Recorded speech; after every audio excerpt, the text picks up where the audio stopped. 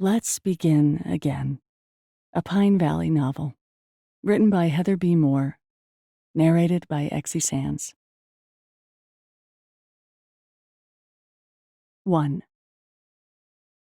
Thank you, Mr. Finch. Maurie Ledbetter pressed end on her cell phone and collapsed onto the ratty floral couch. In 2 weeks, she'd be the new owner of the shop on the corner of Main Street in Pine Valley. She could hardly believe this was finally happening. 14 days. 336 hours, but it was counting. Mory dialed the number at the top of her contacts list, calling her best friend and one and only employee, Taffy. "What's new?" Taffy answered, not one to stall with chit-chat. "We got it," Mory said. "We're about to open the bricks and mortar version of every occasion." Taffy hooted, and Mory laughed. Her heart seemed to be beating a mile a minute as the news finally sunk in. "When do you close on the property?" Taffy asked. Mory rose from the couch and walked around the boxes strewn about the living room, her mind reeling with all the to-dos. 2 weeks. The realtor said it was unusual to have such a quick closing period, but the seller agreed. "Wow," Taffy said.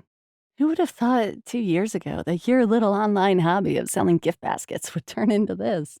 "I know, right?" Mory peered out of the newly scrubbed living room window. The neighborhood beyond was the same quiet neighborhood of her childhood. "When are you coming? We need to get the signs ordered and decide on a grand opening date and print off 1,000,000 flyers." "Whoa!" Taffy cut in with her bubbly laugh that seemed to complement her curly blonde hair and energetic personality. "Last I Googled, Pine Valley only has 1,200 residents. And even with the tourist ski crowd, our customer base wouldn't come close to 1,000,000. Mory released a breath. "You're right. I'm just up to my armpits in boxes, and I need to make a list of stuff to do now that the offer on the shop was accepted." Outside, 2 little girls rode along the cracked sidewalk, one on a red bike, the other on a blue. They were laughing at something, and Maury's stomach pinched. She'd once been a carefree kid like those girls, but that was before. Well, the past was gonna stay in the past where it was meant to be. And the next step in Maury's plan was renovating this dumpy house of her mother's. As soon as things at the shop were organized, Maury would start with ripping out the carpets, then move on to burning all the furniture, and "Hello," Taffy said. "Are you still there?" "Oh, sorry," Maury exhaled. "I'm already making more lists. You know me." "When are you coming?" "I just told you," Taffy said, indulgent laughter in her voice. "I'm packing tonight and leaving first thing in the morning. Should make Pine Valley by dinner." Maury turned from the window and the young, innocent, laughing girls. "Perfect. I'll wash the new guest bedroom sheets I bought, and I might even venture to the grocery store before you get here. I can grab McDonald's on the way into town," Taffy said. "Want a cheeseburger and fries?" "Don't you dare," Maury said. "That stuff tastes like grease and bad memories." "Doesn't bother me," Taffy quipped. "Seriously," Maury said. "I'll have dinner ready when you get here.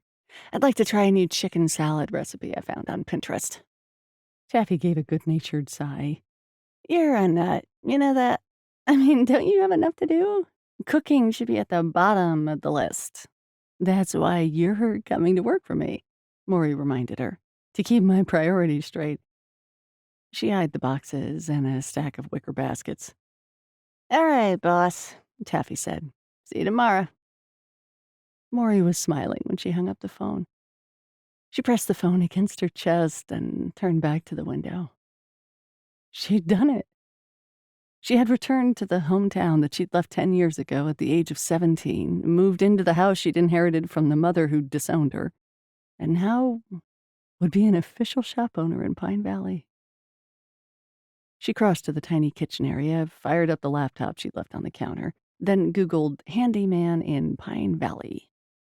Several hits popped up, all in Pine Valley, Utah. Maury refined her search to California.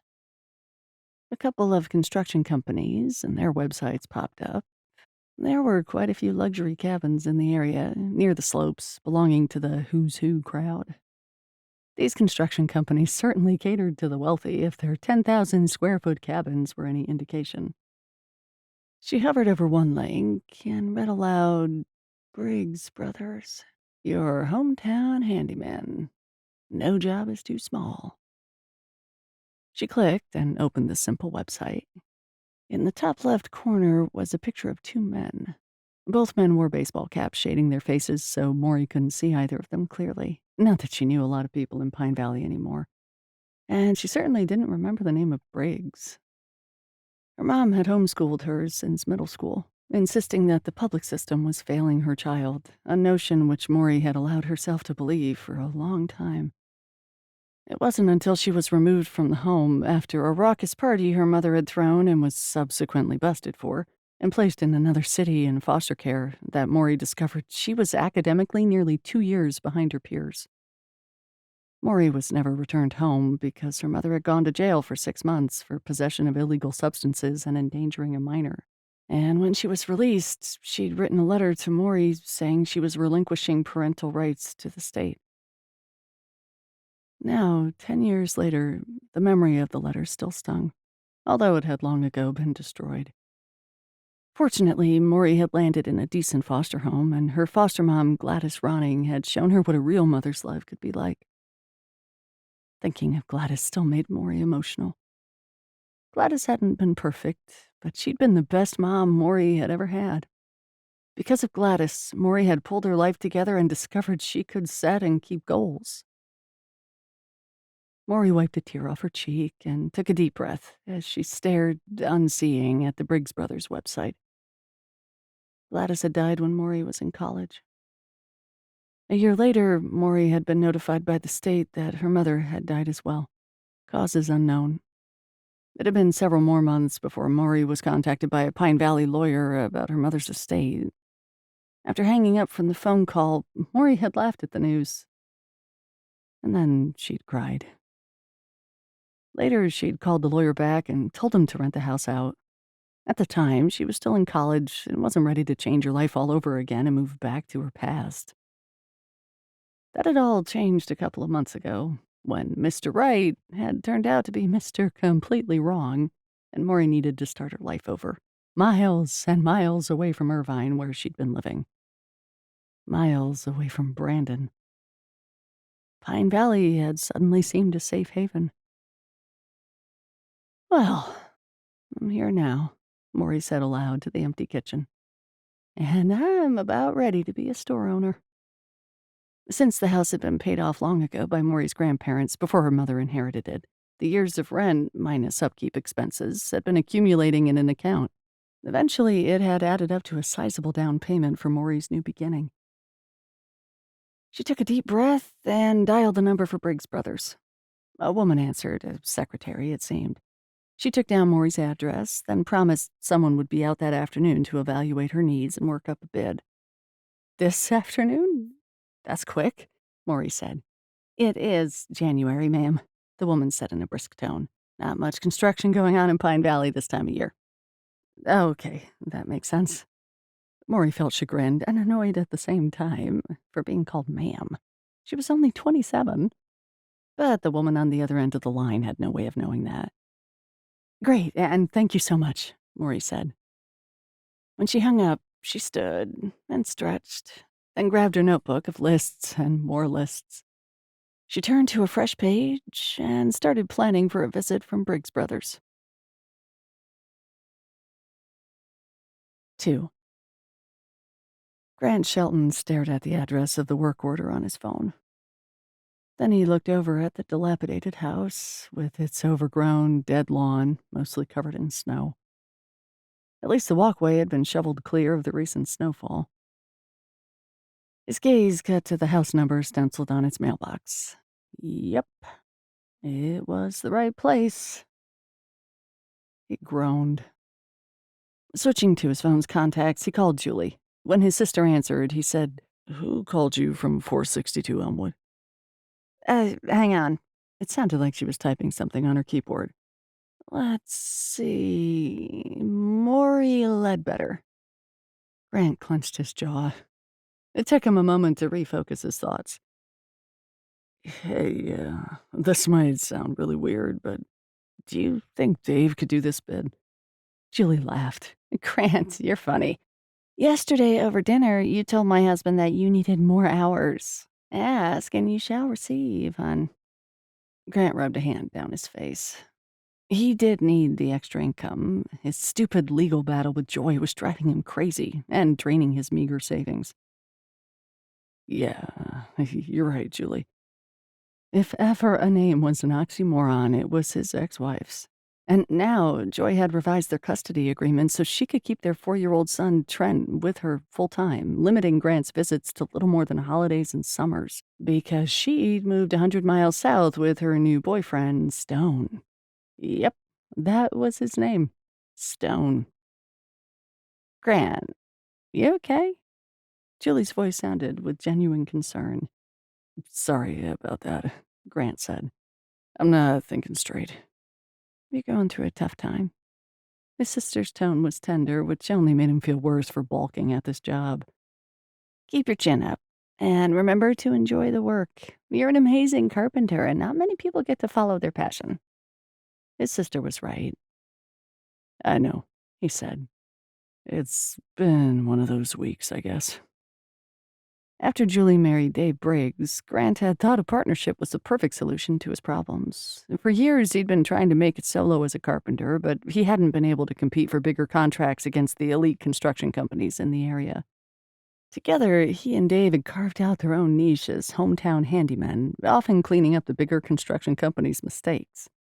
In between chasing her 2 kids around, Julie took care of their accounting and scheduling. Come over for dinner tonight, Julie continued. You can't work a full day on a cup of coffee. Julie knew him well, but today, Grant hadn't even had coffee that morning, and at the mention of food, he realized how hungry he was. Usually he at least grabbed a sandwich from the Main Street Cafe on his way through town, but there'd been no time today. After hanging up with Julie, he climbed out of his work truck and headed up the icy drive. There was no point putting off this meeting any longer. With each step, all kinds of thoughts and emotions churned within him. He didn't know if he had enough fortitude to face his past with Maurie Ledbetter. There was no chance that she wasn't the Mory he'd known when they were teenagers. It had been 10 years, yeah, but Grant had never gotten over the guilt he'd felt after calling the police that night, which had turned out to be Maury's last night in Pine Valley with her mom. When Grant had found out that Mory had been taken into protective custody and put into foster care, he'd felt gutted. He had only wanted to protect her from her mother's deadbeat boyfriend. Everyone had known that Joe was bad news, Joe being Grant's mom's cousin, so Grant was privy to the details.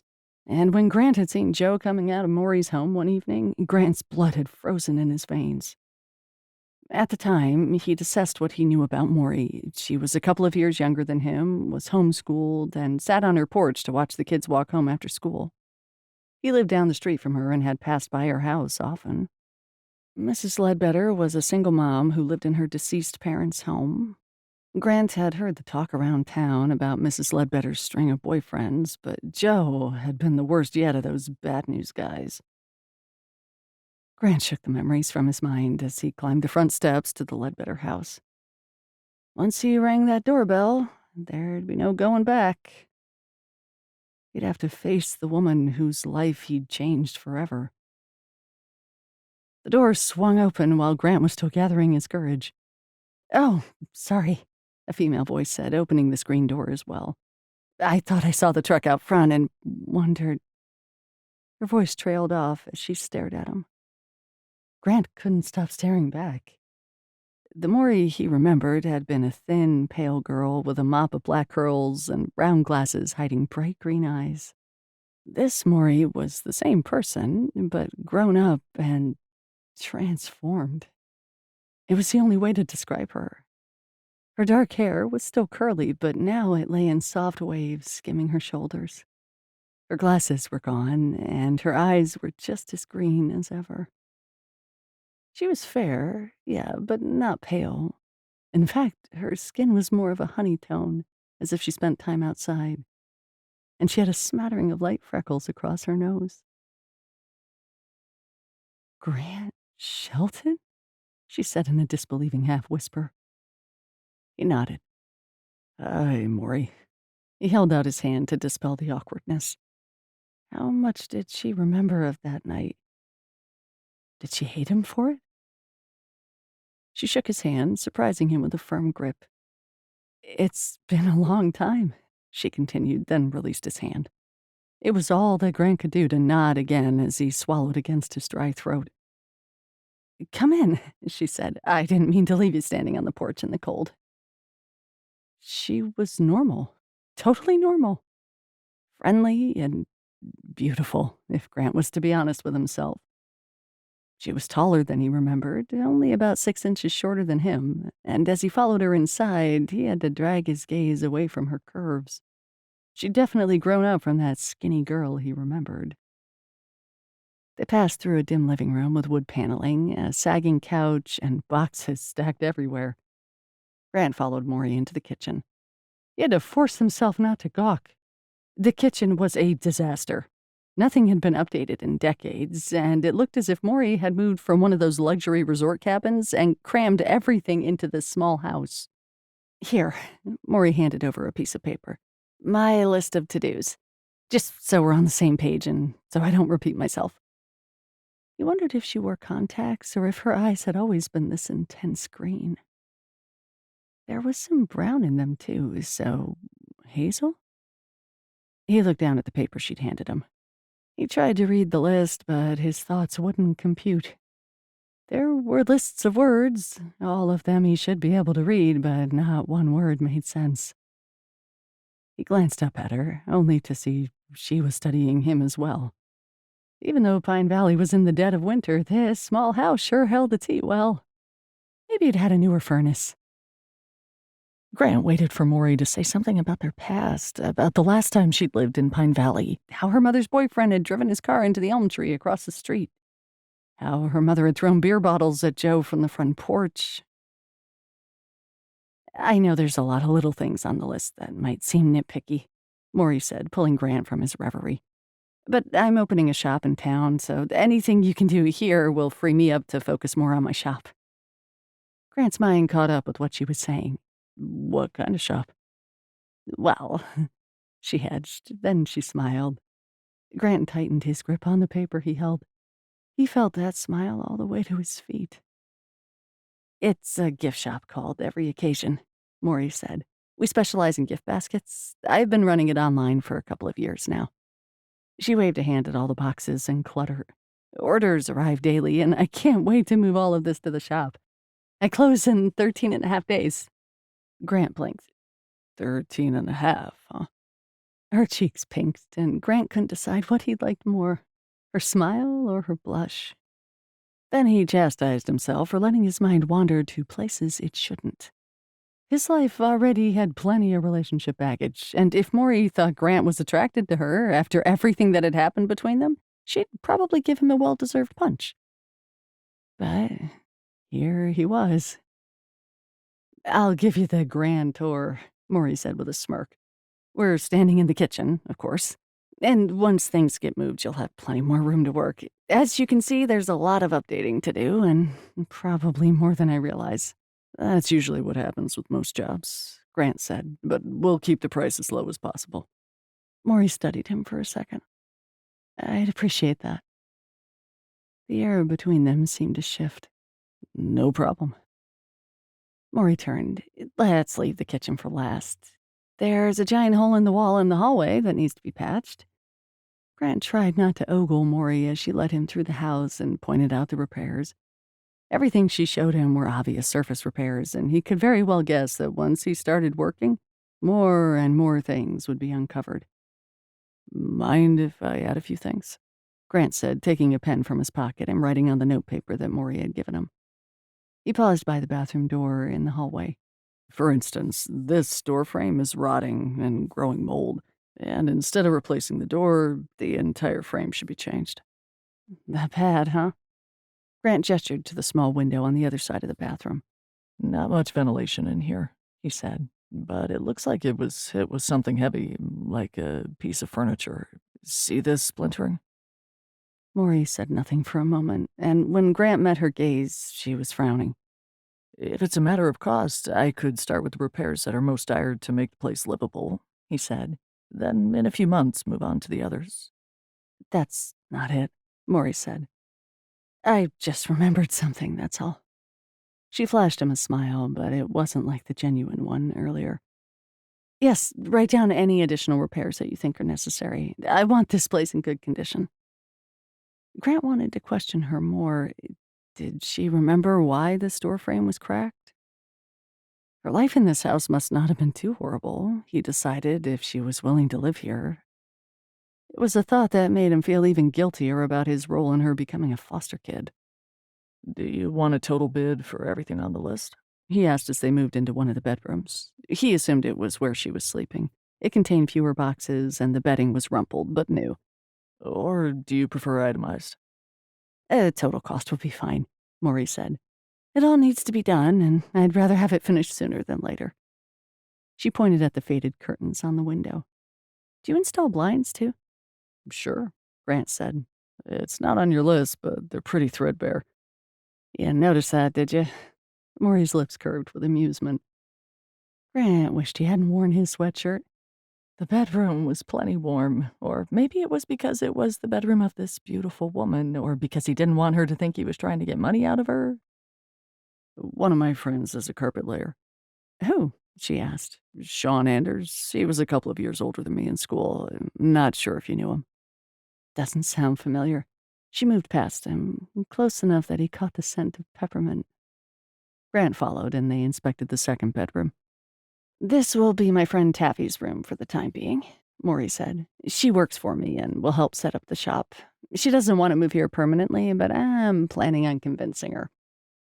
Grant took in the bare mattress and more stacked boxes. Were you friends before you hired her, or the other way around? For some reason, he wanted Mory to have good friends. We were friends first, Mory said. When you meet her, you'll understand why I hired her. She has twice as much energy as anyone I know. She's also great with customers. Makes them feel like $1,000,000, even though they're not getting a full refund. Grant leaned against the wall, watching Mory talk.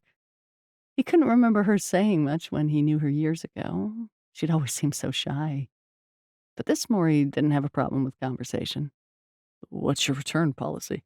He wasn't planning on buying a gift basket anytime soon, or returning it for that matter, but he was drawn to watching Mory talk about her business. Full refund in the first 3 days, Mory said.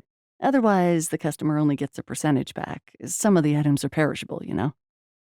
Grant nodded as if he understood, although he wasn't sure what went into her gift baskets. Mory pointed to the ceiling. It would be great to have a fan in here, she said. I remember this room as being hot and stuffy in the summers. Can you do electrical too? It was then that Grant realized this room must have been her childhood bedroom. Yeah, I can install a fan. Maury's green eyes were back on him. When did you learn all this stuff? A buzz warmed his skin at the appreciation in her eyes. I always liked working with my hands, worked construction summers in high school, and one thing led to another. Maury nodded. Well, would you like a drink while you run the numbers? She walked out of the room, which made it feel completely bare. Grant followed, and again he had to concentrate to keep his gaze off the sway of her hips as she walked down the hall toward the kitchen. Maybe he should date at least once in a while. Being around Mory made him realize how much he'd isolated himself from anyone and everything social. But the burdens he faced with his ex-wife and son, Trent, made Grant emotionally tired. He didn't feel like he had much to give to another person. Yet, watching Mory, he realized that maybe it wasn't all about him giving. It was also about receiving. Everything about Mory was unaffected. She was kind, generous, smart, and obviously talented, not to mention beautiful. Curiosity burned through him, a feeling he hadn't had in years, and he wanted to know more about her. 3. Mory opened the refrigerator, trying to figure out why she'd offered Grant a drink. It would mean he'd stay longer and put his bid together in her kitchen, instead of calling tomorrow or the next day with the numbers. Mory already felt like a nervous mess around him. She'd had a major teenage crush on Grant Shelton. He'd been a tall, gangly teenager with eyes like blue pools of water. And now he had matured into a gorgeous man.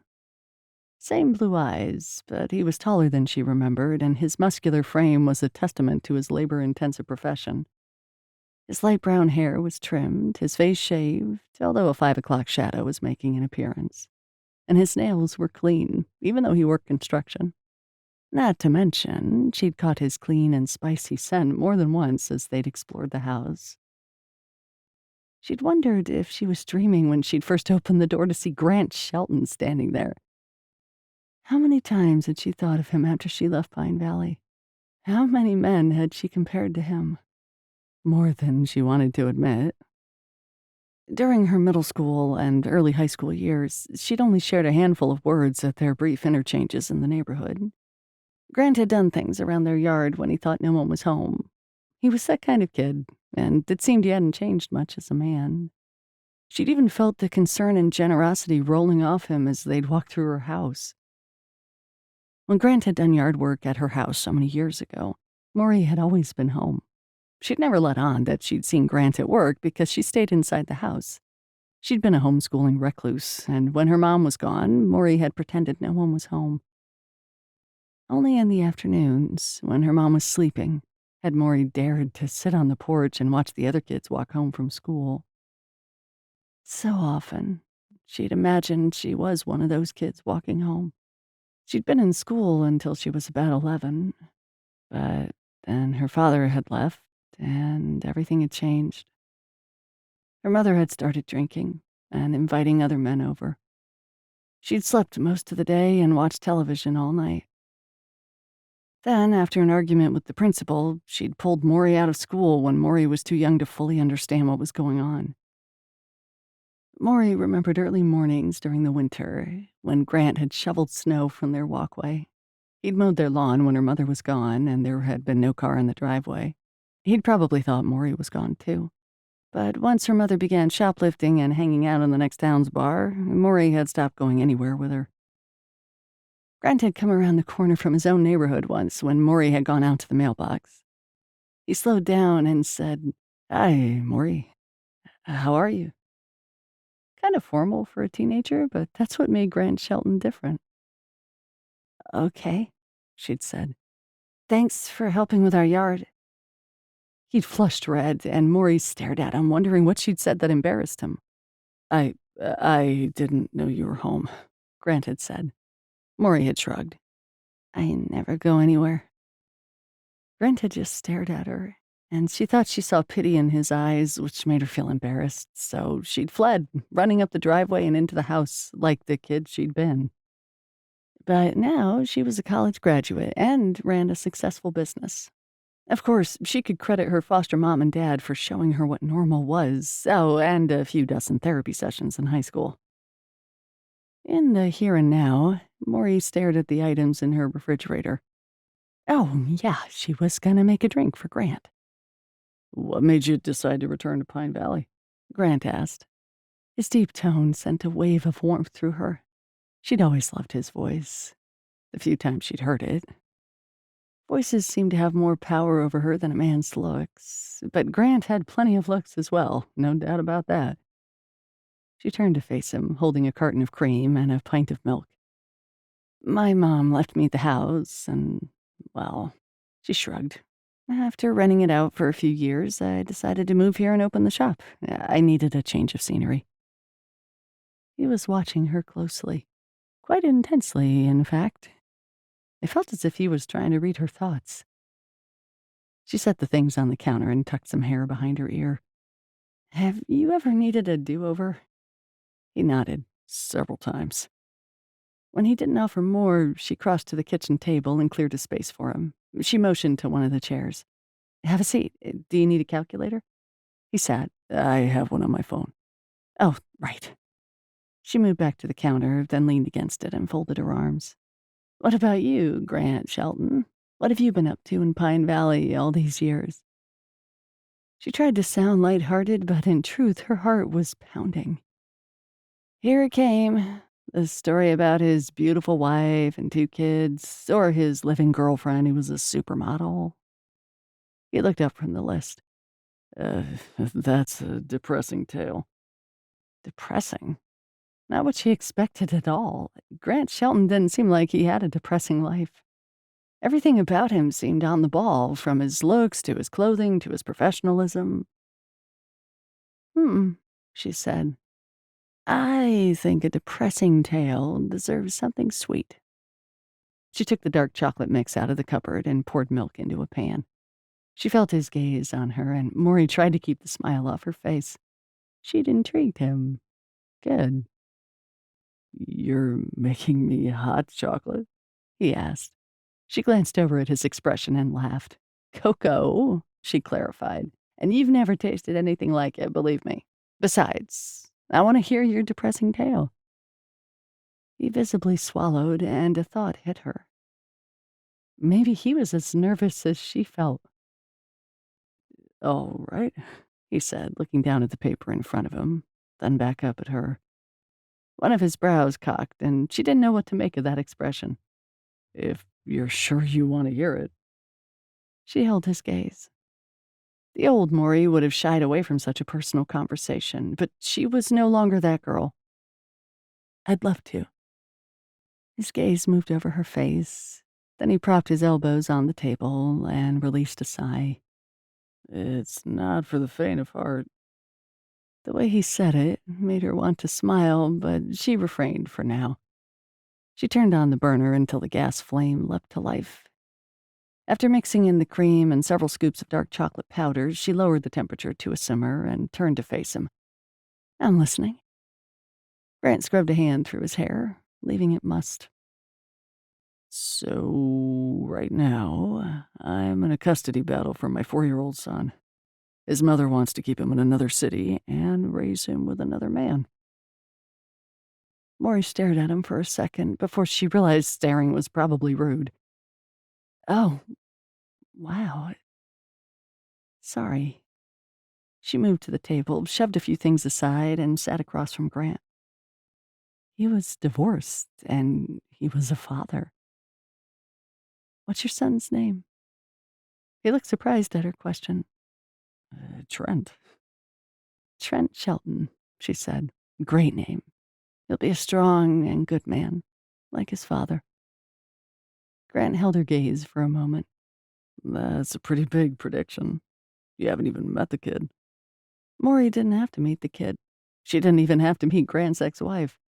"A kid takes after the good parent," she said in a quiet voice. "Believe me, I know. My father might have left us, but I think I must be like him. I am nothing like my mother." The atmosphere in the kitchen had shifted into something else, like an understanding between close friends. "You are nothing like your mother," Grant said, his tone also subdued. Are you are you doing okay after all that happened?" Not many people knew about her life in Pine Valley, or at least what it had really been like. Maury couldn't guess what exactly Grant knew, but he probably had a decent understanding. "I'm doing okay. I've been able to move past a lot of things, and I know that fixing up this house is going to make a difference too." Grant nodded. "Well, you've impressed me." "I have?" Maury felt the heat rising in her neck. "I don't know what you're basing that on." Grant smiled. It was sort of a sad smile, though. "Just an instinct. And I appreciate your compliment about my son. It's been hard to see past the court battles to a time when I can just be a regular dad to him without all the tension between me and my ex. I had Trent for 3 days over Christmas, and now I won't see him until spring break." Maury could very well guess that his son was a sweet, adorable boy, and she saw in Grant's gaze how much he loved his kid. "When's spring break?" "Middle of March." The sound of the hot cocoa coming to a boil alerted Maury. She stood and crossed to the stove, then stirred the cocoa. 3 months is a long time for a little kid. Can you call him at night?" "Joy usually tells me he's asleep," Grant said. Going through her can be impossible. Mory wanted to curse out his ex-wife. Who does that? Mory turned down the flame beneath the pan. Does Trent have an iPad or a phone? He has an iPad, Grant said, his tone curious. Mory looked over at him with a smile. Perfect. Then you can FaceTime. Grant's brows rose. Is that like Facebook? No, she laughed. I take it you're not on social media? Grant shook his head. No, I hate social media. She smirked. Me too, but it's a great way to reach my customers, so I bowed to the almighty dollar, I guess. She removed the pan from the burner, then crossed to the table. Here, let me see your phone. He handed it over, and she turned on FaceTime in his settings, then handed it back. She pulled out her own phone from her back pocket, then asked, What's your number? She typed in the number he recited, then she FaceTimed him. Grant stared at his ringing phone. What do I do? He asked. She crossed to him and leaned over his shoulder, then pointed at the answer button. Swipe, then hold the phone in front of your face. He did, and his eyes widened. Hi, Grant, she said into her phone, smiling at his image on the screen. Hi. He stood and walked about the small kitchen, angling his phone this way and that, experimenting with her image. Is the bid ready yet? Mory asked as Grant brought his phone really close to his face until only one blue eye filled her screen. He laughed at his copied image in the corner of his phone, the sound sending warm prickles along her skin. I haven't started yet, he said. You've been too distracting. They held each other's gazes in their phones for a few seconds. Sorry, Mory said at last, lowering her phone. It's okay, Grant said, his gaze sliding to her actual face. It's a nice distraction. Mory was proud of herself for not blushing, but that didn't stop the butterflies in her stomach. I'll leave you to your estimate and finish getting this cocoa ready. He returned to the table and sat down, but Mory didn't miss the half smile on his face as he opened the calculator on his phone. Well, then. She went back to stirring the cooling chocolate mixture that was still steaming. She pulled down 2 mugs from the cupboard. The mugs were different patterns and shapes, since she never bought 2 exactly alike. Mory worked in silence, only hearing the scratch of Grant's pencil against the notepaper. She poured the cocoa into the mugs, careful not to fill them too much, to leave plenty of room for the sweeter stuff. She heard Grant exhale, and she looked over her shoulder. Everything okay? He glanced up, then looked down again at the notepaper. It's gonna take at least 2 weeks, maybe longer. That's not a problem, she said. When can you get started? Does tomorrow work? Perfect. She poured the steaming cocoa and then used a peppermint stick in each to stir. Leaving the peppermint sticks in the mug, she topped each with a dollop of whipped cream and a sprinkle of cinnamon. She picked up one of the mugs and turned to present it to Grant, only to find that he'd crossed the room and was standing near her. Can I help you? He said, then his gaze landed on the mug. Wow, this is too fancy to drink. Mory looked into his blue eyes. I can make you another if you'd just like to look at that one, she teased. No. His gaze held hers before he grinned. I'm drinking this. So, standing right there in front of her, he took a sip and swallowed. It's like perfection. He leaned against the counter, his shoulder only inches from hers. Was it just her, or had this kitchen shrunk in size? She could smell his clean, spicy scent, and mixed with the aroma of chocolate and peppermint, it was like walking into a holiday festival. How did you do this? Grant continued. Mory shrugged, as if to act as if it was no big deal. But, truthfully, she was flattered at Grant's interest. Years of practice. My foster mother was a gourmet cook. You should have seen her meals, even the simple ones. I was pretty desperate for a normal mom, so I stayed with her in the kitchen after school and on the weekends instead of being social. Grant took another sip of his drink.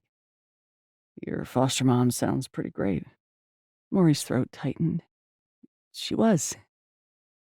She passed away a few years ago. Grant set his mug on the counter. I'm sorry. I didn't know. How could he know? And your mom, too, he said. I heard about her passing. Maury drank from her own cocoa before answering.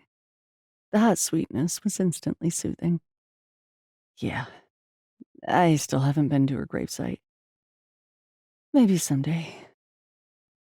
Grant didn't say anything for a minute, and Maury wondered if she'd gotten too personal too fast, but he had known her mom, so maybe it was okay. Maury, he said, his voice low. I'm sorry about all of your losses. He rested a hand on her shoulder. She wanted to lean into him because the comfort of his hand on her shoulder made her eyes burn with tears. Not even her foster parents had known her mother. So to have this connection with another person who did know her and was certainly aware of all her faults was new to Mory. She placed her hand over his. Thanks. Their gazes locked, and Mory could swear he was leaning closer, but then his phone rang from its place on the table. Grant moved to pick up his phone. He sent the caller into voicemail, then he turned to face her. Thanks for showing me the FaceTime thing. Trent's gonna love it. Maury nodded, still feeling a lump in her throat. I hope so. He picked up the bid sheet and handed it to her. See what you think of the estimate. She took the sheet and scanned the numbers. All of the prices looked fair. Looks good. Grant moved past her and walked to the sink, where he rinsed out his mug. You don't have to wash, she started, but he was finished before she could protest. No problem. He set the mug on the counter. Thanks again, and I'll be here around 8 a.m. tomorrow if that's not too early. Sounds great. Grant nodded and took the bid sheet. He seemed to be hesitating, waiting for something. Look, Mory, he said, his blue gaze holding hers. If you need help with anything else besides your house, let me know. Mory could only nod. She couldn't fathom what had possessed Grant's ex-wife to give him up. He was about the most decent guy she knew. See you early tomorrow, he continued. Then he left the kitchen and walked out the front door before Mory could find her voice. 4. As Grant strode to his truck, he knew he was in big trouble. First of all, Mory didn't know he was the one who changed her life. Because of him, she'd been put into foster care. Fortunately, it seemed she'd had amazing foster parents, and that might be why she seemed so successful now. Although there was still baggage over her real mother, Mory hadn't even visited the woman's grave. Second, being around Mory for less than an hour had brought up thoughts that had long been buried by joy. Thoughts of what it might be like to date Mory, to really get to know her, to become a part of her life. She was beautiful, there was no doubt, and he was definitely attracted to her. Therein lay the problem. Grant would be spending hours at Mory's house over the next few weeks, and they'd likely have many encounters.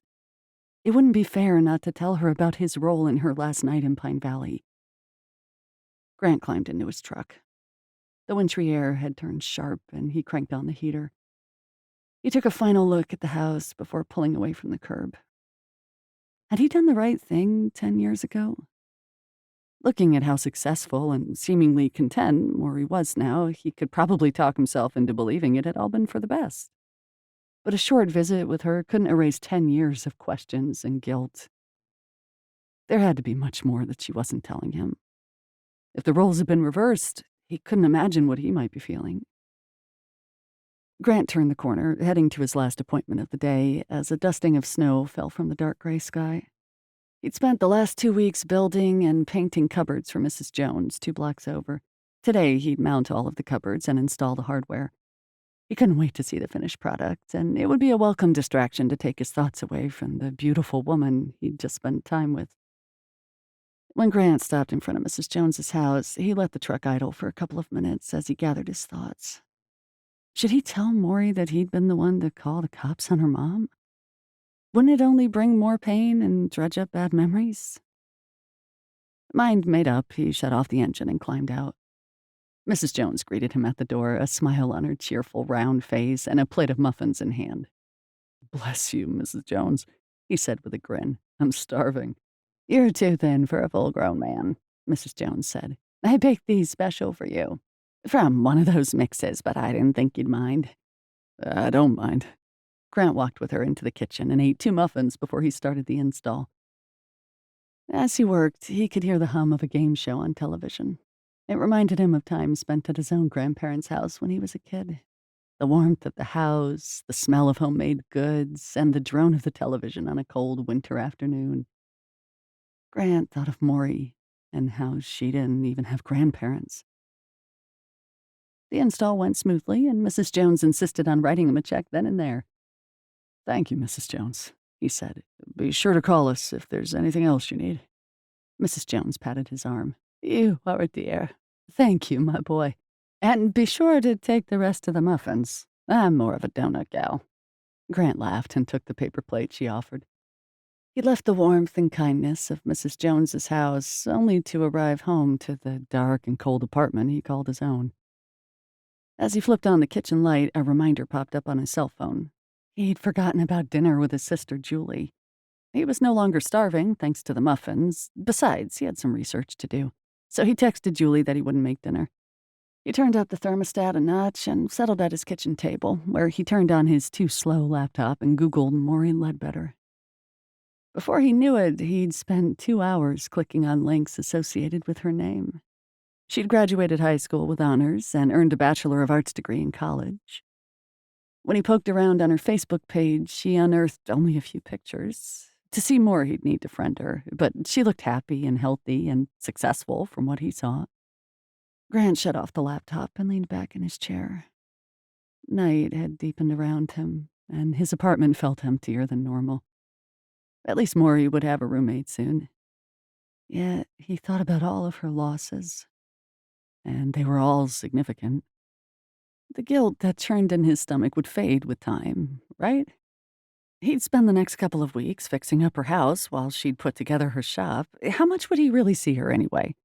After his job was completed, he might see her once in a while about the town, but to have a congenial relationship with her, it wasn't as if he needed to bare his soul. Besides, he had his own issues to deal with.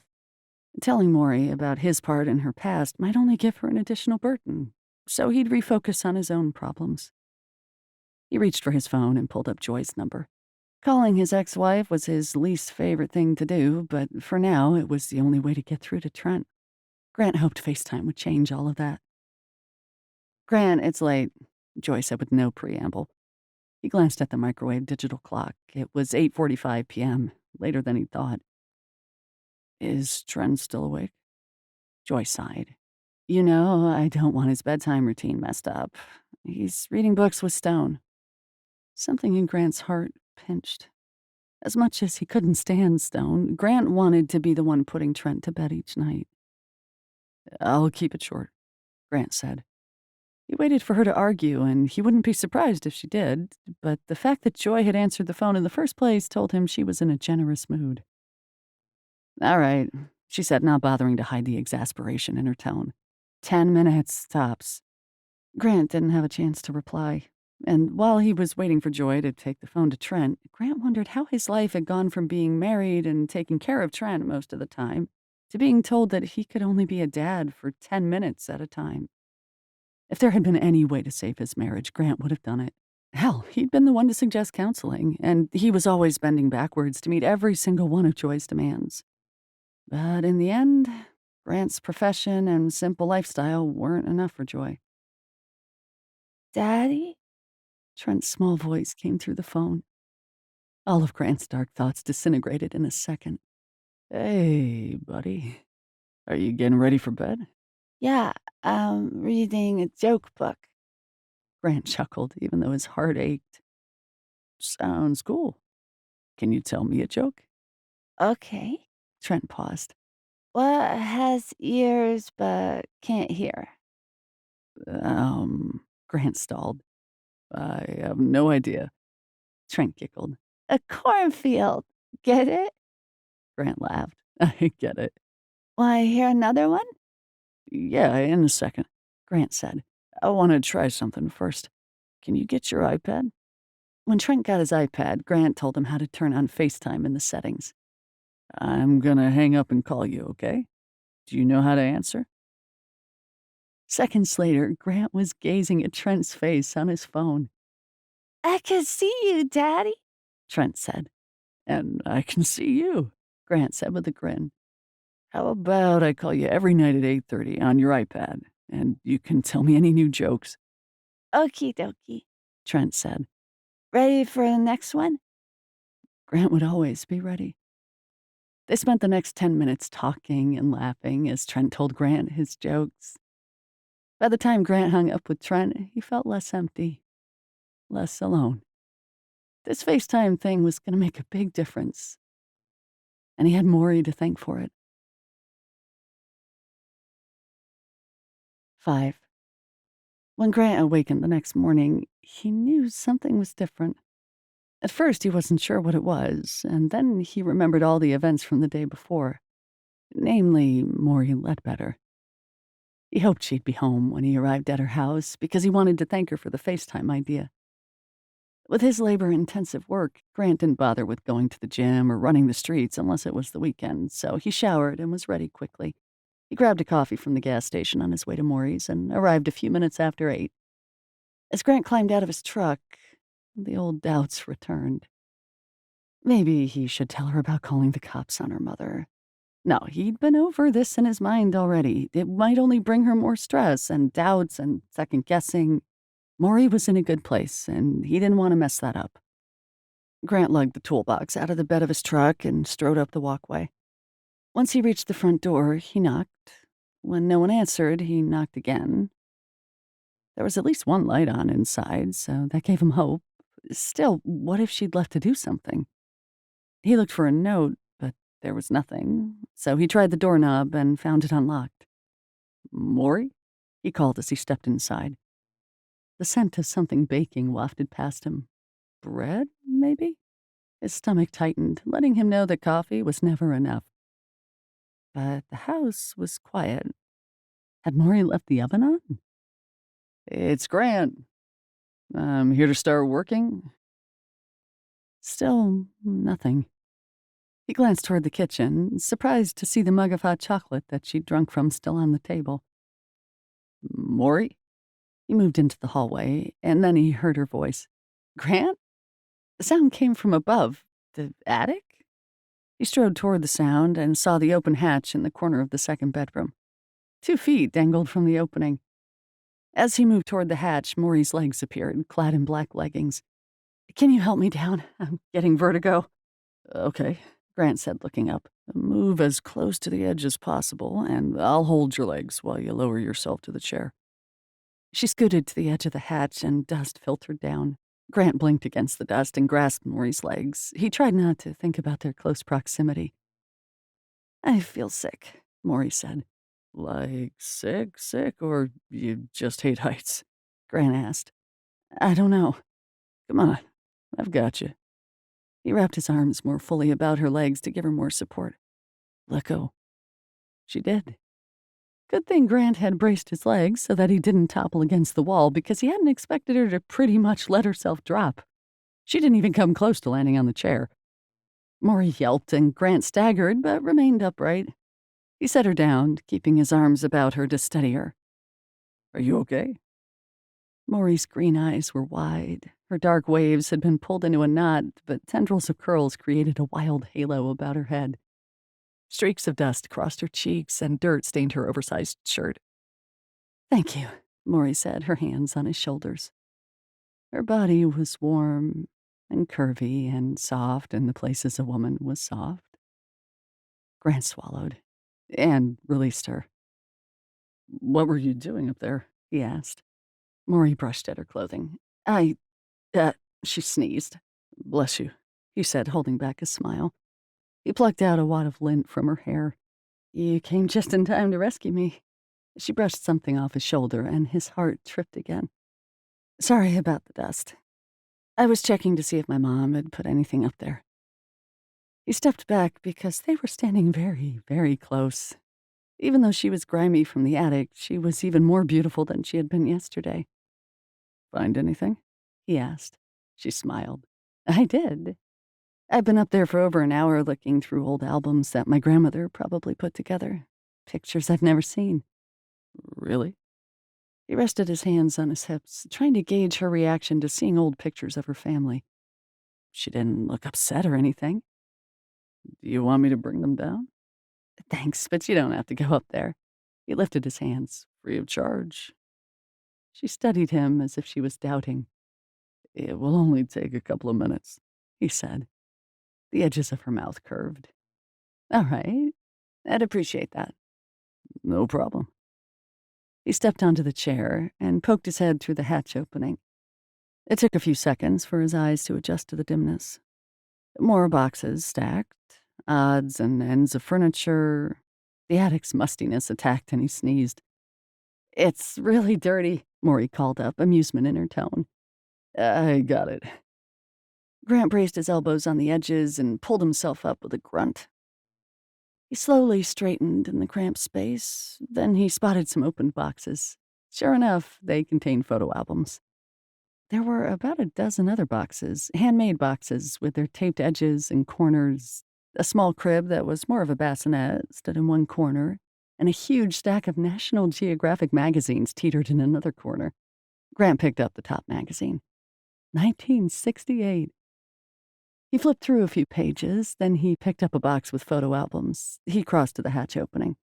Mory was standing on the chair, waiting. I'll hand down the box to you. He knelt and lowered the box into her waiting arms. Do you want both boxes? Yep. Did you see all of these National Geographics up here? Yeah, I think they were my grandpa's, she said, gazing up at him. He died when I was pretty young, so I don't remember much.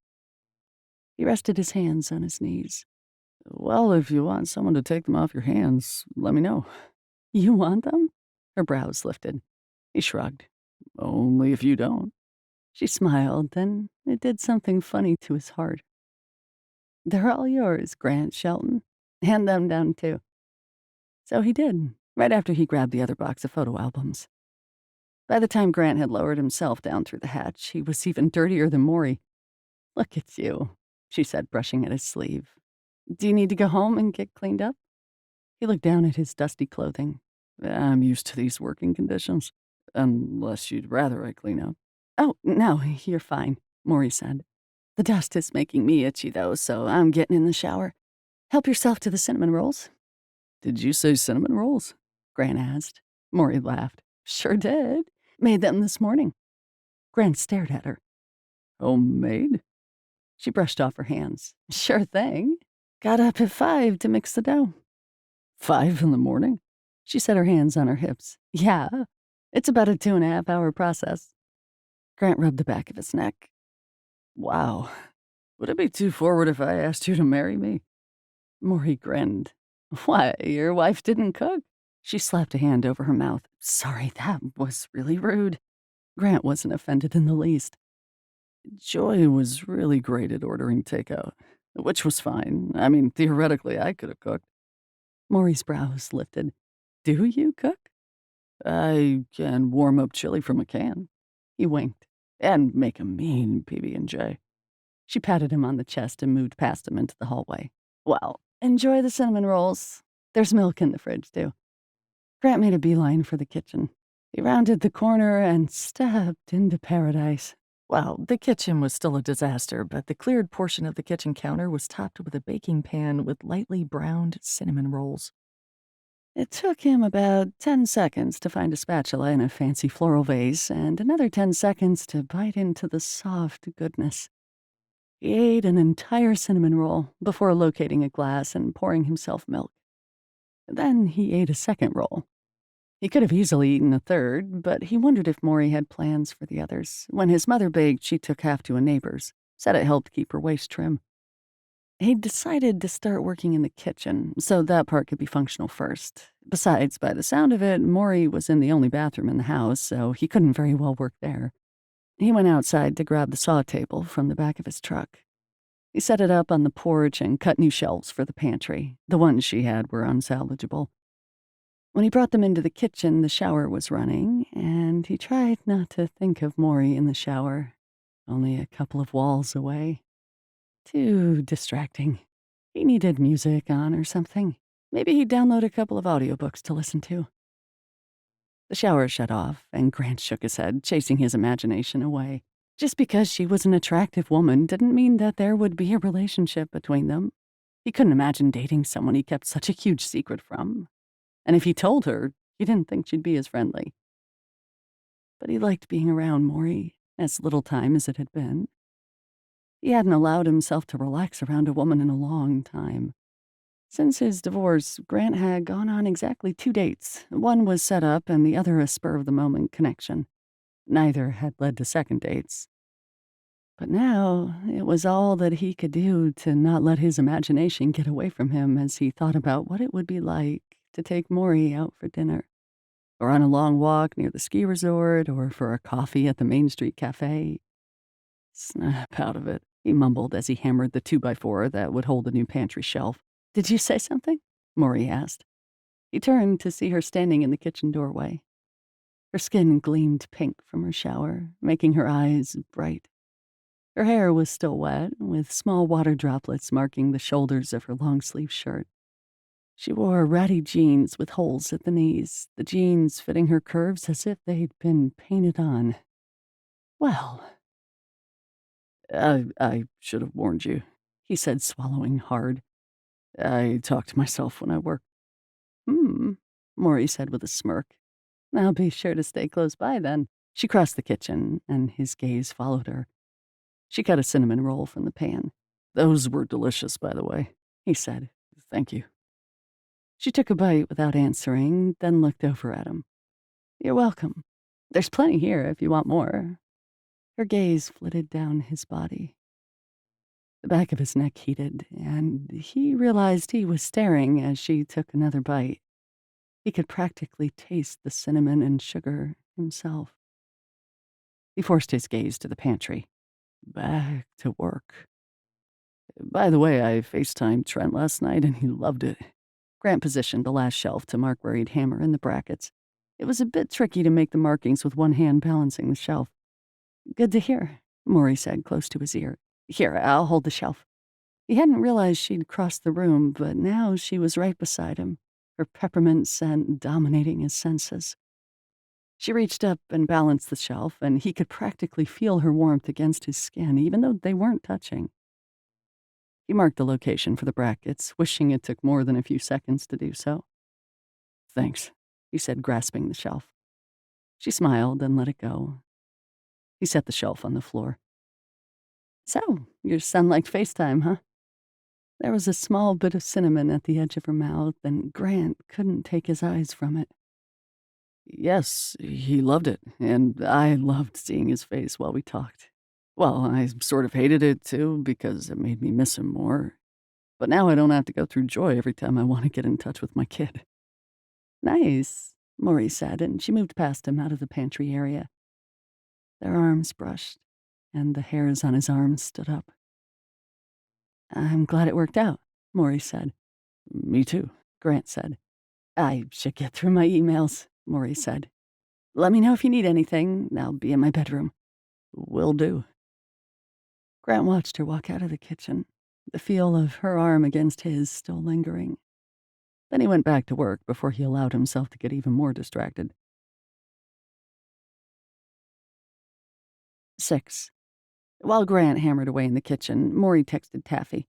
Just a warning, an old friend of mine is doing repair work on the house. Grant Shelton, and I'm only going to tell you once, I'm not interested in him. Her phone rang 30 seconds later. Grant Shelton? Taffy practically shouted. The neighbor guy who used to mow your lawn when your mom was gone? Mory groaned. She'd told Taffy about her past in Pine Valley, and apparently that had included all about Grant, too. Is he still drop-dead gorgeous? Taffy pressed. Mory climbed off her bed to shut her bedroom door. Is that how I described him? Pretty much. Taffy laughed. So, what's his story? Is he married? Divorced. With a kid? In the middle of a custody battle? Mory crossed the room and looked through the small window at the overgrown backyard. Even in the winter, the place was a jungle. And yes, he's still gorgeous, but before you say anything, he's like a million miles away emotionally, and no, I'm not interested. When I start dating again, it's gonna be someone with no baggage. I have enough of my own for 2. Taffy scoffed.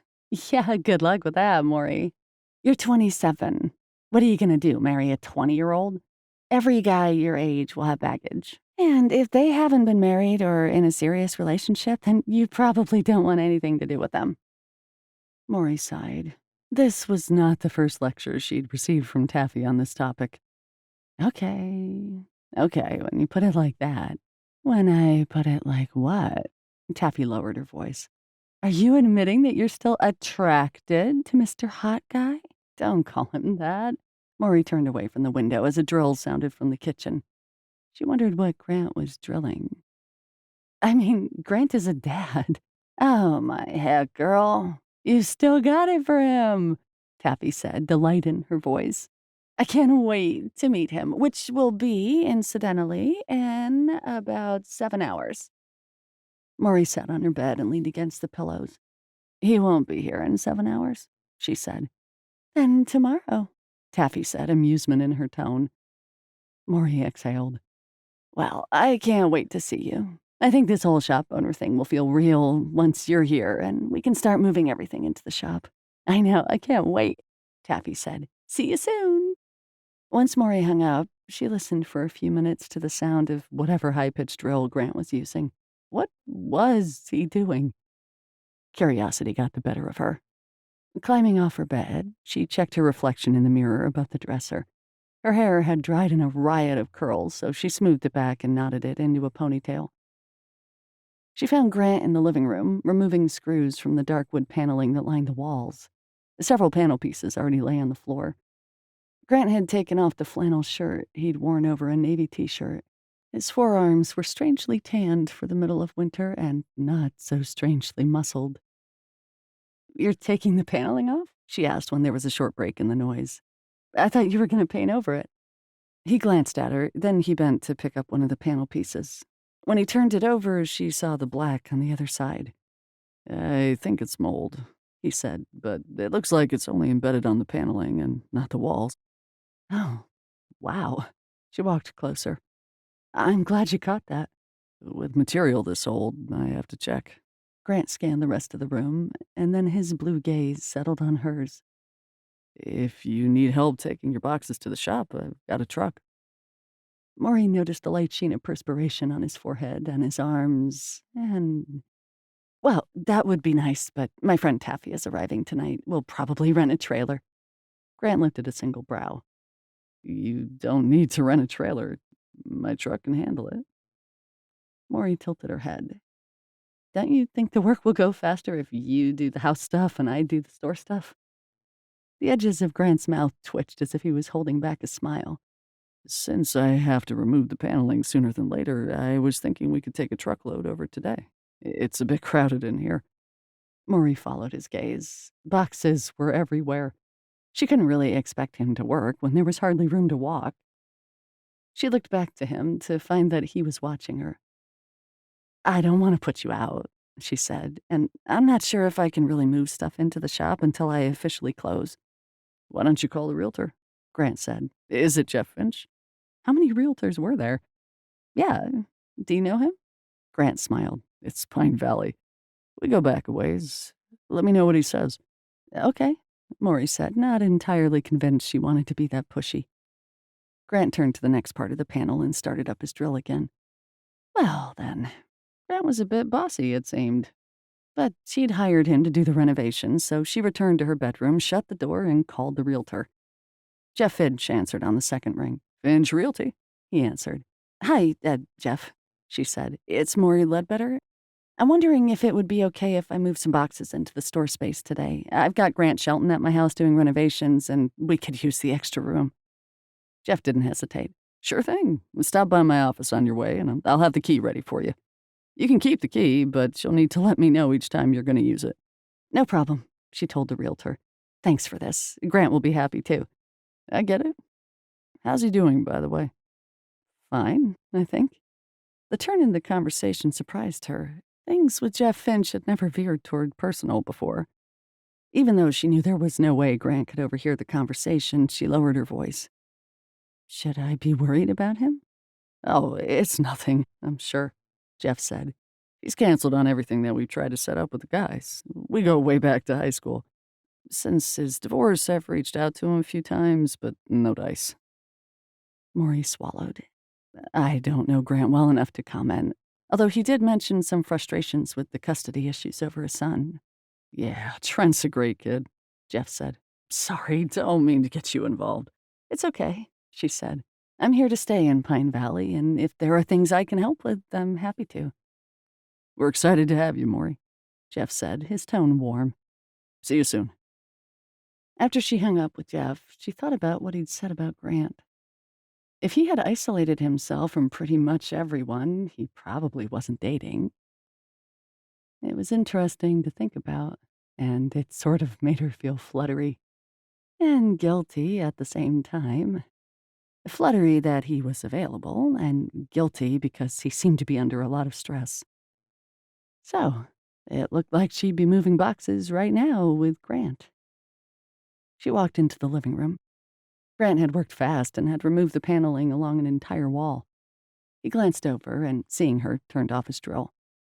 "The realtor gave us the green light," she said. "We just need to pick up the key from his office." "Great." Grant unplugged the drill and set it on the floor. "Which boxes do you want to go first?" She looked around the room. "Everything in this room goes, except for the baskets. I'll be doing some orders over the weekend." "Great," he said, then picked up a double set of boxes. Mory opened the door for him. "I'll grab my shoes and jacket, and then help."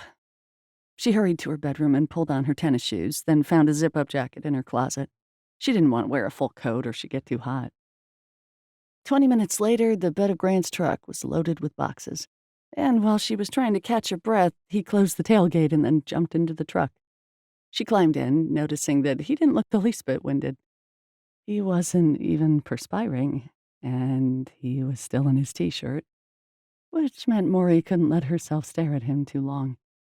Apparently, her teen crush hadn't completely died. She was just glad he wasn't married anymore. It would have been even more awkward crushing on him.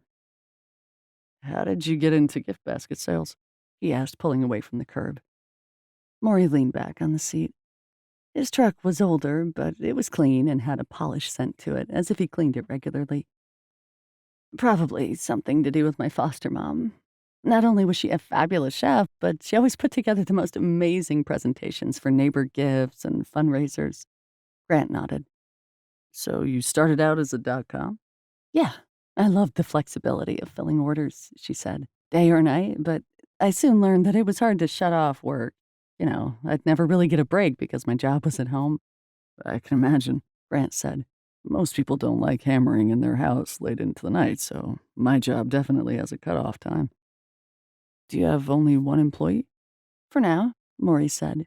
"I'd like to hire someone part-time in Pine Valley. Taffy will continue to do most of the online stuff, so I'll focus on the retail location. Unless I can convince Taffy to move here. She always talks about the day she wants to settle down and have a bunch of kids, so a small town is perfect for that." "What about you? Did you come to Pine Valley to settle down and have kids?" Grant asked, then his neck stained red. "I mean," he backtracked, "that didn't come out right." Mory looked out the window, willing her own blush to stay away. "It's okay," she said. "I suppose if it happens, then it happens. But if there's one thing I learned in my months of therapy, it's to be happy wherever I am. Happiness comes from my choices in life and not from worrying about what is beyond my control." She exhaled. Had she said too much? Been too personal? She peeked at him to see that he was smiling. When their gazes connected, he said, "You're pretty amazing, you know that?" Heat still across her cheeks. Well, she was definitely blushing now. "You're pretty great, too. As a kid and now." Before she could dig herself any deeper, she added, "You have way more energy than I'll ever have." Grant smiled as he turned the final corner that led to Main Street. "Working hard keeps my mind off the other stuff." Boy, didn't Mory know that. She didn't want to keep quoting her therapist, so she said, "I completely get that." Grant slowed the truck in front of the realtor's office. The lights were on, and through the window, Mory spotted a pretty red-haired woman. She must be the receptionist. "I'll grab the key." Mory opened the door and climbed out of the truck just as Mr. Finch came out the front door. "Hello there, Mory." He held up the key as he walked toward the truck. He peered around her. "Grant, how's it going?" Maury took the key and stood aside as Jeff moved to the open door to talk to Grant. "Keeping busy, Jeff," Grant said. "How about you?" "Work, as usual," Jeff said. "Hey, are you up for skiing next weekend?" About that," Grant said in a hesitant voice. "I've got a lot of work going on, so I'd better not commit to anything." Jeff patted the doorframe of the truck. "No problem. If you change your mind, even at the last minute, shoot me a text or give me a call." The two men said goodbye, and soon Grant and Mory were on their way again. "So you ski?" she asked. "Yeah," he said, but he didn't elaborate. "If you think I expect you to work weekends at my house, I don't," Mory said. "It will probably be good for you to do something other than work." "Like I said, I'd rather work than much else at this point." He paused. "Sorry, I'm not. Well, I was married, and I really don't feel like I fit into the single life anymore. Skiing all day, then going to the bar and picking up women isn't really on my priority list." "Maybe you can skip the bar part," Maury said. She didn't know why she was pushing so much. Grant's activities were none of her business. "Maybe." Grant's tone was noncommittal. Maury thought about Jeff Finch. He was a good-looking man, though not someone she was really attracted to, and she hadn't considered what his personal life might be like. But what else did handsome single men do on the weekends? Grant drummed his fingers on the steering wheel, then pulled over to the corner where her shop was located. Before shutting off the engine, he looked over at her. "I'm way past high school, if you know what I mean. The pickup scene at bars gets really old, really fast. Reminds me of high school stag dances." Maury nodded. "I never really got the regular high school experience." "Yeah, and I'm sorry for that," he said. "I wish things could have been different for you, even though I'd be the first to say you didn't miss much." Maury's throat tightened. "But there is something to say for going through all the rites of adolescent passage," Grant said in a soft voice. She pushed back the emotion that was welling up inside of her. "Well, like you said, I missed out on all those horror stories from high school," she said. "Gladys thought I should continue with homeschooling because I didn't have time to catch up and attend regular classes, so college was my first classroom experience since middle school." Her voice sounded overly bright, and she knew it.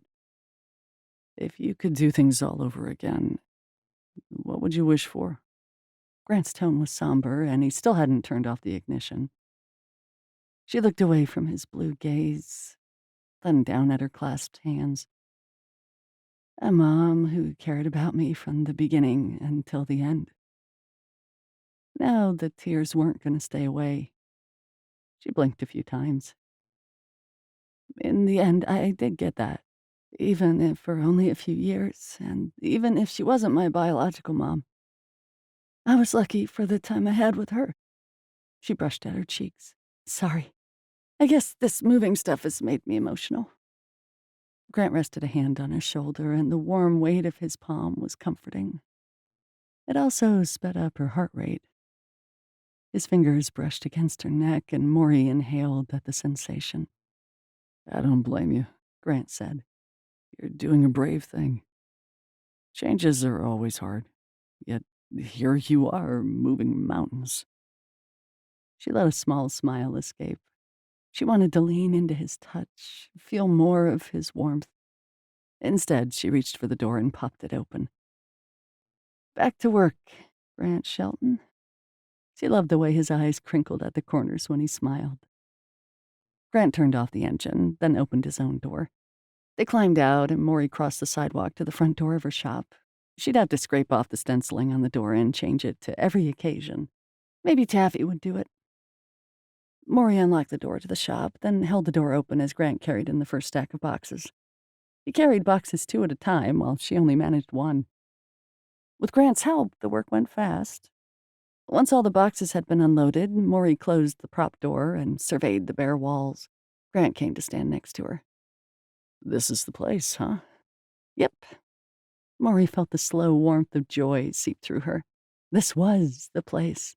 Her place. The shop had been cleaned out by the previous owners, but there was some trash on the ground, and the main counter was in a sorry state. It had been a clothing boutique. Framed posters of models had been taken down, leaving a dingy outline on the taupe walls. Maury had already decided to paint the walls a soft yellow to give a warm and friendly ambiance. "What are your plans?"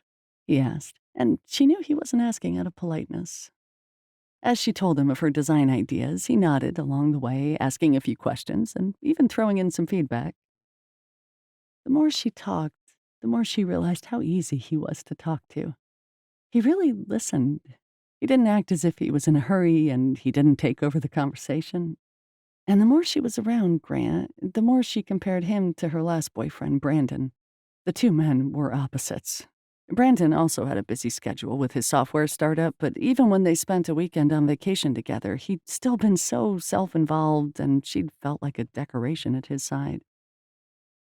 She and Grant finished discussing upgrades, and the excitement of having her own shop continued to buzz through her. The guests at the Pine Valley Ski Lodge would find a great variety of gifts in her shop and wouldn't have to rely on packing what they needed for special celebrations, and the items she offered would be more unique and desirable than the gimmicky touristy items. "Well, one thing at a time, right?" she said, looking over at Grant from where she'd crossed to the storefront window. "I'm happy to help," he said. The sincerity in his voice made Maury's heart do a little flip. "Thanks," she said. "I'll let you know." She opened the shop door, and Grant went through. Then Maury locked up. When she turned, Grant waited by the truck, holding open the passenger door for her. "I appreciate your help," Maury said, approaching the truck, her ankle boots crunching over the windswept snow on the ground. "No problem."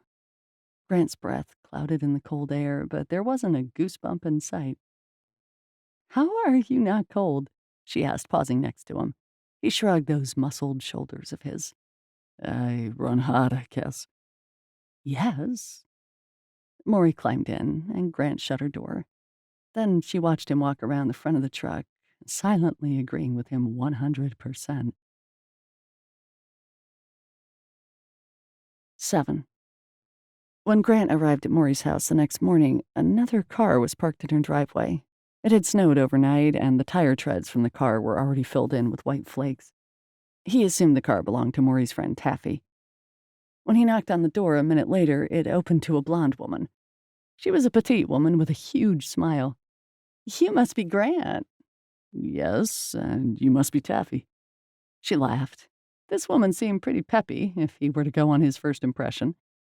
"Come on in," she said. "I've got the coffee on." Then she gave him a wink. Grant wasn't sure exactly how to take her instant friendliness. He'd met this woman all of 10 seconds ago. Mory slept in. Taffy continued their one-sided conversation, leading the way into the kitchen. "She'll be out in a minute. She was up half the night looking at those blasted photo albums of her grandparents. I told her not to, but would she listen to me? No. Now she'll be all weepy today." "Weepy?" Grant felt as if the breath had gone out of him. Should he not have brought the albums down from the attic? "Well, don't tell her I told you anything." Taffy stopped in the middle of the kitchen and turned to survey him. Her scrutiny was quite thorough. "But Mory has worked really hard to get over her crappy childhood, and I don't want those albums to send her back to that dark place, if you know what I mean." She didn't give Grant time to respond, but moved to the counter and pulled out mugs from the cupboard. Not that he knew exactly what to say.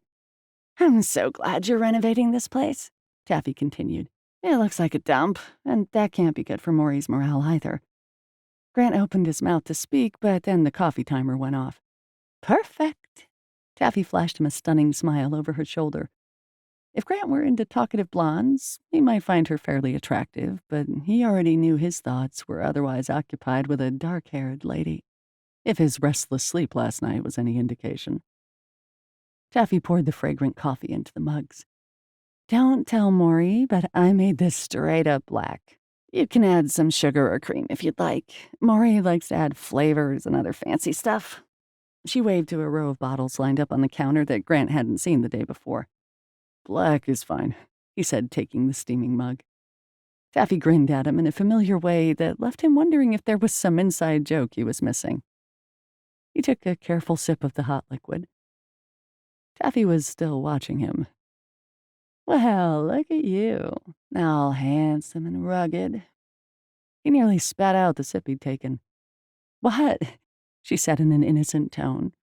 Was she flirting, or did she just think he was her instant best friend? You could imagine her working at a trucker's diner, calling everyone hon or sweetheart. "I'm not sure what you're talking about," he said. She took a slow sip of her coffee, her gaze locked on him. "I'm sure you know what you look like, Grant Shelton. And you probably have a lot of ladies in your back pocket." Grant blinked. Um, how did one even respond to that? The coffee was suddenly way too bitter, and he was not in the least prepared for this woman's onslaught. He'd lived long enough to know that it needed to stop, now. "Taffy, can I call you Taffy?" She fluttered her eyelashes. "Of course." "Look, I'm not sure what your intentions are, but I can assure you that I'm not a player." He paused. "And we're not hooking up." Taffy's eyes practically bugged out as she raised her brows, and then she burst out laughing. Grant couldn't move. This was perhaps the strangest and nuttiest woman he'd ever met. She also hadn't spilt a drop of her coffee despite her outburst.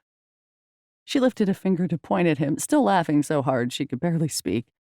Then she finally said, "You're a gem, Grant Shelton. You have my 110% approval. Taffy." A voice came from the hallway, Maury's. "Uh-oh." Taffy ran a finger over her lips as if she were zipping them closed. She gave Grant another wink. Seconds later, Mory joined him in the kitchen. "What are you telling him, Taffy?" Mory placed her hands on her hips, and Grant noted that she looked as if she'd just tumbled out of bed. Not that he was complaining. Her fitted t-shirt had a row of Z's on it, stretching across her chest, and her pajama bottoms hung low on her hips, exposing a couple of inches of skin. Definitely not complaining. "And what are you feeding him?" Maury strode up to Grant, took the mug from him, and sniffed. "Not in my kitchen." Grant watched in disbelief as she crossed to the kitchen sink and proceeded to pour out the coffee. "Wait," Grant said. "I was drinking that." What was up with these two women? Taffy laughed, her gaze zeroing in on Grant. "You're on your own, sugar." She moved past him, trailed her finger along his arm, then sashayed out of the kitchen, still holding her mug. "I'll be in my room processing orders," she called. "Let me know when lunch is ready." Taffy paused at the edge of the hallway. "Oh, and Mory, he's all yours." Then she was gone. Grant rubbed a hand over his face. What had just happened? Taffy's bedroom door clicked, and seconds later music began playing. Slowly, he looked over at Mory. "What did she say to you?" Mory asked, her green eyes completely focused on him. "What didn't she say to me?" Mory's eyes widened. "That bad?" "I don't know if I'd call it bad, but certainly educational." Mory scoffed. Then she picked up the can of instant coffee and dumped it into the trash. "I can only imagine. Just know that Taffy's her own person, and there's no use trying to change her." She said all this with affection in her tone. Then she pulled out a bag of roasted coffee beans from the cupboard. Grant watched her movements for a moment, trying not to ogle her because he was remembering what Taffy had said about Mory being weepy. Mory didn't seem upset, just underdressed. "Hey, are you all right?" he asked in a soft voice. "Taffy said you had a rough night." Mory stilled, her back toward him. "She said that?" "Yeah." Mory turned.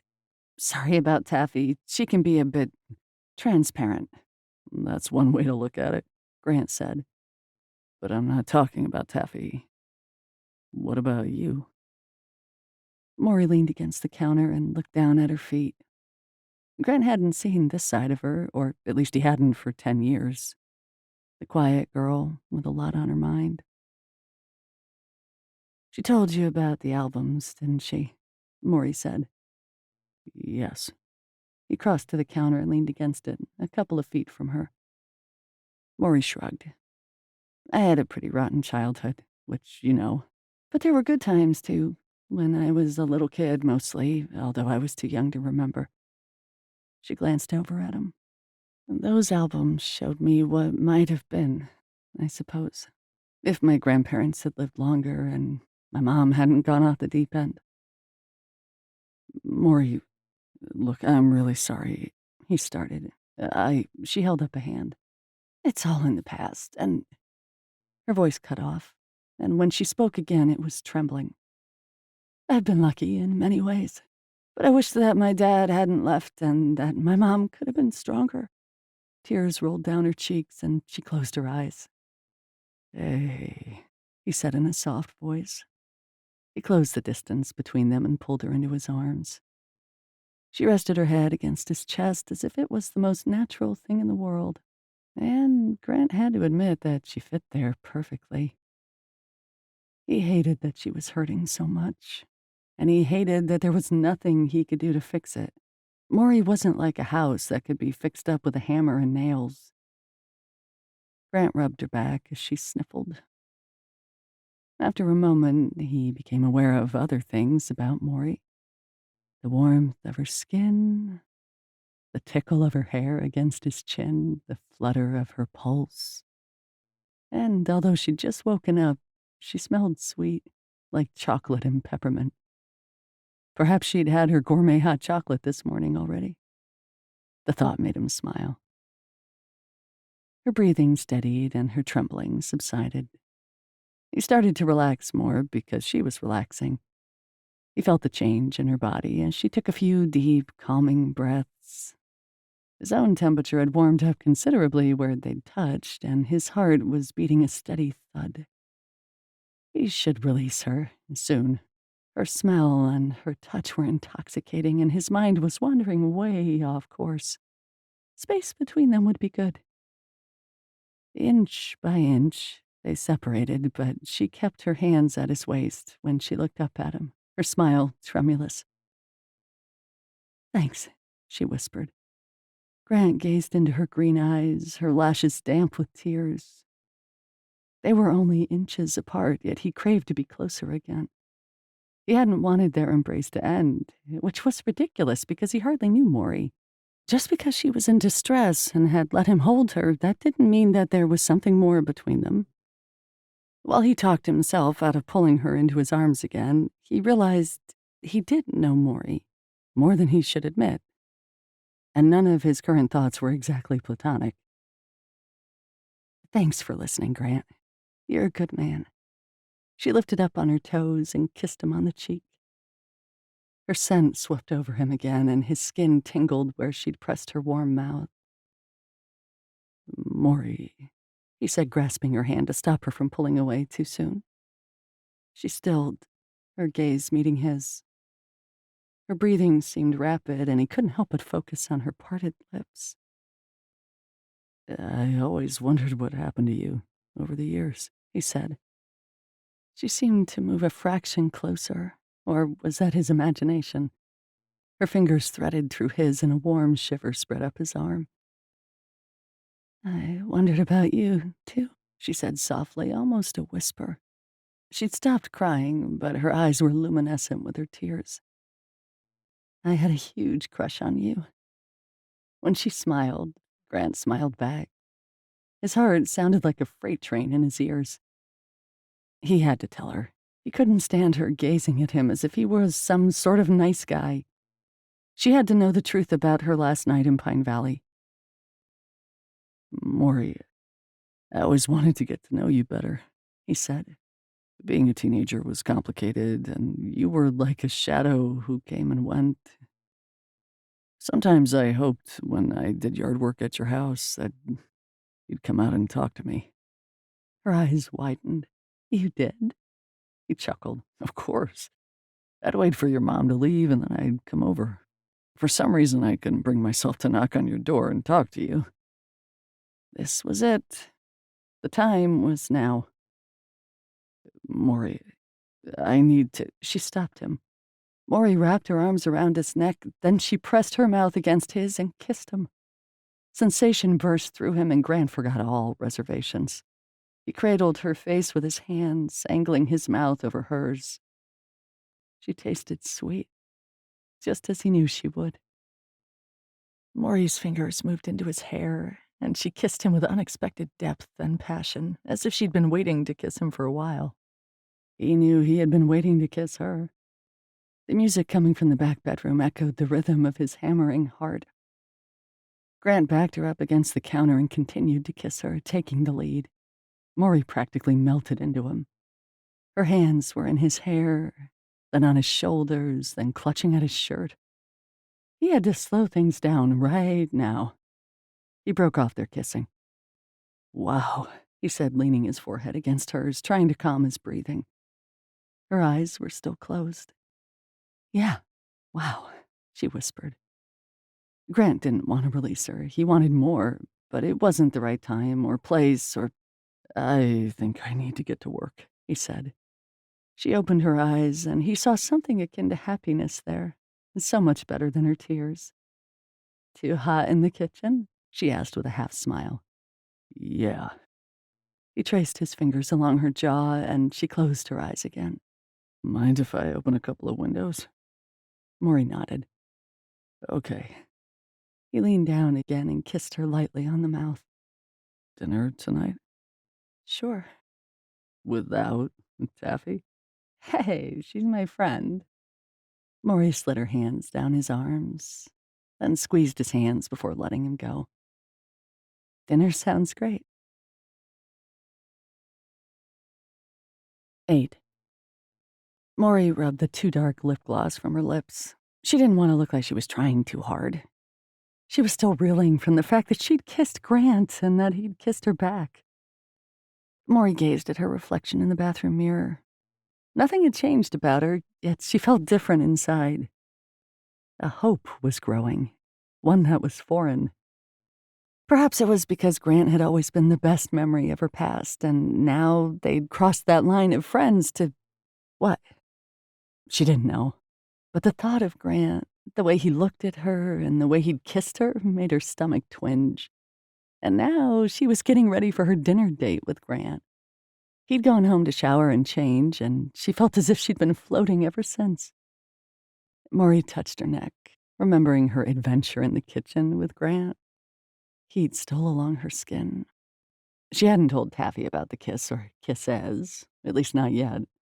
Taffy had made no secret of Mory liking Grant, but when it came down to it, it had only been a couple of months since Mory's breakup with Brandon. Was she on the rebound? What did Grant truly think about her? Would he break her heart? Hearts weren't breakable if they were carefully guarded, right? A knock sounded at the front door as Mory examined her collection of lip glosses. Taffy passed the bathroom. "I'll get the door." Mory picked up a pale pink gloss and applied it. There, that looked better. She stepped back from the mirror and surveyed her appearance. Her long black sweater over dark gray leggings wasn't too casual or too dressy. She was also wearing her black ankle boots with 2-inch heels. Grant was tall enough that she'd still be shorter than him. She'd chosen her pearl earrings and pearl drop necklace inherited from her foster mom. Taffy's laughter streamed from the front room, and Mory took a couple of deep breaths. Would their meeting be awkward? Friendly? She couldn't stall forever, so she exited the bathroom and turned the corner to the living room. Mory slowed her steps, stunned. She'd seen Grant only in work clothing so far, which had been pleasing enough, but now that he was dressed up, Mory wondered how this guy had stayed single for so long after his divorce. He'd shaved, and he wore dark slacks with a black leather jacket over a pale blue button-down shirt that was open at the collar. The blue of his shirt made his eyes a deeper blue. His brown hair looked slightly damp, and as she neared him, his cologne became distinct. "Hi," he said in a low voice, his gaze soaking her in, from her hair waving about her shoulders, down the length of her body. When their gazes met again, she only saw appreciation in his, and her pulse thrummed to life. "Hi," she said. "All righty then," Taffy said, her voice laced with laughter. "It looks like you two are ready to go.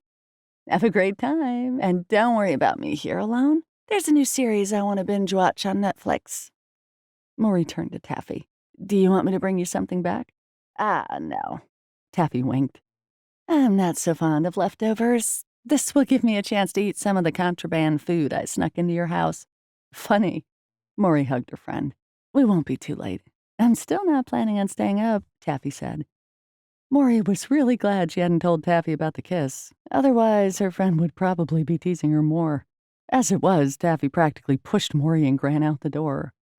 Mory stopped on the porch when she saw the crossover SUV parked in the driveway. No truck? She asked. I wasn't going to bring my work truck on a date. Grant slipped his hand into hers, a question in his gaze.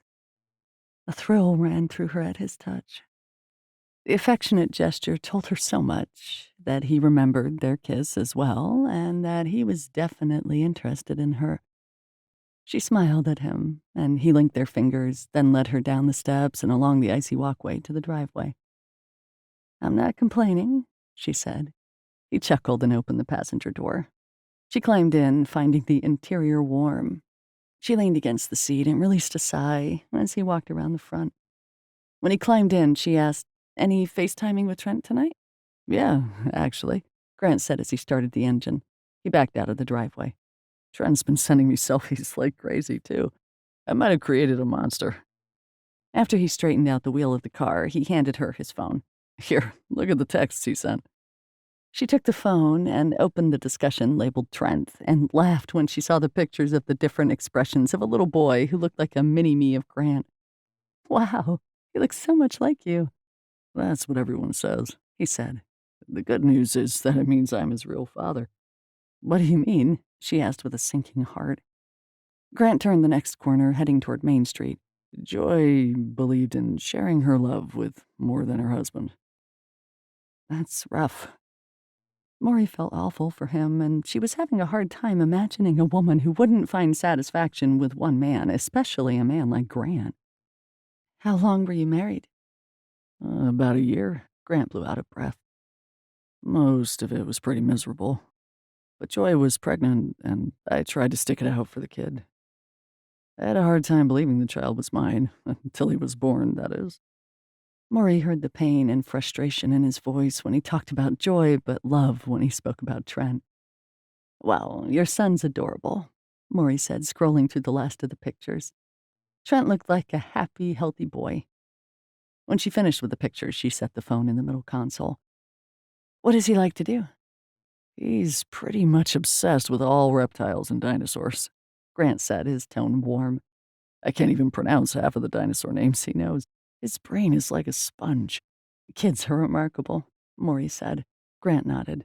Despite all the crap that's gone on with Joy, I wouldn't trade my son for anything.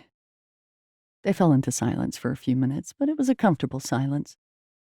Mory admired his profile. In it, she saw determination and resilience, and most of all, loyalty. Grant slowed the truck at a stoplight.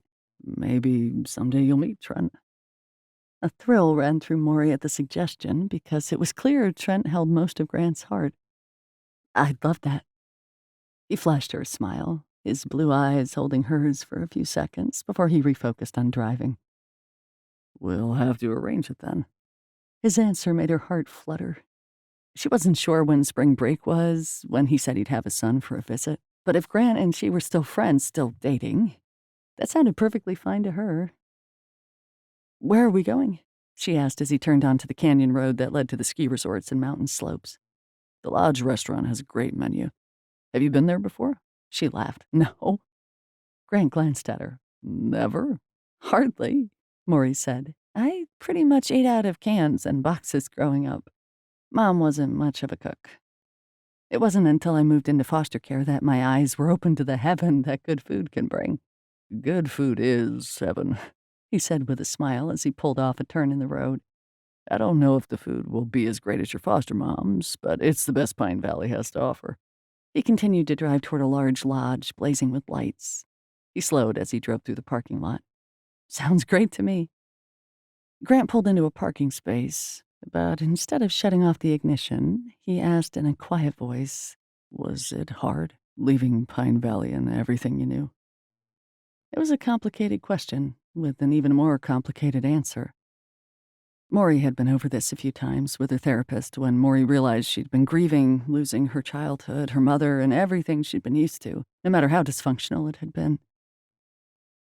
Yes, it was hard, Mory said, her own voice quiet. But I learned to make the best of my future. Grant gazed at her, and Mory wished she could know what was going through his mind. It wasn't like I could be more miserable than I already was. She took a deep breath. Honestly, the only thing I missed was you.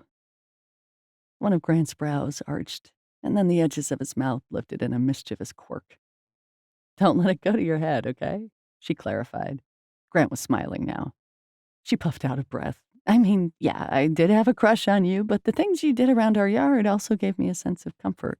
It wasn't my good looks. He waggled his brows. Mory laughed. That might have been part of it. Grant reached across the space that divided them and grasped her hand. I hated that you had to leave. His words made her legs feel like water. Thanks, she whispered, and he squeezed her hand. You were always watching out for me, and even though we barely spoke to each other, you saw me for who I was.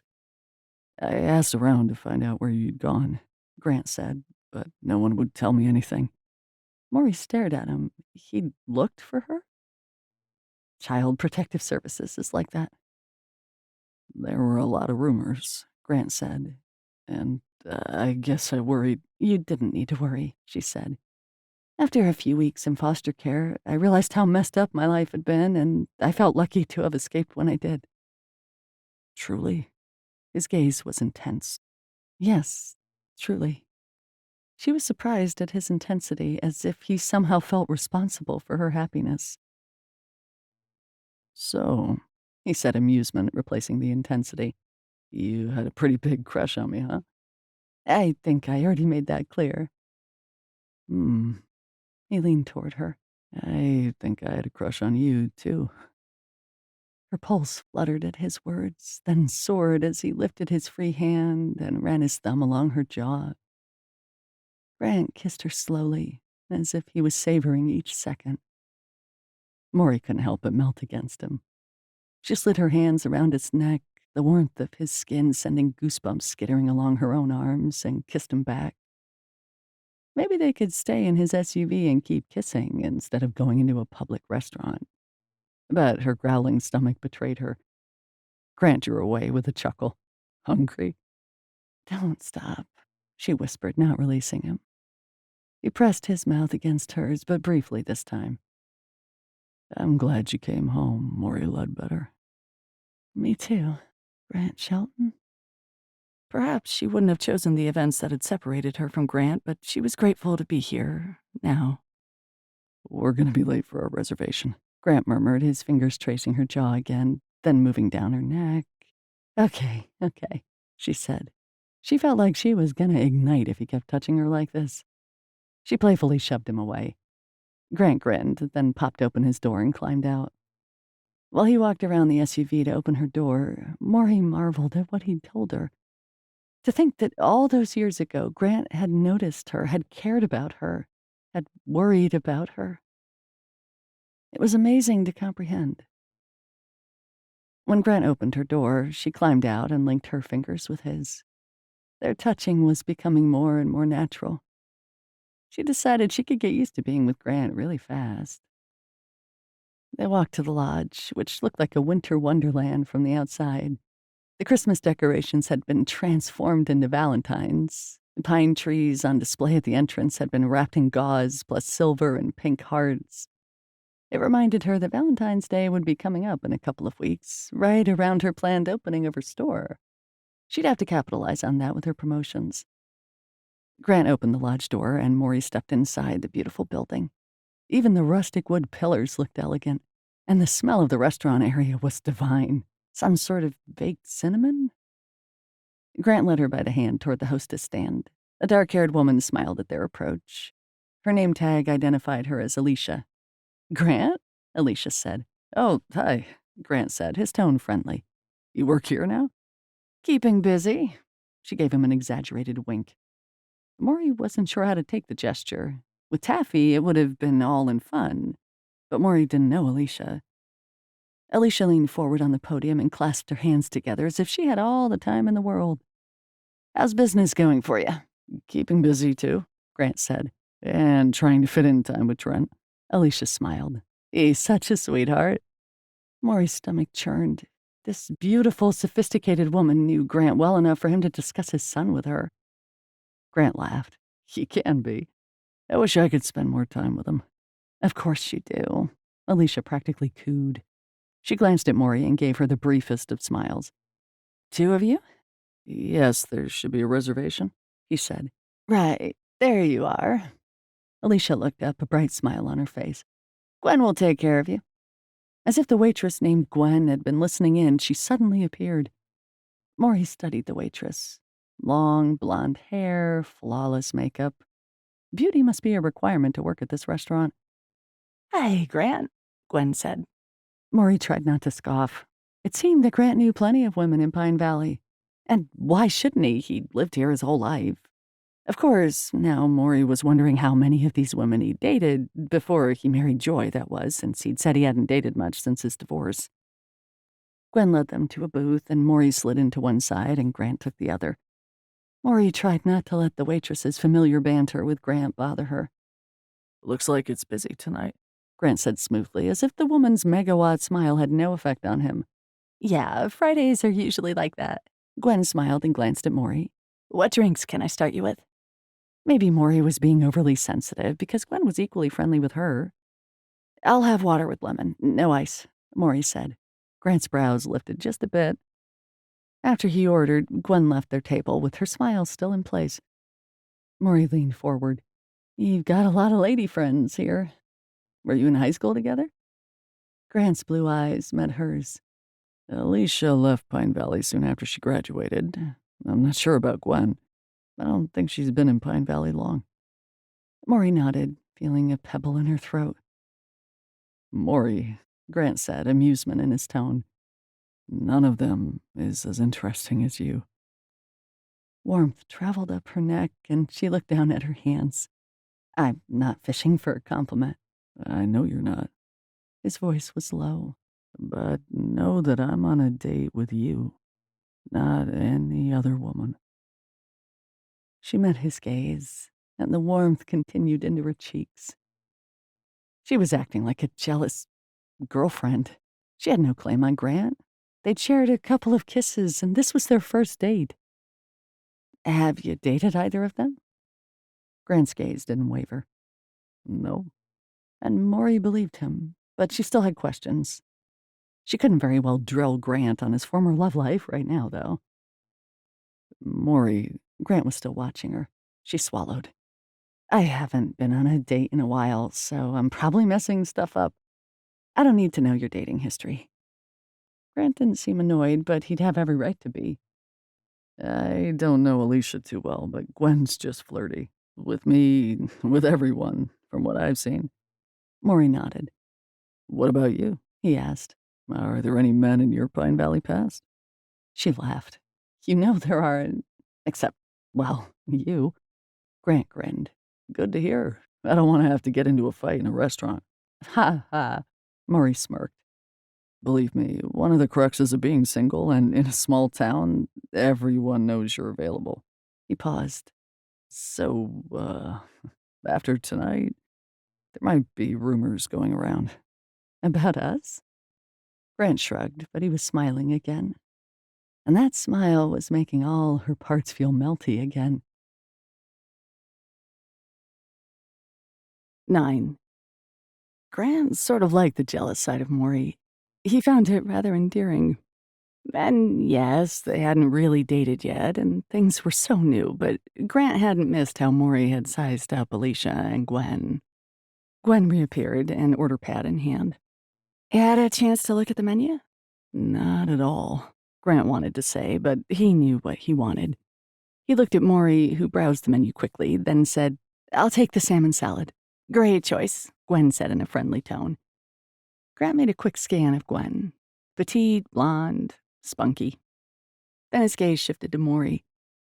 Her dark hair, green eyes, and taller and curvier form were more attractive to Grant.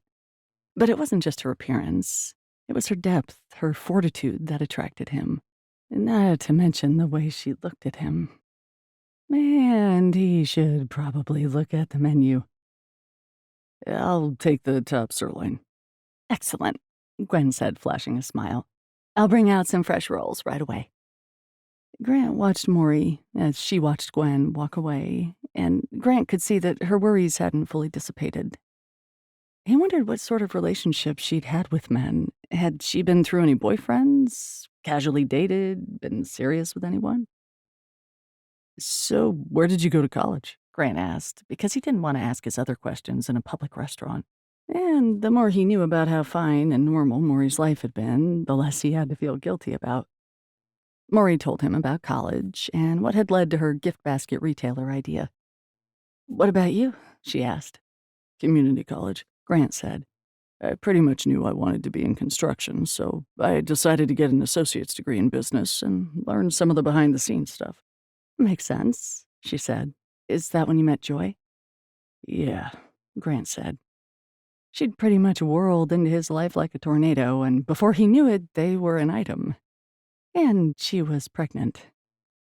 I dated some in high school, but Joy was my first girlfriend. She was pretty intense, but I didn't know better. Mory took a sip of her water, and he liked how she seemed to be paying attention to only him, listening to every word. Joy always had multiple things going on at once, whether it was texting or emails or changing the subject over and over. So you got married and had Trent, Mory said in a thoughtful tone. Were things good for a while, at least? I thought so, Grant said.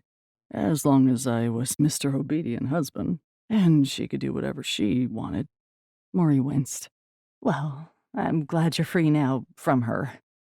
She was blushing, and Grant smiled. Me too. Gwen appeared with the rolls, smiled, and left. Grant picked up a warm roll from the plate and broke it open, then slathered it with what looked like honey butter.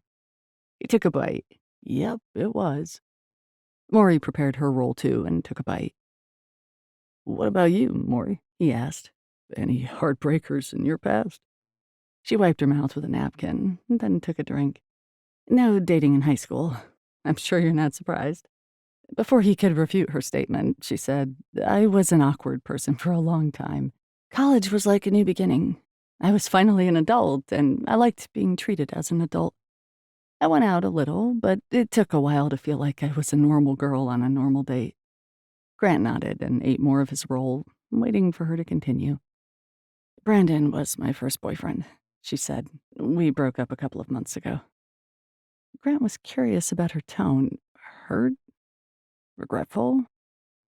What was Brandon like? Well, he wasn't a player, so that was good, Mory said. But he was sort of self-involved, is the best way to put it. She shrugged. He ran a startup software company that kept him really busy. I was impressed with his entrepreneurship, but I soon found out that he wasn't really interested in me. It was more like he wanted someone to attend social functions with him. Grant frowned. I find it hard to believe that he wasn't interested in you. Mory shrugged. As long as things revolved around him, things were good. Grant said. Sort of the feeling of always being left to hold the wet dripping coat at a party. One side of her mouth lifted. Exactly. She held his gaze, and Grant knew he was in danger of getting lost in those green eyes of hers. Gwen appeared at their table, carrying their dinner plates. She set them down, then said, Anything else I can get either of you? When Mory said no, Gwen left. They took their first bites of their food. Then Mory turned the questioning on him. Did you always want to strike out on your own? I was much happier doing certain jobs than others, he said, cutting another piece of steak. Working with a large construction company, and I always had to listen to the boss before I could make decisions and dive into a job. And now? She asked. Now I have to listen to my sister Julie, since she does the scheduling. Mory laughed. Then she sobered. How many siblings do you have? I realize I've never heard about your family. Grant finished eating the bite of steak he'd just taken. One sister, who's married to Dave Briggs, he said. That's the Briggs brothers' name of our company. My parents sold their house and bought a condo in a new development on the other side of town. Does your sister have kids? Maury asked. Two. Maury nodded. So she works part-time from the house? Yeah, her job's pretty flexible. I think it's great that she can do both, Maury said. Raise kids and have something to call her own. Is that what you want to do someday? He asked. Keep your store going, even if you have a family? I can always hire someone to work in the store, Maury said. So it would definitely be possible. There's a lot of things that don't require face-to-face interaction. So if a kid's crying, it's not like I can't take a break. Grant didn't miss the flush of her cheeks. He cut into his steak and took another bite. He couldn't remember a first date where so many serious topics were discussed. Well, I can't complain about my current situation, he said. I make more money now, and I have more flexibility. I can set my own schedule and take off holidays if I want to. That's especially important when Trent's with me. Maury didn't seem put off when he talked about Trent, and Grant liked that about her. Do you ever take Trent on jobs with you? Maury asked. Grant chuckled. No. He's way too much of a busybody and asks endless questions. Besides, he loves to play with his cousins when he's in Pine Valley. But mostly I work my schedule around his. You're a great dad, Grant, she said in a soft voice. Something in his heart pulled. Maury never talked about her dad, who'd abandoned the family and, as far as he knew, hadn't been heard from again. So the wistfulness in her eyes made Grant all the more determined to be a good dad to his son, no matter the miles that separated them. Gwen returned. How was everything? Grant had finished his meal, but Maury had only eaten about half of her salad. Want any dessert? Gwen said. To-go boxes? I'm full, Maury said, but I'd love a to-go box. Gwen nodded, then looked over at Grant. And you? No dessert for me, thanks, he said. I'll take the bill. Gwen smiled and set the bill folder on the table. Have a great evening. Thanks for coming in. Here you go, Grant said before Gwen could leave. He handed over the bill folder with his credit card inside. Be back in a minute, Gwen said. Before Grant could resume his conversation with Maury, a man approached their table carrying a plate of what looked like a giant slice of chocolate cake. Hello, folks, he said. I'm Seth Owens, the owner of the restaurant. How did you enjoy your meals? Mine was great, Maury said, eyeing the chocolate cake. Seth Owens smiled. Nice to hear. And you, sir? The steak was very good, Grant said. Seth placed the dessert on the table, then produced 2 forks. I've brought a complimentary dessert for you to try. All that we ask is that you rate it on our website. If you're too full now, we can box it up. But Maury reached for a fork. What kind of cake? Chocolate raspberry with a little something special. Seth moved a step back. Enjoy. Thank you, Grant said. He turned to look at Maury, who'd speared a bite of chocolate cake and a raspberry on her fork. She lifted a brow, then put the cake in her mouth. Oh, that's good. I guess we're eating dessert then. Maury smiled. Can't beat free, she said and dug in. Grant tried the cake. The chocolatey goodness was rich and creamy. Wow, it is good. He speared another piece. It was kind of fun sharing the cake with Maury, and he didn't mind watching her enjoy it either. Not as good as your cinnamon rolls, though. Maury laughed. You're a charmer, Grant Shelton. I'll take that as a compliment, Maurie Ledbetter. She shook her head and ate more cake. Okay, I'm really stuffed now. You're gonna have to roll me to the car. Maybe we can work it off this weekend, Grant said. Have you ever been skiing? By the look on her face, Grant knew the answer was no. I'm pretty swamped right now, she said, and I'm not all that coordinated. Grant tilted his head. You've never been? A blush stole across her cheeks, and she shook her head. We can stay on the bunny hill. Her brows shot up. You know, the easy slope for the beginners, he said. I don't think so, Maury said, glancing away. I mean, I'm gonna embarrass you. Not possible, Grant said. She arched a brow. How do you know? I just know, he said. Being with you is different. I don't know how to explain it. She narrowed those beautiful green eyes of hers. Is different good or bad? Oh, definitely good, he said with a smile. And there it was. Another blush. 10. To paint or not to paint? Maury muttered as she scrolled through Pinterest and lounged on her bed. Did I hear the word paint? Taffy asked, coming into Maury's bedroom.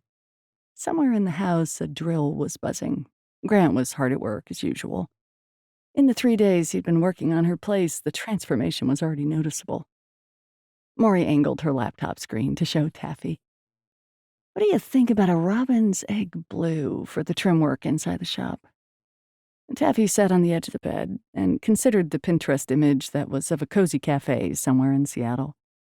Maury loved the blues and yellows of the cafe.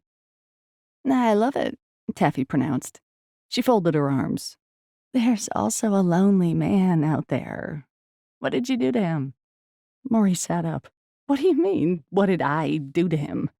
Taffy narrowed her eyes. You said your date the other night was wonderful, yet you're always in here or at the shop when he's over. Go in there and talk to him, girl. That hunk of man will not remain single for long. Exhaling, Maury rubbed her forehead. Taffy touched her arm. What's wrong? Was he a jerk and you didn't want to say something?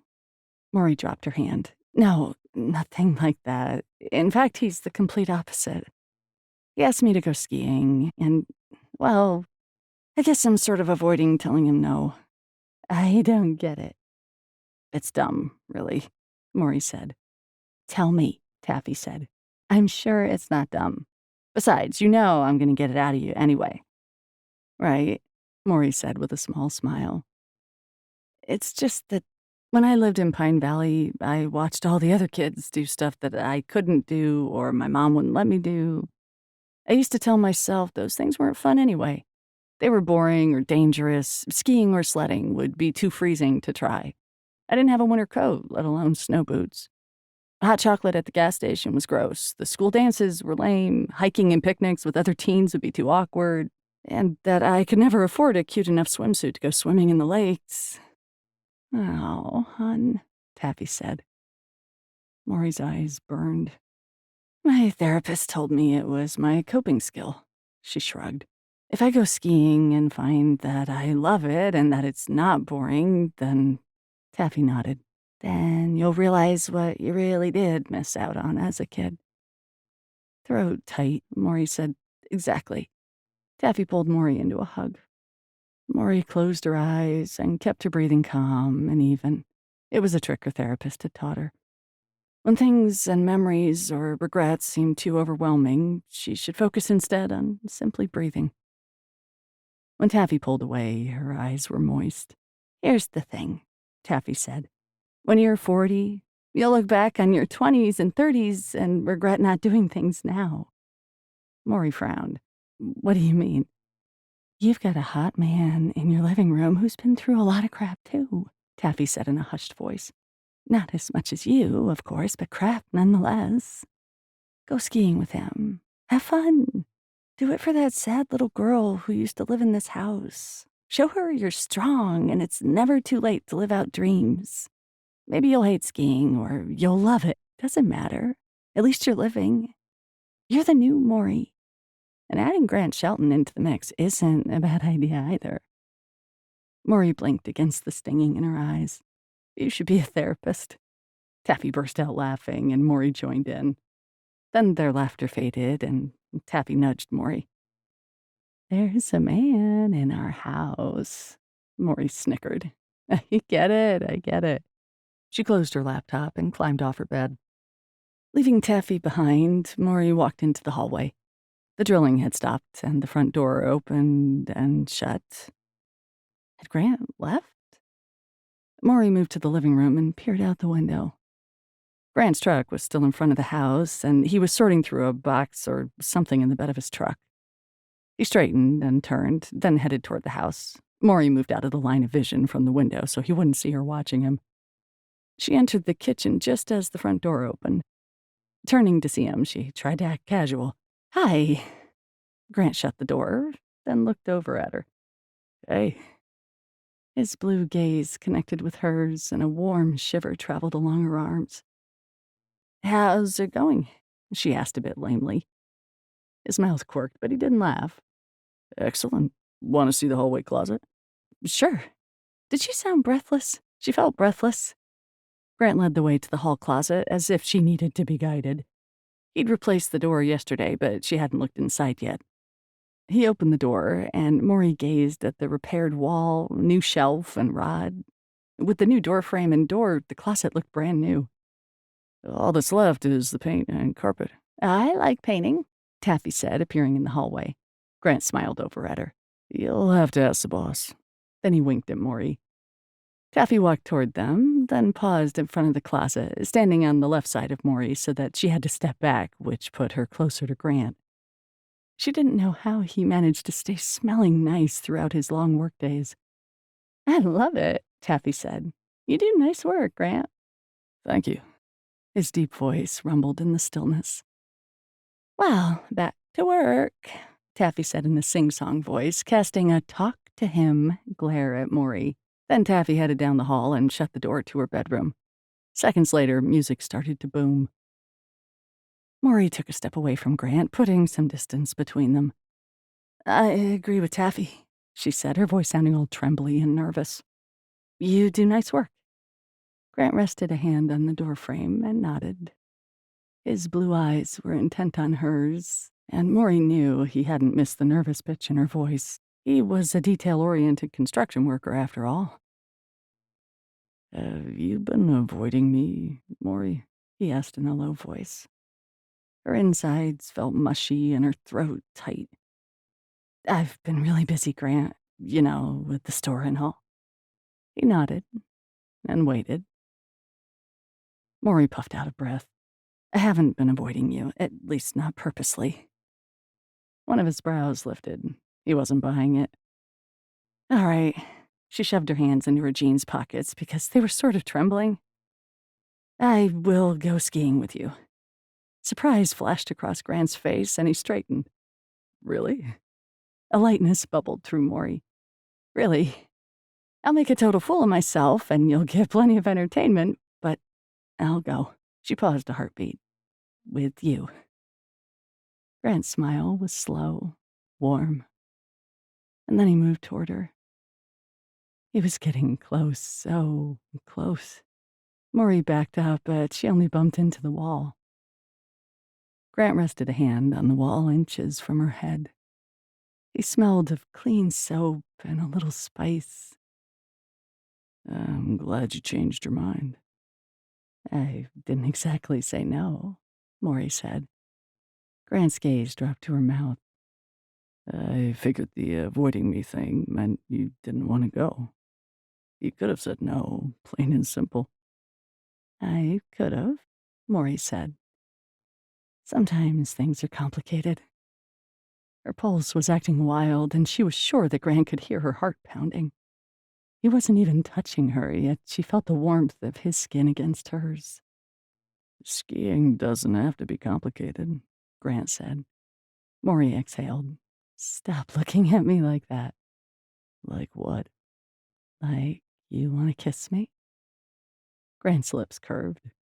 I do want to kiss you.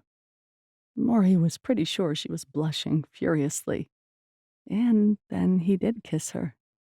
Mory grasped the fabric of his shirt and dragged him closer. He came willingly, pressing against her until she was pinned between the wall and his body. Not that she minded. It was quite heavenly. His mouth explored hers, slow and deliberate, as if he'd been wanting to kiss her, but he was also aware that Taffy was still in the house. Mory breathed in everything that was Grant Shelton. His scent, his warm skin, the stubble along his jaw, the way his hands gripped her hips and didn't seem to be letting go anytime soon. Grant, she whispered against his mouth, you must really like skiing. He chuckled, his chest rumbling against hers, and then he kissed her jawline ever so slowly, trailing kisses and creating a path of fire to her neck. I should get back to work, Mory said, placing her hand against his chest, his firm, muscled chest. And so should you. Grant smiled against her neck. Is that an order, boss? It is. He kissed her neck, then lifted his head. His eyes were even bluer than she remembered. Tomorrow?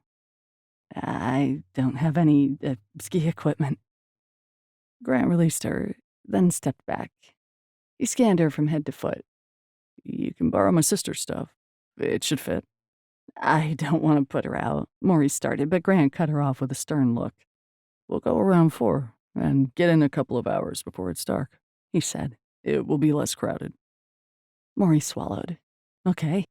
She missed the warmth of Grant's body, but she couldn't continue to maul him in the hallway, at least not with only 2 inches of wood separating them from Taffy. Grant grasped her hand and squeezed. It will be fun, he said. And if you get too cold, the lodge has hot chocolate. Hot cocoa. The lump in her throat was the size of Texas. As long as your sister doesn't mind. She won't, Grant said. I'll bring over the stuff in the morning, and you can try it all on. Sounds good. For a second, Mory thought he might kiss her again. But he released her hand and stepped away. Was it terrible for her to want him to kiss her again? To not want to let him go? Don't get so attached, she told herself. Breaking things off with Brandon had been hard enough. She'd learned a lot about herself, about how to keep her identity separate from another person's. Grant Shelton was pretty amazing, but like Taffy said, he had his own crap. I'm gonna get that light fixture replaced, Grant said, looking back into the closet. Apparently, he was being very obedient and getting back to work. 11. Isn't Mory our customer? Julie asked Grant, her hands on her hips, as they stood in front of the hallway closet where she kept her ski clothing. She is, Grant said, not giving more than an inch of information. Julie would read into his request to borrow her ski clothing enough as it was. And you're going skiing together? We are. Again, Grant didn't elaborate. Julie had set him up a few months ago with a perfectly awful blind date who would have put Godzilla's bride to shame. Julie blinked, then tilted her head. Was this your idea, sis? Grant interrupted. Can we skip the 20 questions? I'm tired. At this, Julie's brows pulled together. Are you okay? Her tone was loaded with more than a single question. Joy and I got into an argument last night, he said. She says that my phone calls, or more accurately, my FaceTiming with Trent each night gets him too wound up for bed. It takes him over an hour to fall asleep after. Julie nodded. She was well versed in the Joy drama. Call him earlier, then. That's what I offered, Grant said with a sigh. But you know Joy, she has every minute of his day and night scheduled. When can a kid just be a kid? As if on cue, Julie's son, Riley, who was a year older than Trent, let out a blood-curdling scream. Julie didn't even flinch. Is he okay? Grant said. I set the Wi-Fi to kick off after an hour of his video gaming. She shrugged. Riley's screaming had stopped, so Grant figured it wasn't fatal. Julie pulled out a white and blue ski jacket, then handed it to Grant. How tall is she? A couple of inches shorter than you. Next, Julie handed him light blue ski pants, then a beanie and a pair of warm ski gloves. She'll want a layer. Do you want my skis and boots, too? We'll rent, Grant said. I'm not sure what her shoe size is. Julie met his gaze. Grant knew that look in her eyes. She still had questions, but she was using major control not to pester him. Okay. Well, have fun, Julie said. Mom, her son called, his voice that whiny tone only a parent could tolerate. Shoo, Julie said. If he sees you, he'll never let you leave. Grant chuckled softly. Thanks for this. Julie nodded and folded her arms. You know I want a full report. Okay, Mom. We'll see. Grant winked, then gave his sister a quick hug. She'd always been in his corner, through the divorce and generously helping with Trent. Grant left Julie's, then drove over to Maury's house. Her car was gone when he pulled up, and he wondered if she was at her store painting. He'd heard her discuss colors with Taffy. Today, Grant would install blinds in the living room, then begin the process of ripping out carpet. As he entered the house, the aroma of apples and cinnamon greeted him. He had no doubt Maury had been baking again. Perhaps she should open a cafe instead of a gift basket store. "Hello," he called. "Maury? Taffy?" No one responded, and the scent led him to the kitchen. It had been transformed over the past few days. Most of the moving clutter was gone, and Grant's handiwork had made things look new again. In the center of the kitchen table was some sort of baked apple goodness. A note with his name on it rested next to the dish. "Grant, help yourself. Be back in a couple of hours. Mory." So he helped himself. He was getting spoiled in the mornings with delicious food. If he kept this up, he'd have to go up a pant size. After finishing off the strudel or tart or whatever it was, he brought in the long, narrow boxes of blinds that were in the bed of his truck. Then he proceeded to take down the ancient curtains and their rods. Dust plumed around him, making him sneeze more than once. He took the dilapidated curtains and rods to his truck so he could find a bigger dumpster to deposit them. He hoped that Mory didn't want to salvage them, because in his opinion, they were no loss. By the time Grant had the blinds installed and had started on the carpet removal, Mory and Taffy arrived at the house. "Brought lunch," Taffy announced, holding up sacks from the Main Street cafe. "Hope you're hungry." She breezed past him and headed into the kitchen. "Sure," Grant said, and he looked over at Mory, who'd come in behind Taffy. Mory's dark waves were pulled into a high ponytail, and she had blue paint smudges on her fitted t-shirt and yoga pants.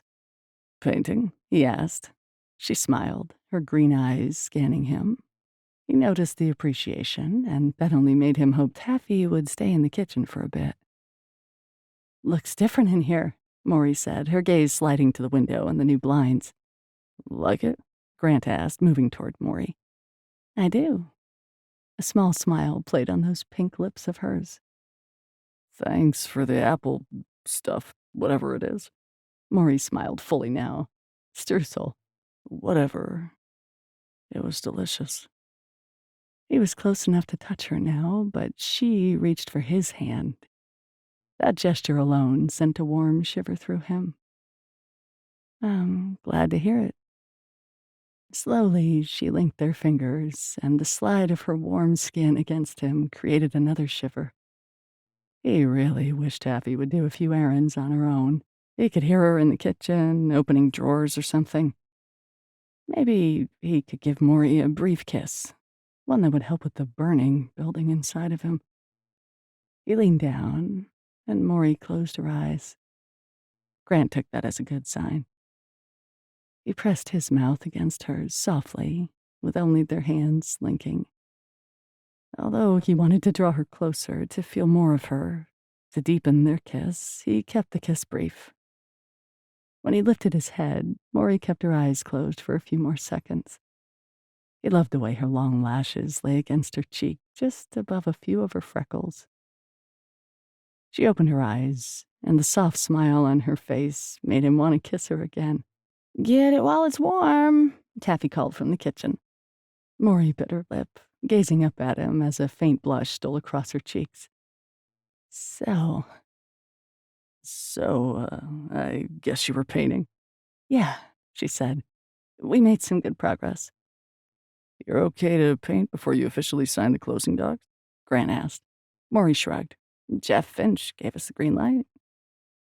Grant drew her just a little closer, because it was impossible to stop at one kiss with Mory.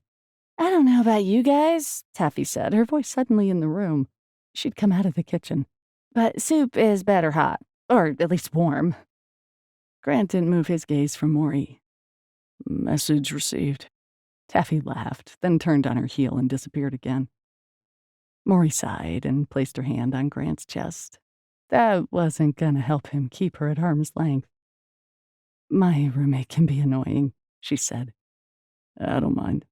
He reluctantly stepped away. "But that soup does smell good. And my sister's ski clothes are in that bag over there." Mory turned to look at the bag. "Okay, I'll try on the stuff after we eat." They walked into the kitchen, and Grant sat at the table with Taffy and Mory. He found it amusing how Taffy and Mory teased each other. Taffy about how Mory was so picky about her food, and Mory accusing Taffy of eating only processed and chemically infused food. "This is good," Maury said about the squash soup they were eating. I would have used toasted pine nuts and freshly grated Parmesan as a garnish, though. Only you would garnish soup, Taffy said with a smirk. Soup, soup. Maury turned her green eyes on Grant. What do you think? About the soup? About the garnish, Taffy said. Grant looked from Taffy to Mory. Is there a right and wrong answer? Because I definitely want to give the right answer. Garnish or no garnish, Taffy said. Simple as that. He looked down at his soup. Squash wasn't his favorite, but it was decent. Can't say I've ever considered the choice. Taffy laughed. See, Mory, 2 against 1. Mory smirked, and then she grasped Grant's hand under the table and proceeded to eat with her left hand. Grant was pretty sure Taffy knew what was going on. This was nice, Grant decided. More than nice. He didn't know why, now, of all months or all years, he was allowing himself to entertain thoughts of a future with more than just work, his son, and fighting with joy. Mory had been unexpected, and Grant was surprisingly fine with that. Taffy finished her soup first and headed to her room, leaving them alone. Mory still held Grant's hand, and she turned to him. What time do we need to leave for skiing? About 3:30, he said. Does that still work? Yeah, Mory said. The look in her eyes was so warm, so trusting, that Grant felt the twinge of guilt resurface. Would she look at him like that if she knew about his role that last night in Pine Valley? But he didn't have time to dwell on the thought for long because Mory leaned close and kissed him. It was amazing how fast his pulse could thrum when they kissed. Before things could get any more intense, he drew away.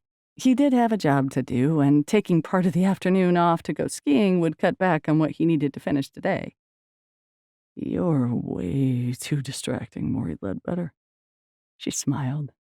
You're kind of irresistible, Grant Shelton. His heart flipped. The sound of a door opening, probably Taffy's, prevented Grant from following his instinct to kiss Mory again. Back to work, I guess, he said, squeezing her hand, then rising from the table. He felt Mory's gaze on him as he left the kitchen, and he couldn't help the smile that seemed to be a permanent feature on his face. 12. I'm supposed to do what? Mory said, staring down at the long, narrow skis on her feet as she stood next to Grant at the bottom of the bunny hill. Grant took hold of her arm. Jab the boot of your toe into the clip, then step back, hard. Mory tried, but the ski boot was heavy and awkward, and the boot slipped off the ski. The ski slid away, marking a path along the snow-packed ground. Grant made a move to grab the ski. Here. He knelt next to her and grasped her calf to guide her boot into the clip. Now put all your weight on your heel and push down. Mory did so, and miraculously the boot clipped into the ski. If it was this hard to get the skis on in the first place, what would the actual skiing be like? In another moment, she was clipped into both skis. Okay, here are your poles, Grant said. Use them to balance while we get on the magic carpet. Magic carpet? Grant pointed to a moving thing that looked like a conveyor belt. Yeah, Mory hedged. Grant only laughed. I won't let you fall off. I don't think it's possible to fall off, but just in case, I'll be right behind you. She watched kids, who couldn't be more than 4 years old, sidestep onto the conveyor thingy and ride up the bunny hill. If a little kid could do it, she could too, right? All right. She gripped the ski poles, probably a little too tightly. Grant kept his hand on her elbow, and she walked/glided toward the magic carpet. Keep your knees slightly bent, he said. It's sort of like roller skating or ice skating. Mory kept her mouth shut because she hadn't done either. Had her childhood really been so void of the regular things that all kids seemed to do? Yes. True to his word, Grant got her onto the magic carpet without her falling, and as the conveyor took them up the slope, Mory watched other beginner skiers navigate the bunny hill. Some crashed, one kid was crying, but overall the skiers were enjoying themselves. An older lady was skiing as slow as molasses, so apparently Mory wouldn't be the only adult woman skiing for the first time. We're almost there, Grant said behind her. Step off like you're getting off an escalator, but remember you have long skis attached to your feet, so try not to cross them. Okay, Maury said in a faint voice as she gazed at the end of the magic carpet. She could do this. No one had fallen in front of her, and Grant was right behind her. She held her breath and stepped off, first her right foot, then her left. The ground was relatively flat, or so she thought. She started to slide backward, and she dug her poles into the ground, which only rooted her hands. Her skis were still moving. Grant put his arm around her waist. "Easy there," he said in that deep voice of his. Mory would have enjoyed his closeness if it weren't for the fact she was on skis, with the potential of falling on her rear at any moment. "Thanks," she said. "Bend your knees more and push against the snow as if you're the one in command," Grant said. "Let's get you turned around." Mory only wobbled a couple of times as she turned. She was pretty sure her thigh muscles were going to be plenty sore after this. "Now," Grant said, "we're gonna learn the pizza." "What?" She must have sounded thoroughly confused because Grant laughed. "Put the tips of your skis together while keeping the back spread apart." He moved away from her and demonstrated. "Like a pizza." She watched him. How did he look so great in ski clothes? She looked like the abominable snowman in his sister's coat and ski pants. "So, a triangle?" He grinned. "Exactly, but the kids like the pizza version best. See those kids over there? They're doing the pizza." Mory followed his gaze. Sure enough, two kids, probably 5 and 8, were moving down the hill, their skis in a triangle shape. They weren't going that fast, and they weren't falling either. "Ready?" Grant asked. Mory took a deep breath. Supposedly this was fun, or it would become fun. She was ready. Moving forward with the aid of the ski poles, she focused on keeping her skis in a triangle shape. She went slow, and pretty much everyone passed her by, even a kid who was probably 3 years old at the most. "You're doing great," Grant said, and Mory wondered how painful this was for him. But she only saw warmth in those blue eyes of his. By the time she reached the bottom of the bunny hill, she was going a little faster and was feeling more comfortable. "You did great," Grant said. "Ready to go up again?" "Sure." Mory felt a bit breathless, but mostly from the fact that she'd actually skied down a mountain. Well, a bunny slope, but still. By the third time down the bunny hill, Grant had taught her how to turn and how to stop. And Mory could admit that she was having fun. As long as Grant didn't try to talk her into getting onto a ski lift and coming down the higher slopes. Maybe she could forever ski the bunny hill. Darkness had set in, and the slopes were lit by massive lights. Surprisingly, Mory wasn't cold. "Do you need a break?" Grant asked when they'd reached the bottom of the bunny hill for about the 5th time. "No, I'm good," Mory said. "Okay, I think I need to teach you how to fall and how to get back up." "There's a way to fall?" she asked. "Yeah, so you don't break anything." Mory stared at him. "Like my bones or my skis?" "Either," Grant said. "Come on, let's get back on the magic carpet." So she did, and Grant showed her how to let her body relax when she fell and how to position her skis perpendicular to the slope in order to get them back on. "I think this is the hardest part of skiing," Mory said. "Getting these dang skis on." Grant chuckled. "You'll get the hang of it. Just think of how far you've come in only a couple of hours." It was true. "Let's get drinks at the lodge," he said. Mory decided not to turn him down. She could only imagine how sore she'd be tomorrow. They left their skis on one of the racks, then walked into the lodge like a Bigfoot couple. Clomping around in such giant boots felt awkward, but everyone else was wearing them too. Grant unzipped his coat and hung it on a long rack by the door, where other coats hung. A ringing phone sounded, and Maurice said, "It's coming from your coat." Grant unzipped the inside pocket and took out his phone. He sent the call to voicemail, then slipped it into his pants pocket. Mory peeled off her gloves and hung up her coat as well. "Want to grab a table?" Grant said, "and I'll get the drinks." There were only a couple of empty tables, so Mory snagged one. She watched Grant order drinks and couldn't help but admire him. Her admiration was more than physical, though. He was so different from Brandon, and had been since she first knew Grant. Some people never changed, and that was a good thing for Grant. When Grant reached the table with the drinks, his phone was ringing again. "You can get that," Maury said. "I don't mind." "I probably should," he said. "Joy might be calling about Trent." He answered his phone, and Maury sipped at the hot chocolate. It was nice and steamy, although it could use a little more flavor.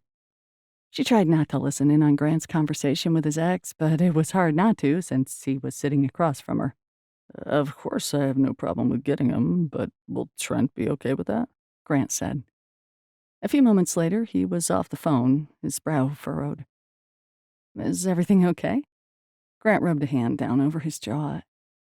"Trent has strep throat, and tomorrow is Stone's company retreat. They were going to take him since there's stuff for kids to do, but now he'll be miserable and probably still contagious if they take him." "Poor kid," Maury said. "Yeah," Grant said. "And Joy wants him picked up tonight since she doesn't want to be dealing with taking care of him when she finishes packing in the morning." Maury nodded. "We should go then." "I'm really sorry," he said, standing. "No worries," Maury said, standing as well. "Trent needs his dad right now." "Well, I'm glad I get to see him, but not because he's sick," Grant said. "And I appreciate your understanding." She smiled. "You're doing the right thing." Grant paused by their coats. "Hey, do you want to ride with me to pick him up? It's about an hour drive each way."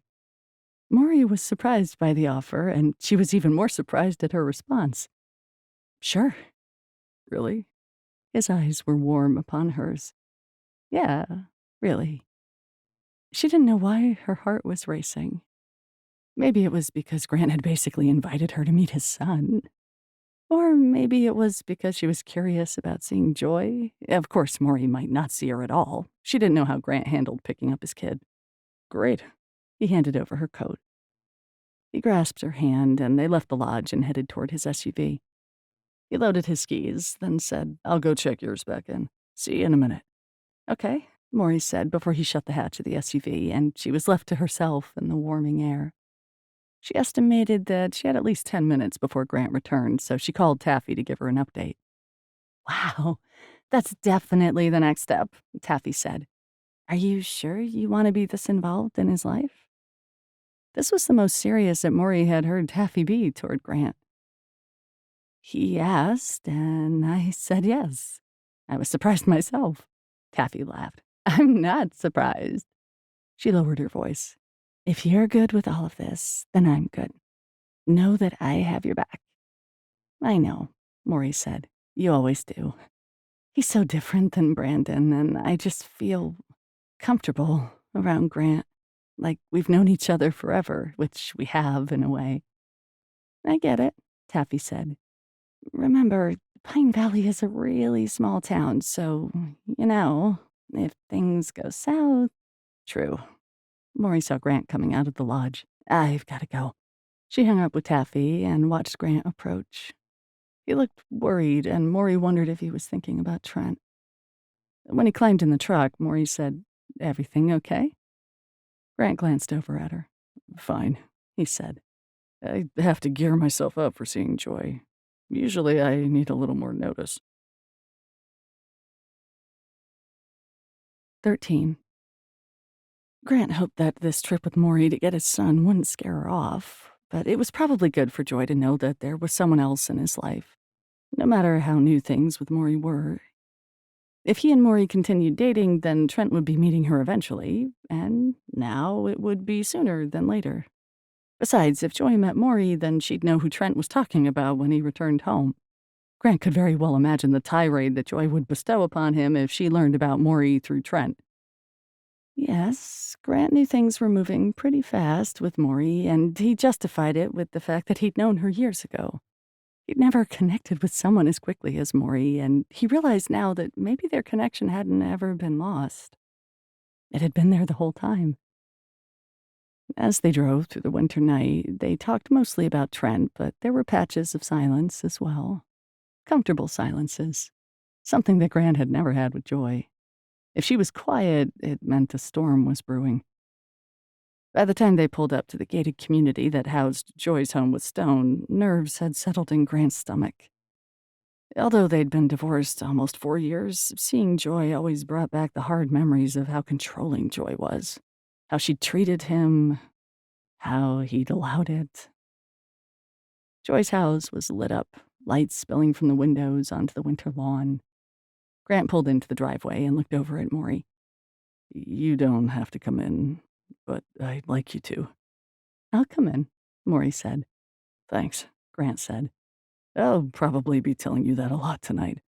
Mory smiled. "You already have."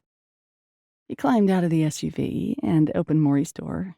Then they walked up to the front door, and Grant knocked. He rarely rang doorbells since he always wondered if there could be a child sleeping inside a house. Old habit, he supposed. The door opened seconds later, and Grant looked down to see his son. Trent's blue eyes and light brown hair made the kid a mini-me of Grant. Just the sight of his son after so many weeks made Grant's heart swell. Trent wrapped his arms about Grant's legs, and he stooped to hug his son and kiss the top of his head. "Hey, buddy," he said. "I heard you were sick." "Yep," Trent said. Grant crouched to meet him at eye level. "What happened?" At this close of inspection, Grant noticed how Trent's cheeks were pale and his eyes had a drowsy look. "It hurts to swallow." Trent pressed his fingers against his throat. "The doctor said I have a scratched throat." "I can tell," Grant said. "Do you want to come stay with me for a few days?" Trent nodded, his gaze solemn. Grant smiled. "Good. My friend Mory came with me to pick you up." Trent looked up at Mory and gave her a shy smile. "Hi, Trent," Mory said in a soft voice. "I have a scratched throat," Trent said. "Does it hurt?" Mory asked. Trent gave another solemn nod, then leaned against Grant. He picked up his son and straightened just as another voice rang out.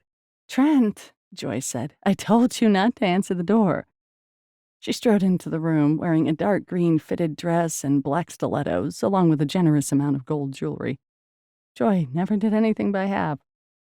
She slowed when she saw Grant, and her gaze darted to Mory. Joy's brows lifted, and in her pale blue eyes, Grant could see all the questions she wanted to ask. "Hi, Joy," he said. "This is Mory." Joy's eyes narrowed the slightest bit as she gave Mory another once-over. Then she looked at Trent. "What did I tell you about answering the door, son?" Her tone of voice was both sweet and condescending. "But it was Daddy," Trent said. "It was your father this time, but we never know who might be at the door, remember?"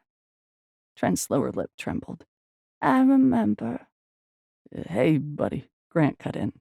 "Are you packed up?" Trent kept his arms looped around Grant's neck and shrugged. "Mommy said she would pack because my throat is scratched." "Strep," Joy corrected. "You have strep. And remember, you can't share any germs." "I remember," Trent repeated. Grant spotted Trent's bag at the side of the entrance, and he bent to pick it up, still holding Trent. "Is this everything?" he asked Joy. "Why don't you load him in the car, and then I can give you the instructions." "Sure thing," Grant said. Mory walked out with them, and Joy still hadn't said a word to her. Grant got Trent situated in the SUV, and Mory climbed into the passenger seat. When Grant shut Trent's door, he turned to see Joy standing right behind him, and she didn't look happy.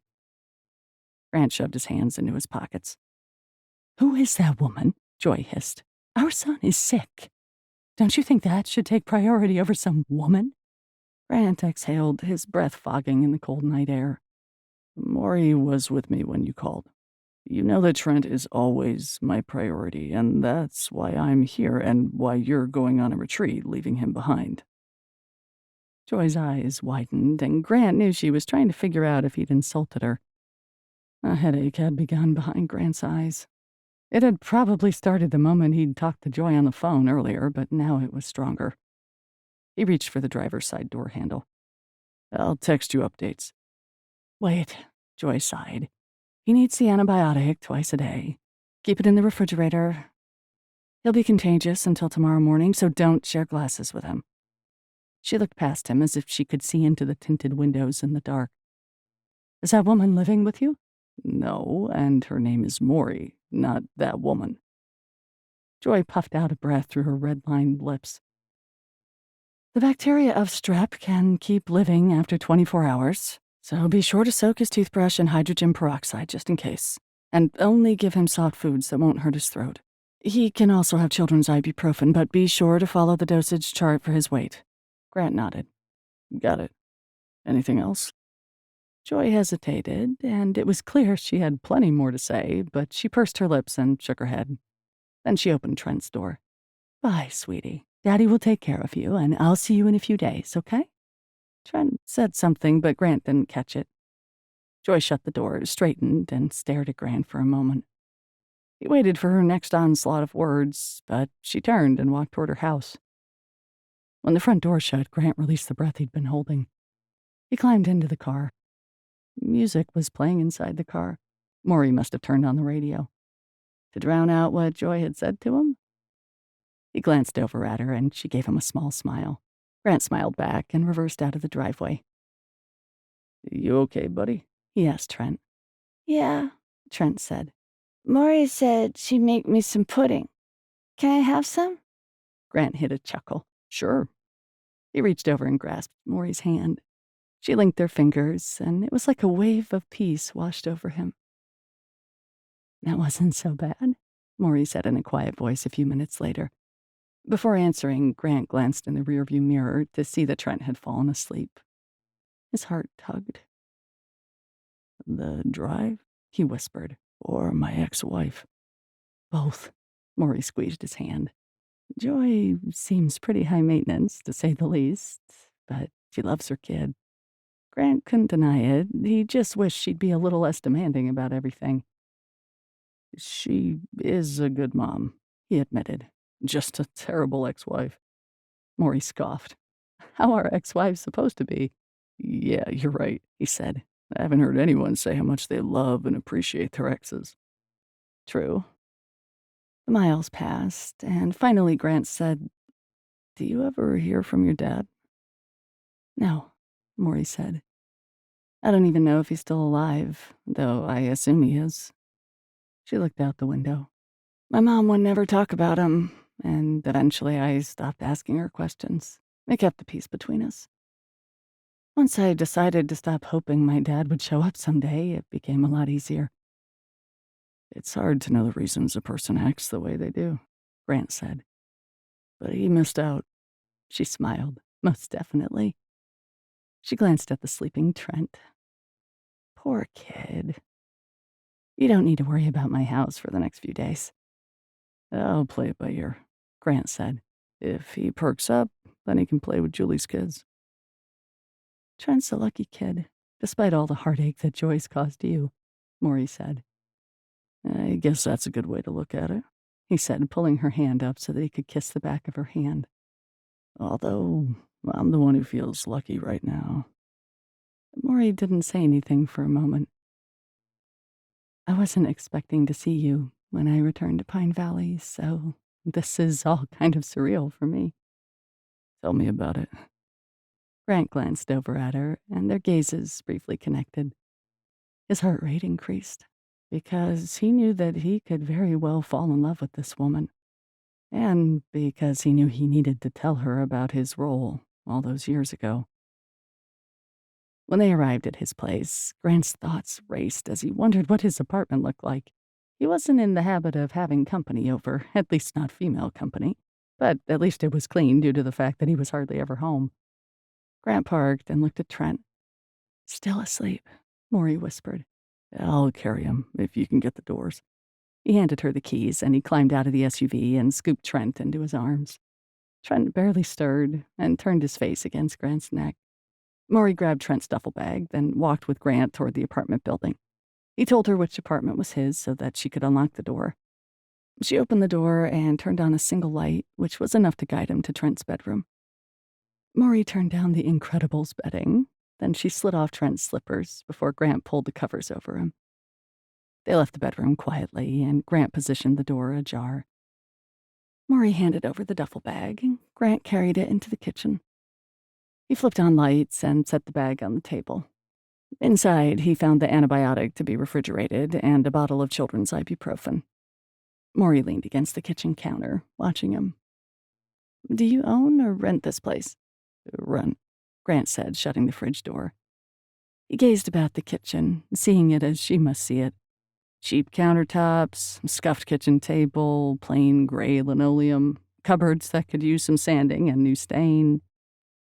I know what you're thinking. Maury tilted her head, and a smile crept into her green eyes. You do? I do. He walked toward her, and she watched him approach, unmoving. So you can read my mind now, she teased. He stopped close to her, not touching her yet. I don't think I'd ever be able to read a woman's mind, but I might come close. Maury laughed. Then what am I thinking right now? You're wondering why I live in such a cheap apartment when I'm a carpenter by trade, he said. It's probably the philosophy of someone who cleans houses all day for a living, and the last thing she wants to do is clean her own house when she gets home at night. That's a good analogy, Grant said, resting his hands on her hips. Maury put her hands on his biceps. But that wasn't what I was thinking. Should I keep guessing? Grant asked, leaning closer. Or will you tell me? Maury slid her hands up his arms and over his shoulders. I was thinking you should come over here and kiss me. You're not scared off by my ex-wife and kid? She moved her hands behind his neck and tugged him closer. I think you're an amazing man, Grant Shelton. He smiled. Then he did kiss her. 14. Maury opened her eyes, and the first thing she realized was that she wasn't in her bed, in her small house. She was... oh, no. She sat up, blinking against the dimness of the room. And then she remembered. She and Grant had been watching a movie. She looked around the living room to see that the television was off. Someone had covered her with a blanket. Her cell phone was on the coffee table, and she picked it up. 6 a.m. She must have fallen asleep during the movie, and Grant hadn't woken her up but let her sleep on the couch. There was a text from Taffy sent about midnight. Won't wait up for you. Hope you're having fun. Wink, wink. Maury should probably text her back, but Taffy knew she was with Grant and his sick kid, for heaven's sake. Despite herself, Maury smiled. Then she yawned. The house was completely silent. Was Grant still asleep? In his bedroom, she assumed. Was Trent still sleeping? Had he awakened feeling sick and she slept right through everything? She didn't have her car, so unless she called Taffy, she was stuck here until Grant woke up. Moving off the couch, she stretched her sore neck. She wondered what time she'd fallen asleep and how Grant had managed to move without waking her up. She found the bathroom, then went into the kitchen to get a drink of water. An inspection of the fridge revealed why Grant loved her baking so much. He had a few basics, but that was it. Nothing much in the pantry either, so baking was out of the question. With Trent's sore throat, he'd want something soft anyway, so she elected to make scrambled eggs. She hoped the kid liked eggs. Trying to keep as quiet as possible, she found a frying pan that looked barely used, then whisked the eggs together and grated a block of cheese. She almost laughed aloud when she found salt and pepper packets. Grant didn't even have his own shakers. The man needed a trip to Walmart. She didn't expect to find placemats, which she didn't, but was surprised he had a healthy stack of napkins in one of the cupboards. The eggs were simmering nicely when a voice spoke from the hallway. Are you making pudding?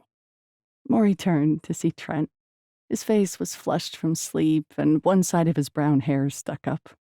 His blue eyes were so much like Grant's that Maury agreed there was no way Trent was someone other than Grant's son.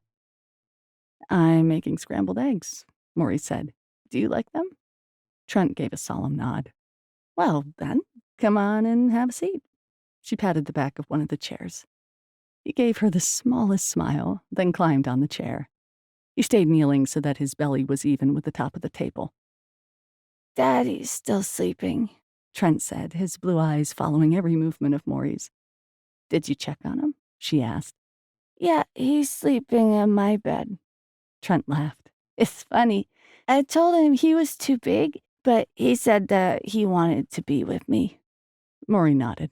Grant sharing a twin-sized bed with his son was funny, but endearing too. Because I'm sick. You are sick, Mory said, holding back a smile. Does your throat still hurt? He pressed his fingers to his throat and visibly swallowed. Mory didn't miss the wince. It's scratched, he said. She didn't correct him like his mother had. Do you want a drink? Mory asked, moving to fetch a glass. Trent took the glass and drank at least half of it. I was thirsty. Mory couldn't help but laugh. She wasn't around kids a lot and never one-on-one. It was adorable how he blurted things out. Are you gonna make pudding after this? Trent asked, poking his finger in his water. Should she tell him to stop? Your dad doesn't have all the ingredients for pudding, so I have to go back to my place and make it. Now Trent had his entire fist in the water glass. Careful, it might spill, Mory said. Trent sighed. That's what my mom says. Mory bit her lip to keep from laughing. Trent proceeded to take his hand out of the water, then he wiped his wet hand on the front of his long-sleeved t-shirt he'd been wearing when they'd picked him up last night. Mory scooped the scrambled eggs into 3 bowls, more for the bowl she'd give to Grant. There wasn't any bread to make toast, so this would be a single-course meal. Do you want salt and pepper? Mory asked as she ripped open one of the packets. Mommy says Stone can't have salt, Trent said. Mory nodded. What about you? Can you have salt? Trent shrugged his small shoulders. I don't know. How about I put a little bit on, Mory said. Then, once you eat, you can have your medicine. For my scratched throat? Trent pushed on his throat again. Yep. Mory set the bowls on the table, along with the spoons. Then she sat by Trent. Look at the smoke, Trent said, pointing at the steam. Mory smiled. The eggs are hot. Do you want to blow on them? Okay, Trent said in a cheerful tone. And he did just that. I think you can take a bite now, Mory said after he continued blowing. They finished their eggs, and Mory was glad that Trent seemed to like them. Hey, she said in a quiet voice, I'll go see if your dad's still asleep. Be right back, okay? Okay, Trent said in a glum voice, which gave Mory pause. Do you want to help me? She asked. His face immediately brightened. We have to be really quiet, though, she said. Like mouses? I can walk like mouses. Yes, like mice. Mory smiled as Trent climbed off the chair, then walked on his toes down the hall. The sun had risen, so there was enough light coming into the living room, and she didn't have to turn on the hall light. She followed Trent, knowing that any minute they might make enough noise to alert Grant. But when she pushed the bedroom door open, Grant was spread out on the twin bed, sound asleep. He was on his back, one arm behind his head, and he wasn't wearing a shirt. Mory didn't move for a moment. Who in the world didn't sleep with a shirt on in the middle of winter? Apparently Grant Shelton didn't. At least he was wearing running shorts and not just boxers or something. And watching him sleep without the aforementioned shirt made her cheeks heat. She already knew his shoulders were broad and that he was in good shape from manual labor, but she found herself scanning the length of his torso and his perfectly carved muscles. She instinctively knew that his chest and stomach would be solid, yet warm and soft to the touch. Mory swallowed. She should really stop ogling him, back out, and shut the door. Instead, she watched the steady rise and fall of Grant's chest as he breathed. Only the worry of Trent waking his sleeping dad brought Mory back to her senses sooner than later. He's still sleeping, Trent said in a rather loud whisper. We should go out, Mory whispered back, holding out her hand. Trent took it and they stepped into the hall. Mory pulled the door almost closed without letting it click shut. Trent's hand was warm and a little sweaty. When they reached the kitchen, Mory bent to feel his forehead. Are you hot? She asked. Trent shrugged. I don't know. Well, since your daddy's sleeping, I'll give you your medicine. Mory wished she'd had more experience with little kids, but how hard could it be to give medicine to a kid? She pulled the medicine of pink liquid out of the fridge. The instructions were on the bottle, of course, and Grant had left the dropper on the counter. Mory measured out the medicine. Okay, ready?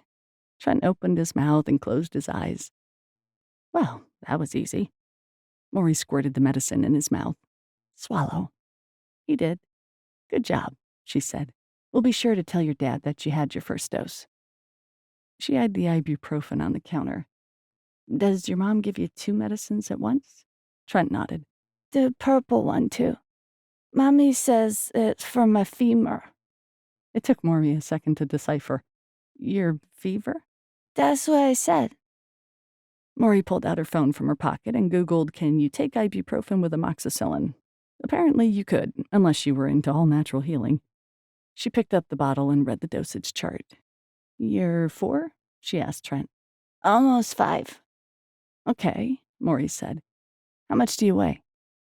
500. Maury blinked. Let's go see if your dad has a scale in the bathroom.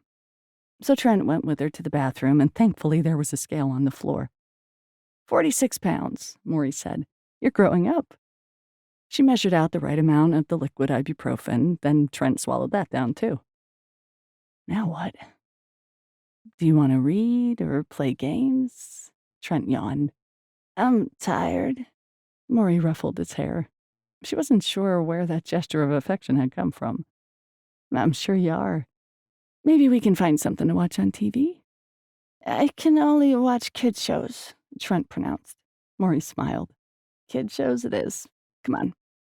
Trent put his hand in hers, which made her heart soar for some reason. They walked into the living room, and Maury settled Trent onto the couch with the blanket she'd had earlier.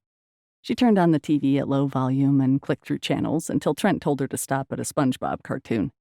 Not her favorite, but Maury didn't want to abandon Trent on the couch. So she sat by him, and almost instantly he snuggled against her. Maury's heart melted a little more. This kid was adorable, and she wasn't even related to him. She wrapped her arm around him and became caught up in the current adventure of SpongeBob. She started to feel tired and closed her eyes for a moment. She wasn't sure what had woken her up, but when she next opened her eyes, Trent had fallen asleep. Something in the kitchen clinked, and she looked over to see Grant leaning against the counter, eating the bowl of scrambled eggs. He smiled when their gazes connected. And he was still shirtless. Maury's face went hot. Good morning, he said in that rumbling voice of his. Good morning. She looked down at Trent. He ate, and I gave him his medicine. I guess he was still tired. Thanks for making eggs, Grant said. I was starving. Maury's face was still hot, because she couldn't quite look away from his bare torso. He put the bowl in the sink, then he filled a glass with water from the tap. She watched as he drank down the entire glass. She was still watching when he turned to catch her staring at him. She was totally blushing. Surely he'd noticed. And now he was walking toward her. Maury could only watch him because she was pretty much stuck in one position with a kid sleeping on her. Do you want me to move him? Grant asked in a soft voice, looking from her to Trent. No, he's okay. She swallowed as Grant sat next to her on the couch. He smelled warm and musky. Besides, I want to see if Mr. Krabs makes it to the party. Grant chuckled softly. I think I remember this episode. Don't give away the ending. Grant linked their hands together, his fingers warm against hers. I wouldn't dare. Maury exhaled as she tried to tamp down the heat rushing through her.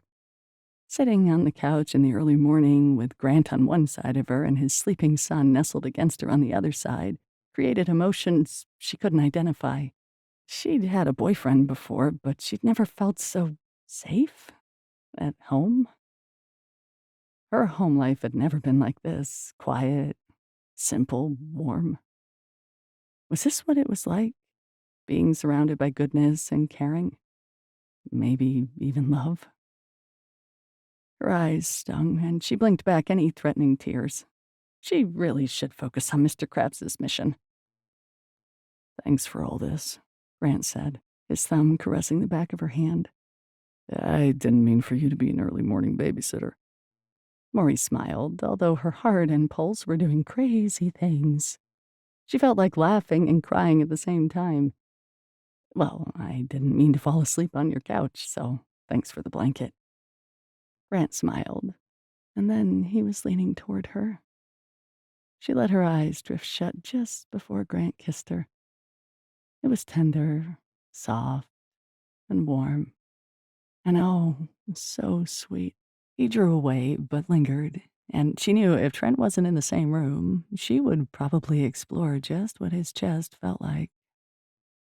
When Grant kissed her a second time, equally soft, she was the one who drew back first.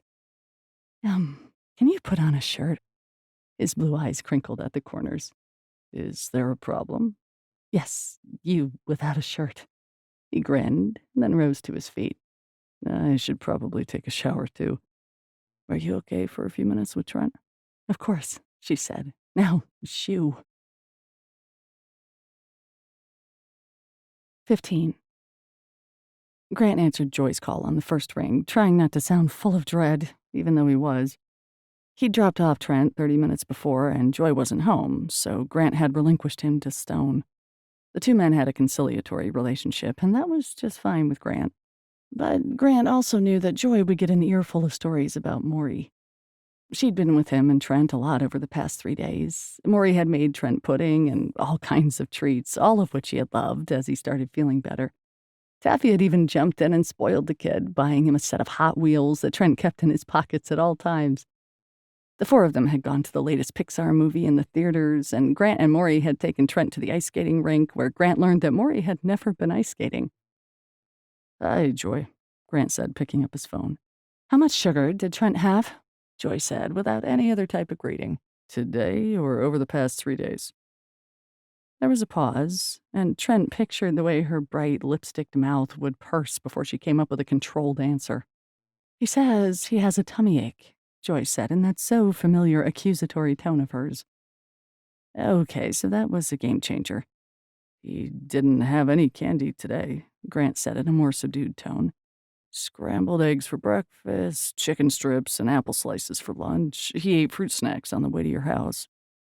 Since that first morning Mory had made scrambled eggs, Trent had asked for them the next 2 mornings. Joy exhaled audibly. Okay, well, maybe it's the antibiotic. One of my friends said that after a few days, an antibiotic can make your stomach upset. Well, keep me posted if it gets worse, Grant said. Trent hadn't complained to him, but he hated to think his son might start feeling sick again. And you told me you weren't living with that woman, Joy said. It took Grant a second to catch up with her change of subject. Mory? She has a name, you know. And she doesn't live with me. Trent said she makes the best scrambled eggs, Joy said. First of all, maybe the scrambled eggs were for dinner. And second of all, Grant owed Joy no explanation about the woman he was dating. Trent's right. They're excellent. Joy puffed out a breath. You know that all of your decisions affect Trent's life.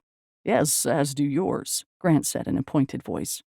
Where was his vote when Joy decided to move miles away and move in with her boyfriend, Stone? They weren't even married, yet Grant was expected to play along with everything they decided for Trent. It's hard to leave my son, Grant, Joy said. I don't want to have to worry about what he's experiencing when he's not in my home. Now Grant was angry. He's my son too, Joy. And you know that I'll do anything for Trent except stay out of his life. I can email over the custody agreement if you've somehow misplaced it. Joy said nothing for a moment, and then she hung up. Grant wasn't surprised. She hung up on him regularly. He just hated to think of all the fun and love that Trent experienced when he was with him, and then Trent had to return to his mother. Grant stayed lost in his turbulent thoughts until he pulled up to Mory's house. She was officially closing on the store this week and would be holding the grand opening the following week. He turned off the ignition of his SUV and gazed at the front of the house for a moment. Memories of the past now collided with more recent memories.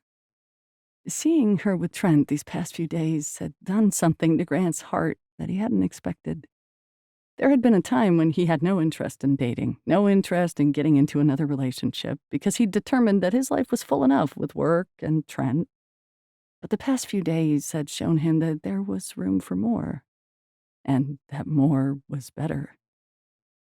Trent had been absolutely taken with Mory. Grant was too. which meant he had to tell Maury about their past. He'd asked her to dinner tonight so they could be assured to be separated from Taffy. He climbed out of his SUV and strode up to the house. His equipment was inside. All he had left was some electrical work to replace the light fixtures. Mory had told him to walk in, so he did, and immediately the scent of baked goods struck him. He made his way to the kitchen, where he could hear some noise. Mory was standing at the stove, stirring something in a pan. Her green eyes met his, and she smiled. Grant's heart flipped over. He wished that tonight was already over with, and everything was good and normal between them. "Hi," she said. She was wearing black jeans and a faded pink sweater that hugged her curves. Her hair was pulled into a twist, exposing the elegance of her neck. "Want to try some wassail? It's a new recipe." Grant didn't see Taffy anywhere, so he took the wooden spoon from Mory and set it on the counter. Then he drew Mory into his arms. Mory laughed as her arms went about his neck. "Is that a yes or no?" "It's maybe in a minute." Grant kissed her long and slow because he was being selfish, because he knew things could very well change between them, and because he didn't want to forget these moments with Mory. She pressed against him and kissed him back. Grant pulled her closer, running his hands up her back, then tangling them into her hair. He couldn't get enough of her, which meant he had to stop. He reluctantly drew away. "How was Trent on the drive?" she asked, her fingers brushing against the nape of his neck. Chattered like he was a sports announcer. Mory laughed. "I guess he's better then?" Yeah, except Joy called and said he had a stomachache. A crease formed between Mory's brows, and Grant wanted to smooth it away. "I'm pretty sure he's okay, though," he said. "I hope so," Mory said. "I already miss him." Grant nodded. "Me too." They both loved and hated that Mory was attached to Trent. It would make his confession all that harder. His heart was pounding, and it wasn't because he held a beautiful and inviting woman in his arms. It was because he knew he had to tell her before any more time passed. Mory, I've been meaning to talk to you about something," he said in a slow voice. She tilted her head. "Okay." When he didn't say anything right away, her eyes grew wary. "Let's talk outside," he said, glancing toward the hallway. He didn't want Taffy interrupting. He grasped Mory's hand, and they left the house. Once inside the SUV, he started the engine and turned up the heater. "What's going on, Grant?" she asked, folding her arms and lifting her brows. Why did her eyes have to be so beautiful and her lips so inviting? He exhaled. "First, I need to apologize. There's something I should have told you when I came to your house to do the bid. The timing didn't seem right, and He paused and lifted a hand to brush away a lock of hair that had fallen against her cheek. Mory merely stared at him, confusion on her face. "I had wondered about you for years." A slight smile touched her face. "I was worried, actually," he said, looking away for a moment. "You're a sweet man, Grant Shelton," she said. He grasped her hand, and Mory easily linked her fingers with his. "Don't say that," he insisted in a quiet voice. On your last night in Pine Valley, I came to your house. I was gonna invite you to the high school dance." Her lips parted with surprise. "I wasn't going to do anything fancy," he said, "just knock on your door and talk to you." She smiled, but Grant couldn't make himself join her. "It was probably about 9:30 at night," he continued, "and I knew it was late for a school night, but the lights were on at your house." Her smile faded, and Grant's heart rate sped up. "My mom's party," she whispered. "Yeah," Grant said. "The music was loud, and there were a few cars in front of your house. I figured they were your mom's friends, so I waited a while, trying to build up my courage. I didn't really want to face a bunch of people when I tried to talk to you." Mory nodded and bit her lip. "But then—" Grant looked down at their clasped hands. Her skin was so smooth, and seeing her hand in his made him feel protective. As I started up the walkway, the front door burst open and a man came stumbling out. Your mom was right behind him. It was Joe, and your mom was yelling at him for cheating on her. She threw a beer bottle at him. Maury's face had gone still. Grant had to continue, get it all out. Joe ducked, but then he turned around and charged after her, cursing. I think I was in shock, and I didn't really know what to do. I could only think of you inside that house and being hurt by that man or Joe turning on your mom. Maury turned her head to look out the front window. So I called the cops, Grant said quietly. By the time they came, everyone else had gone home. It was just you and your mom inside. Still, I stayed on the other side of the street, afraid to identify myself.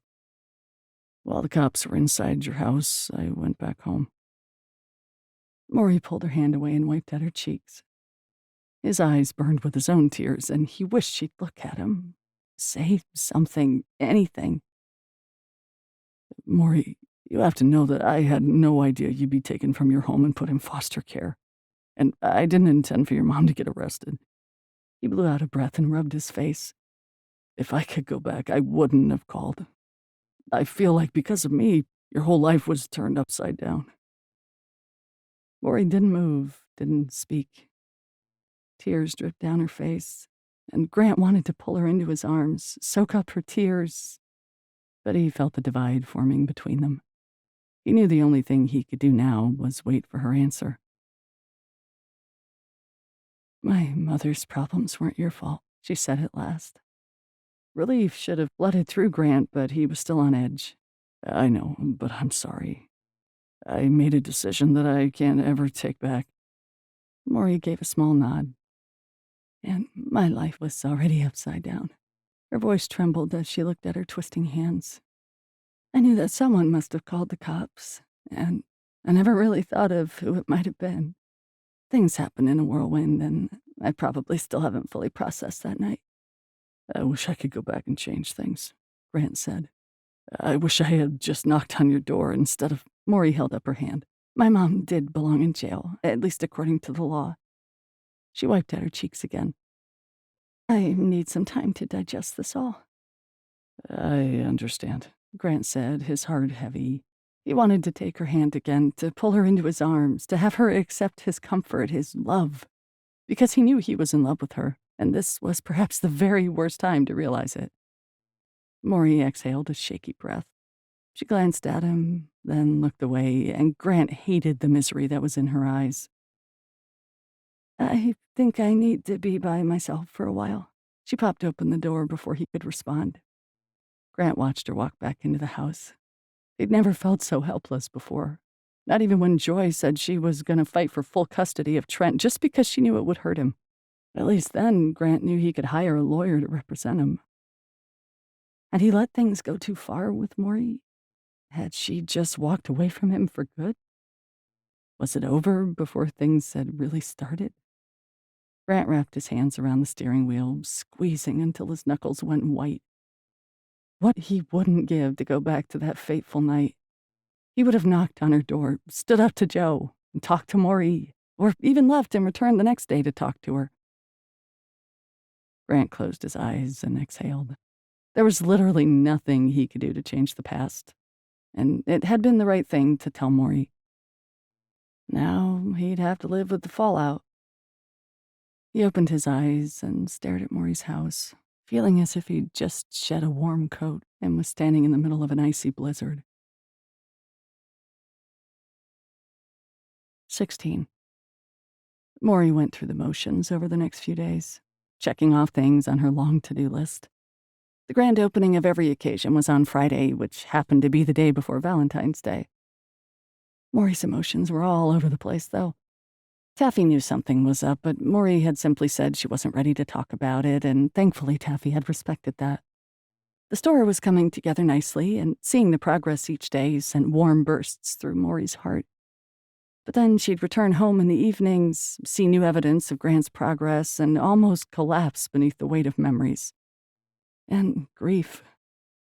Intellectually, she knew that Grant had done the right thing. It could have very well been someone else who'd called the cops that night. Did it really matter that it was Grant?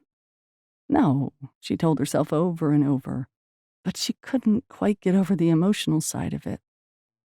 Grant had come to ask her to a dance. He'd seen the awfulness that was her life, a life she'd hoped to hide from regular people. And Grant had taken action, had called in the law in order to correct the situation. If Mory had found that out as a teenager, she would have been mortified knowing that the boy she had a crush on had been a witness. But the other, more dangerous thoughts kept circulating inside her mind. What if Grant hadn't called the cops?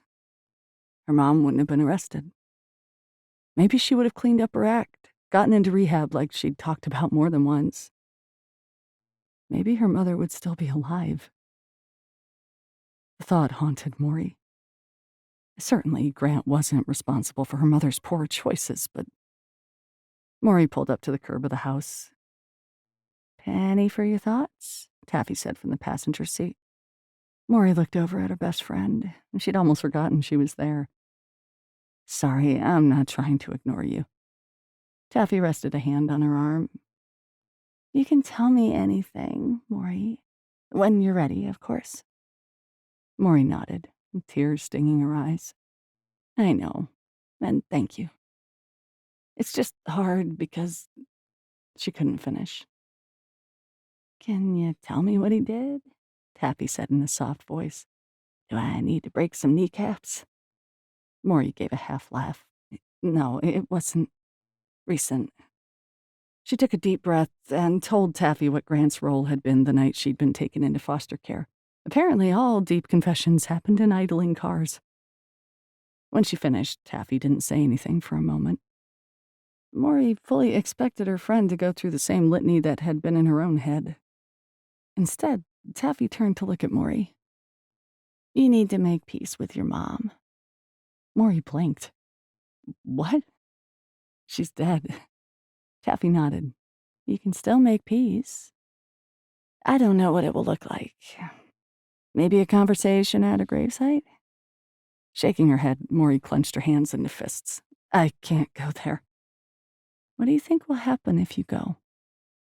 Mory hesitated, then said that I'll spiral into that dark place again. That the memories of my mom will be too hard to deal with.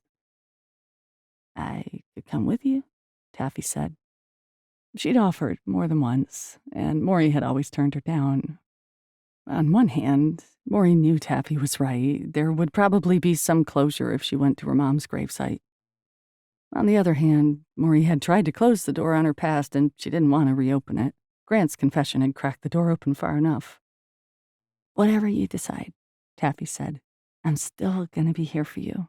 But I'd hate to see you throw away a very good part of your future for something in the past that can't be changed." The tears were back. "You think Grant is my future?" Mory whispered. "He's crazy about you," Taffy said. Mory wiped at her cheeks. "I think I'm in love with him." Taffy laughed softly. "Of course you are." "Why does it hurt so much then?"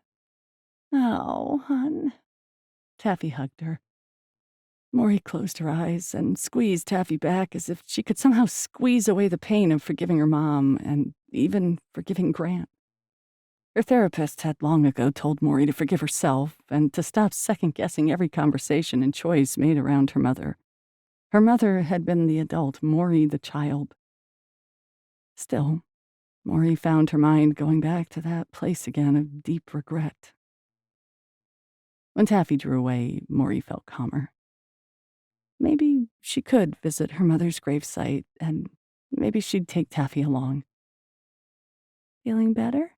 Taffy asked, her eyes full of compassion. Mory sniffled. "I'm gonna bake an apple pie." Taffy laughed. "Of course you are, and I'm going to eat it. And I'm sure Grant will be eating leftovers when he shows up in the morning." At the mention of Grant, Mory felt another twinge in her heart. She missed him so much. She wanted to know how Trent was doing. She missed that kid, too. Mory sighed and opened the car door. "Apple pie it is." Taffy followed her into the house, and while Mory prepared the crust, Taffy brought her laptop into the kitchen. While Taffy responded to customers and confirmed orders, Mory mixed and rolled the crust, then set it to chill in the fridge while she cored and peeled apples. Baking brought a sense of calm over her, and as she worked, she could think more clearly. The emotions that had so racked her body seemed to fade, and in their place, she thought about her mother's gravesite. She could go there in the morning with Taffy, maybe even take some flowers, tell her mom about the new shop on Main Street. Then maybe she could talk to Grant, apologize to him at the very least. After these past days of silence, she was sure that Grant was probably fed up with the drama. He'd been through enough with his ex-wife. Mory ignored the tears welling in her eyes and stirred the sliced apples into a mixture of cinnamon, sugar, and nutmeg. By the time she'd finished the lattice strips of the upper pie crust, she'd determined that tomorrow morning would be the time to visit her mom's gravesite, and she wouldn't change her mind. "Taffy," Mory said. Taffy looked up from her laptop. "Hmm? Will you come with me to the Pine Valley Cemetery tomorrow morning?" Mory said. "Early, before Grant shows up to work." "Of course, hon," Taffy said. "I'll be ready." More questions showed in Taffy's expression, but she didn't press for any other information, and for that, Mory was grateful. When the pie was safely in the oven, Mory walked about the house, looking for the new changes that Grant had finished that day. All the light fixtures had been upgraded and were in working order. He'd installed a new vanity in the bathroom, so now it matched the tile above the bathtub. She walked into her bedroom, where he'd installed blinds and redone the baseboards. He'd set the soft blue paint she'd picked out on a tarp in the corner of the bedroom. Grant had already spackled all the cracks and holes in the walls. He'd also taped the new baseboards with blue painter's tape. She told him she'd do the painting after the grand opening of her store, and then they could order carpet from his carpet layer friend. Now, Mory didn't know if that was going to happen. She hadn't even spoken to Grant since the day of his confession. She settled onto her bed and pulled one of the pillows to her chest. She'd spent most of her childhood in this bedroom, and although it looked different with the new bed and bedding and the filled-in cracks on the wall, she could still visualize every crack and hole. Shapes she'd stared at until it became too dark at night. She used to watch the evening sunlight advancing across her room until the gold orange was replaced by violet. She'd read under the covers with a flashlight and kept her door locked when her mom had her friends over. Although the house was quiet now, the echoes of music and laughter from her mom's parties still seemed to seep through the walls. Mory climbed off her bed and knelt on the floor in front of the paint cans. She used the metal opener to pop open the lid of the first can. For some reason, she'd always loved the smell of paint.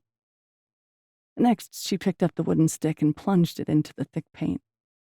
She watched the paint swirl as she stirred, then she drew out the stick. Before she realized what she was doing, she'd pulled her hair into a ponytail and picked up one of the brushes. She dabbed it onto the wall right over a speckled crack that she always thought looked like the letter J. She stood back and surveyed the color.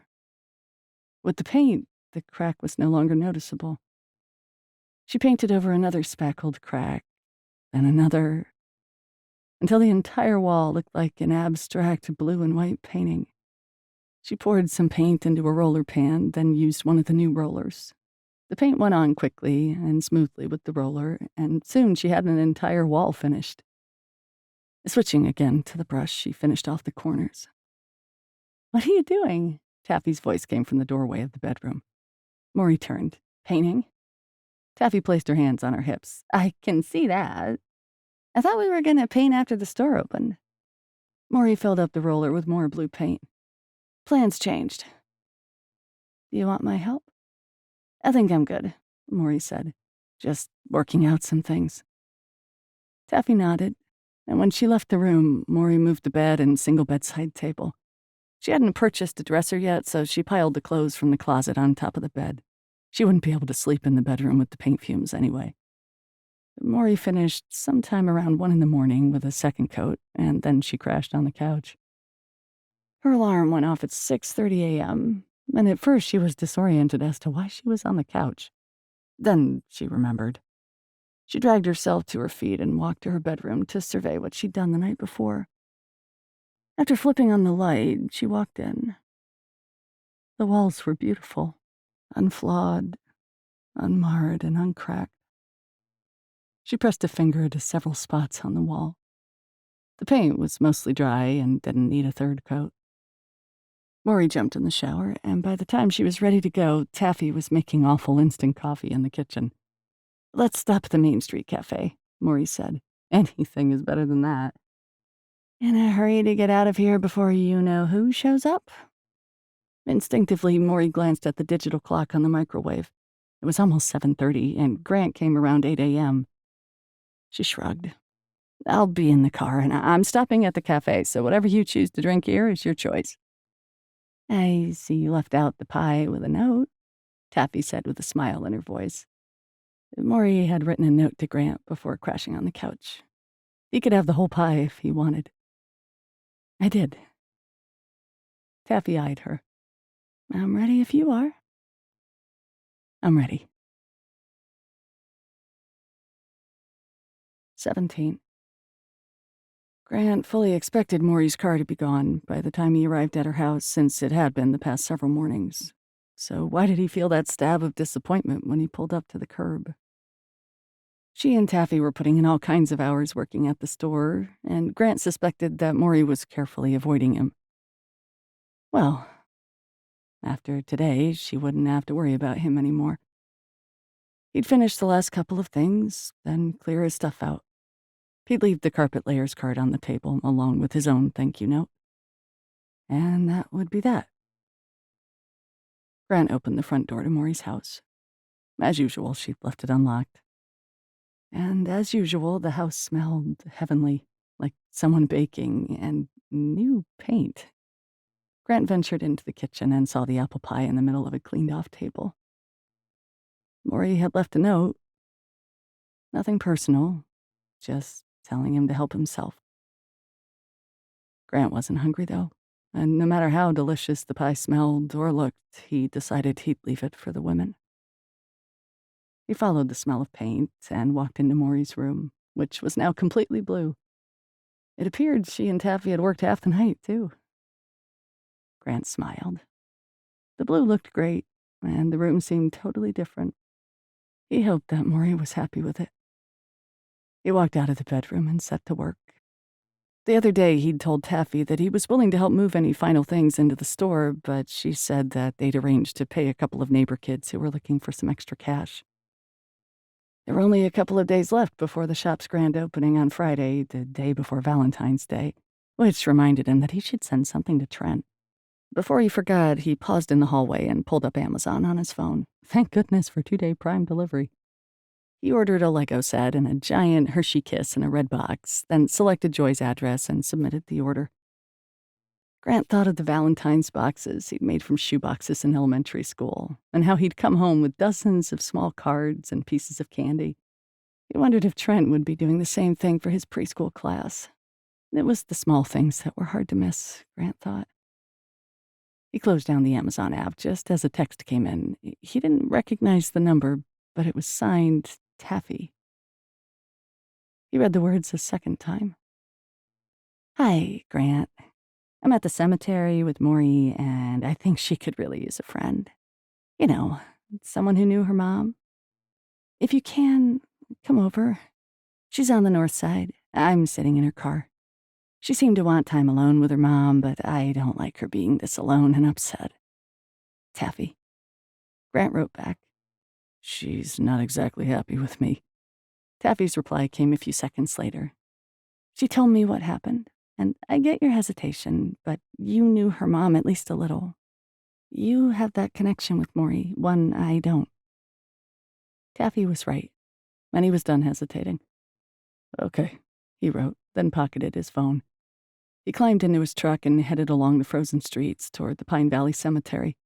His grandparents were buried in the cemetery, and yet Grant only made it here about once a year with the rest of his family on Memorial Day weekend.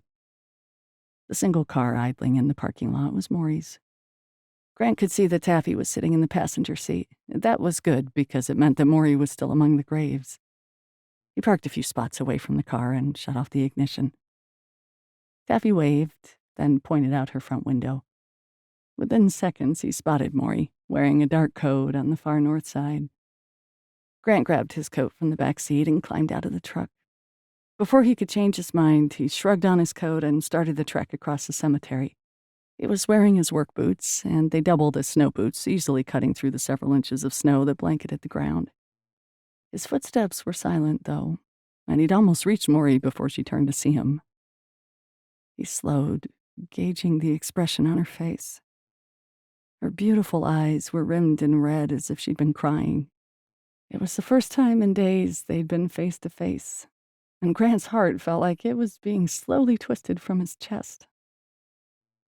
Mory merely stared at him as if she couldn't believe he'd appeared in the cemetery. "Hey," Grant said, shoving his hands into his coat pockets.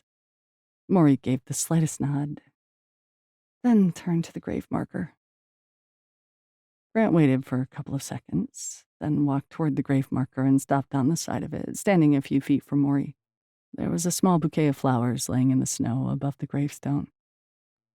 The inscription on the stone was simple: name, birth, and death dates.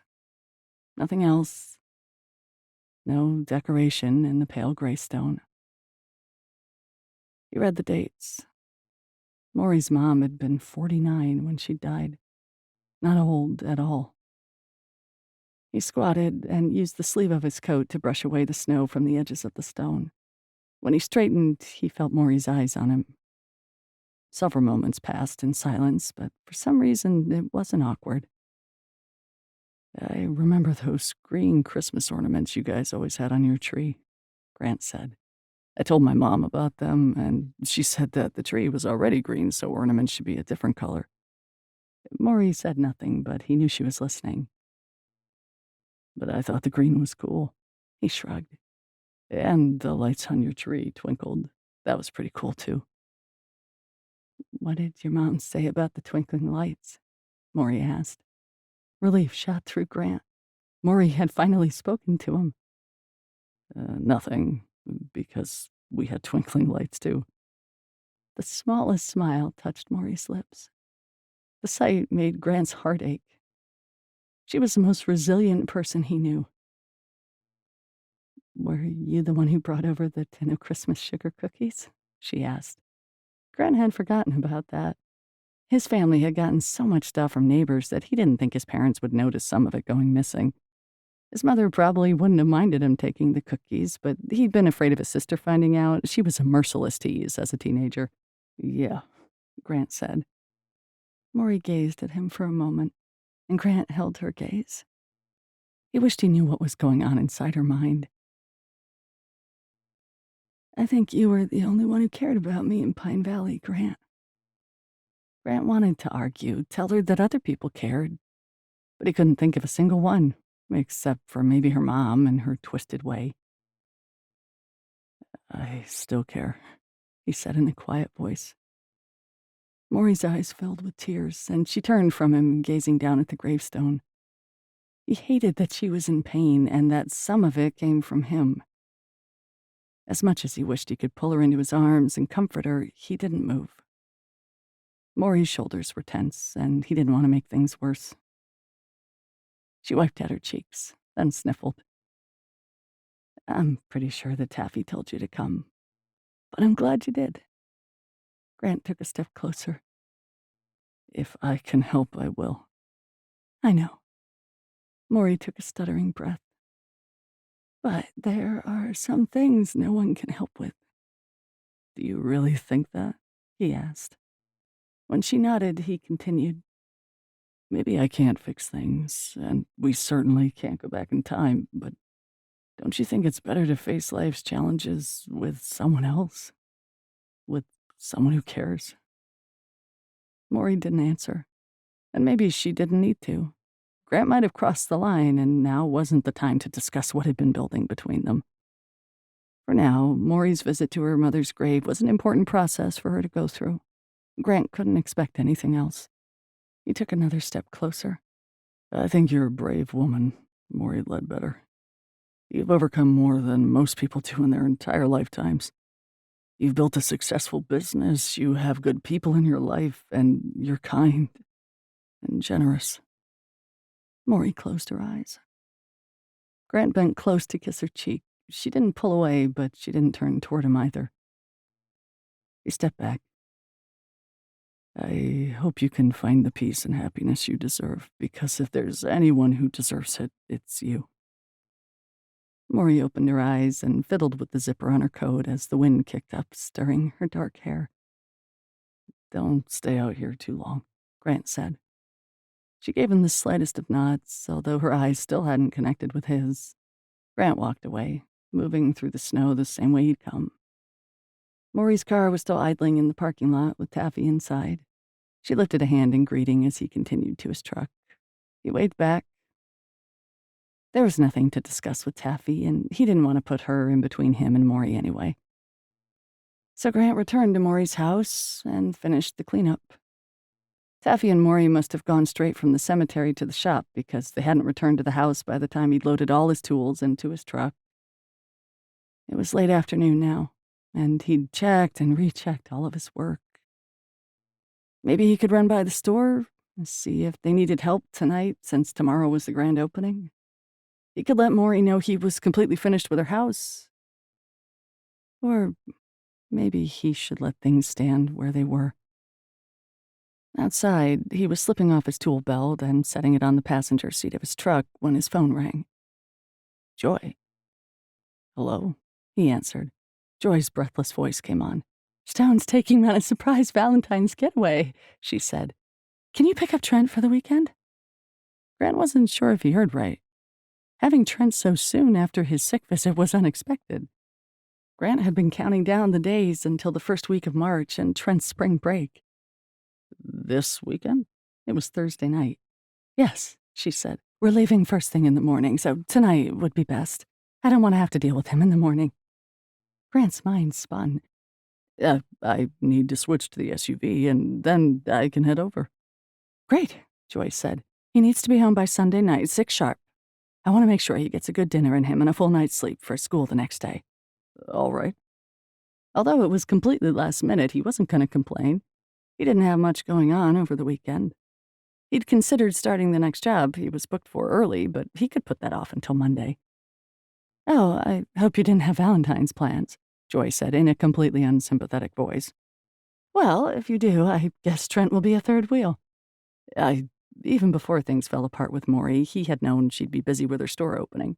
Valentine's Day was Saturday, but it wasn't like he was dating anyone. Anymore. Trent is welcome at my place. I'm on my way. By the time Grant arrived at Joy's house, he was met with a very sleepy Trent.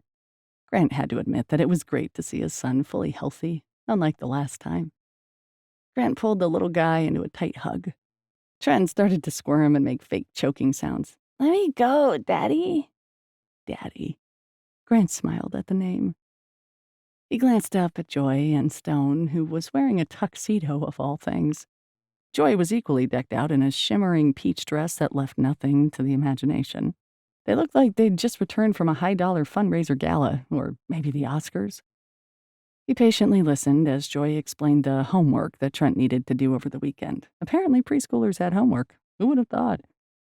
Grant nodded his agreement, then told Trent he'd give him a piggyback to the SUV. Trent eagerly hopped up on his back, and Grant gave him a ride to the SUV. Once Trent was buckled in, Grant pulled out of the driveway. Are you tired, buddy? He asked. No, Trent said, then gave a giant yawn. Grant tried not to laugh. What did you have for dinner? Spaghetti, and it was green, Trent said as if he was disgusted by it. Do you mean spinach fettuccine? Yeah, that's what Mommy said. Trent yawned again. Grant turned on the radio to a mellow station. He had no doubt that Trent would be falling asleep soon. Well, I'm excited that you're coming to hang out with me for a few days. Me too, Trent said in a sleepy voice. Where's Mory? Grant should have expected that question, but it still felt like a punch in the gut. She's, working at her store, he said lamely. The store opens tomorrow, which means she's very busy. Can we see the store? Trent asked, his voice more awake now. Does she have lots of candy there? I'm not sure, Grant said, wondering what all Mory had told Trent. Trent continued peppering questions for the next 10 minutes, most of which Grant couldn't answer. When Trent fell asleep, Grant thought about how grateful he was for this stolen weekend with his son. And it almost made up for the disaster with Mory. Almost. 18. Mory stared at the fading darkness of the freshly painted blue walls of her bedroom. The winter sun was finally coming up. Without looking at her phone, she guessed it to be nearly 6 a.m. The grand opening for every occasion's storefront was in a few hours, and although she and Taffy had finished the final touches on the shop the night before, Mory's thoughts were like a merry-go-round. After seeing Grant at the cemetery, Mory had gone through some serious introspection, along with talking things out with Taffy. Mory knew that she didn't want to live life separately from the man she was falling in love with, and it hadn't helped when she'd arrived home at 10 p.m. to find her house completely finished and cleaned up. Grant had left a handwritten note. Mory, sorry I missed you tonight. I hope everything meets with your satisfaction. If not, please let me know. Best of luck with the grand opening. Julie will be getting the invoice to you in the next couple of weeks. No rush on payment. Grant. Mory had sunk into the kitchen chair after reading it the first time. Then she read it through again, this time paying attention to the strong, masculine handwriting that reminded her of the man behind the pen. Now, she closed her eyes against the encroaching dawn. Did she really blame Grant for calling the police that night? No. Dwelling on the what-ifs would only make her life harder. If she were truly to move forward and use her shop's opening as a new beginning, then she'd have to face her feelings about Grant. Because she did love him, and she didn't want to lose him. She knew too well what loss felt like. Yet Grant's confession had taken her back to the vulnerable place that she also knew too well. And her first instinct had been to push Grant away, to pretend that what he'd told her didn't bother her, didn't hurt her. But it had. And that was okay. Yet now she wanted to move on from the painful parts of her past. She checked her cell. Nothing from Grant, not that she'd expected it. It was 6:05 a.m., and time to start fresh. She got out of bed, drew on her robe, and went into the kitchen. She made herself a steaming mug of hot cocoa and then sat down to write Grant. She would write it all down and then drop off the letter at his place. This way, she couldn't put it off any longer, and she couldn't keep chickening out.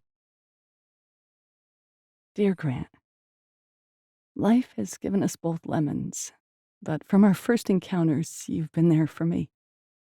Somehow, you saw something in me that I didn't even see in myself. I need to thank you for giving a lonely little girl something to look forward to, for being an example of goodness and simple kindness. Mory continued the letter, writing 2 full pages until her eyes were burning with tears. She hoped that Grant would feel her sincerity, and even if he ultimately rejected their relationship, he still deserved a thank you and her heartfelt apology. It was nearly 7 a.m. when she located an envelope and left the house.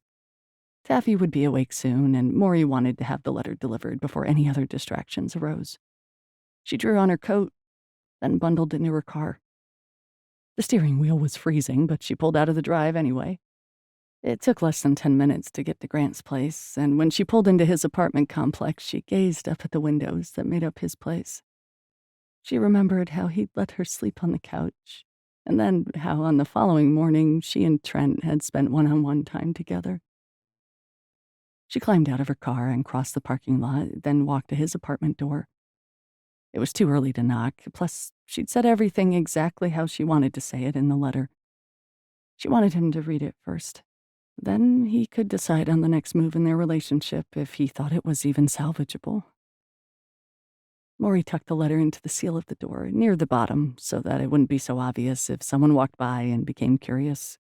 She hoped no one would take the letter. There was no sign of an impending storm, so she had good reason to believe that Grant would probably find it within the next hour. She didn't know what his next job would be, but she didn't imagine him sleeping in too long on a Friday. Mory turned away from the apartment and hurried back to her car. It was still warm inside, and she started the ignition. Nerves jangled through her as she drove away from the apartment complex, but she knew she'd done the right thing. Now she'd have to rush to get showered and presentable for the grand opening. Her heart pounded at the thought of him reading her words, reading her own confession, but she continued to drive back home. With every minute that passed, she imagined Grant opening the door and finding her letter. Would he read it inside his place, or maybe while sitting in his truck? Would he call her or text her? Or maybe he'd do nothing. An hour later, she and Taffy loaded the car with last-minute items, then drove to Main Street Cafe to pick up the 10 dozen donuts they'd ordered. When they came out of the cafe, Mory could see about 15 people lined up in front of her new shop. "Are they here for us?" Taffy asked. "I think so." Mory couldn't imagine why else a group of people would be standing out in the cold. "Oh, my heck," Taffy continued. "My flyers worked." Mory laughed at that as a thrill buzzed through her. The small crowd looked to be a mixture of locals as well as the touristy ski bunnies. "Let's go. We're opening early." Taffy squealed and climbed into the car. Mory headed down the road and drove to the rear parking lot. Half of the parking spaces were already filled, and she parked closest to the rear door of the shop. They carried in the donuts, and even though it was almost an hour before the official opening, Mory wasn't going to let potential customers stay out in the cold. "I'll get the hot cocoa machine heating up," Mory said. "Can you arrange the donuts? Then we'll open the doors." Taffy flipped on all the lights, then made quick work of setting out the first couple boxes of donuts on the table they'd decorated with all things Valentine's. Next, Taffy headed to the front door and unlocked it. Come in, come in. Free hot chocolate and donuts. And don't miss out on the 50% off coupon we're offering today. Valentine's Day is tomorrow, folks." Mory could only grin at Taffy's enthusiasm. Mory crossed the entrance and greeted the customers too, one by one, introducing herself and explaining what her store was all about. "The place is gorgeous," one woman said. "I'll have to get my mother down here. She's gonna love it."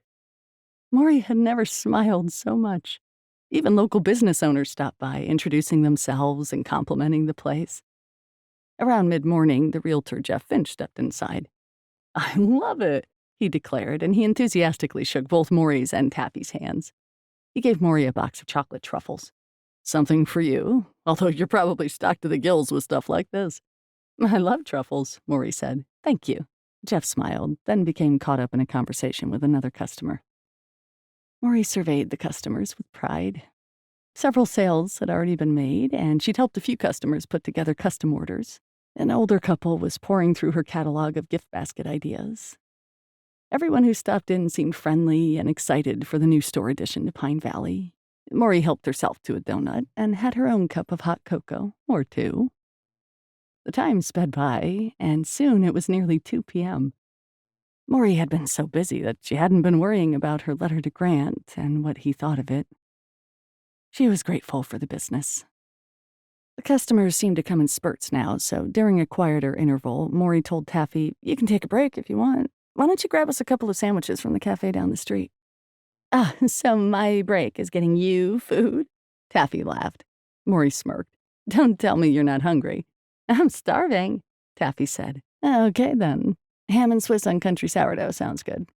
Taffy nodded. "I'll get the same for me. And maybe a Diet Coke?" "Got it," Taffy said. "Should I get more donuts?" There was only one box left, a testament to the number of visitors they'd had. It was amazing, really.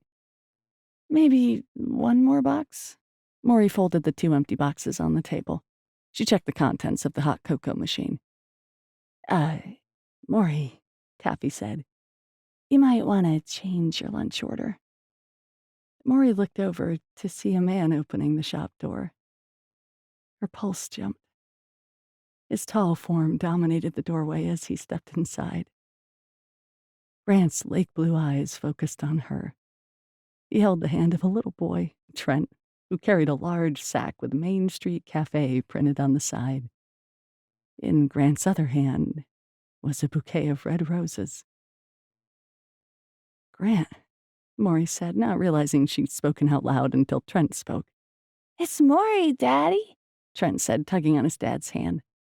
"Yeah," Grant said. His blue eyes studied Mory's.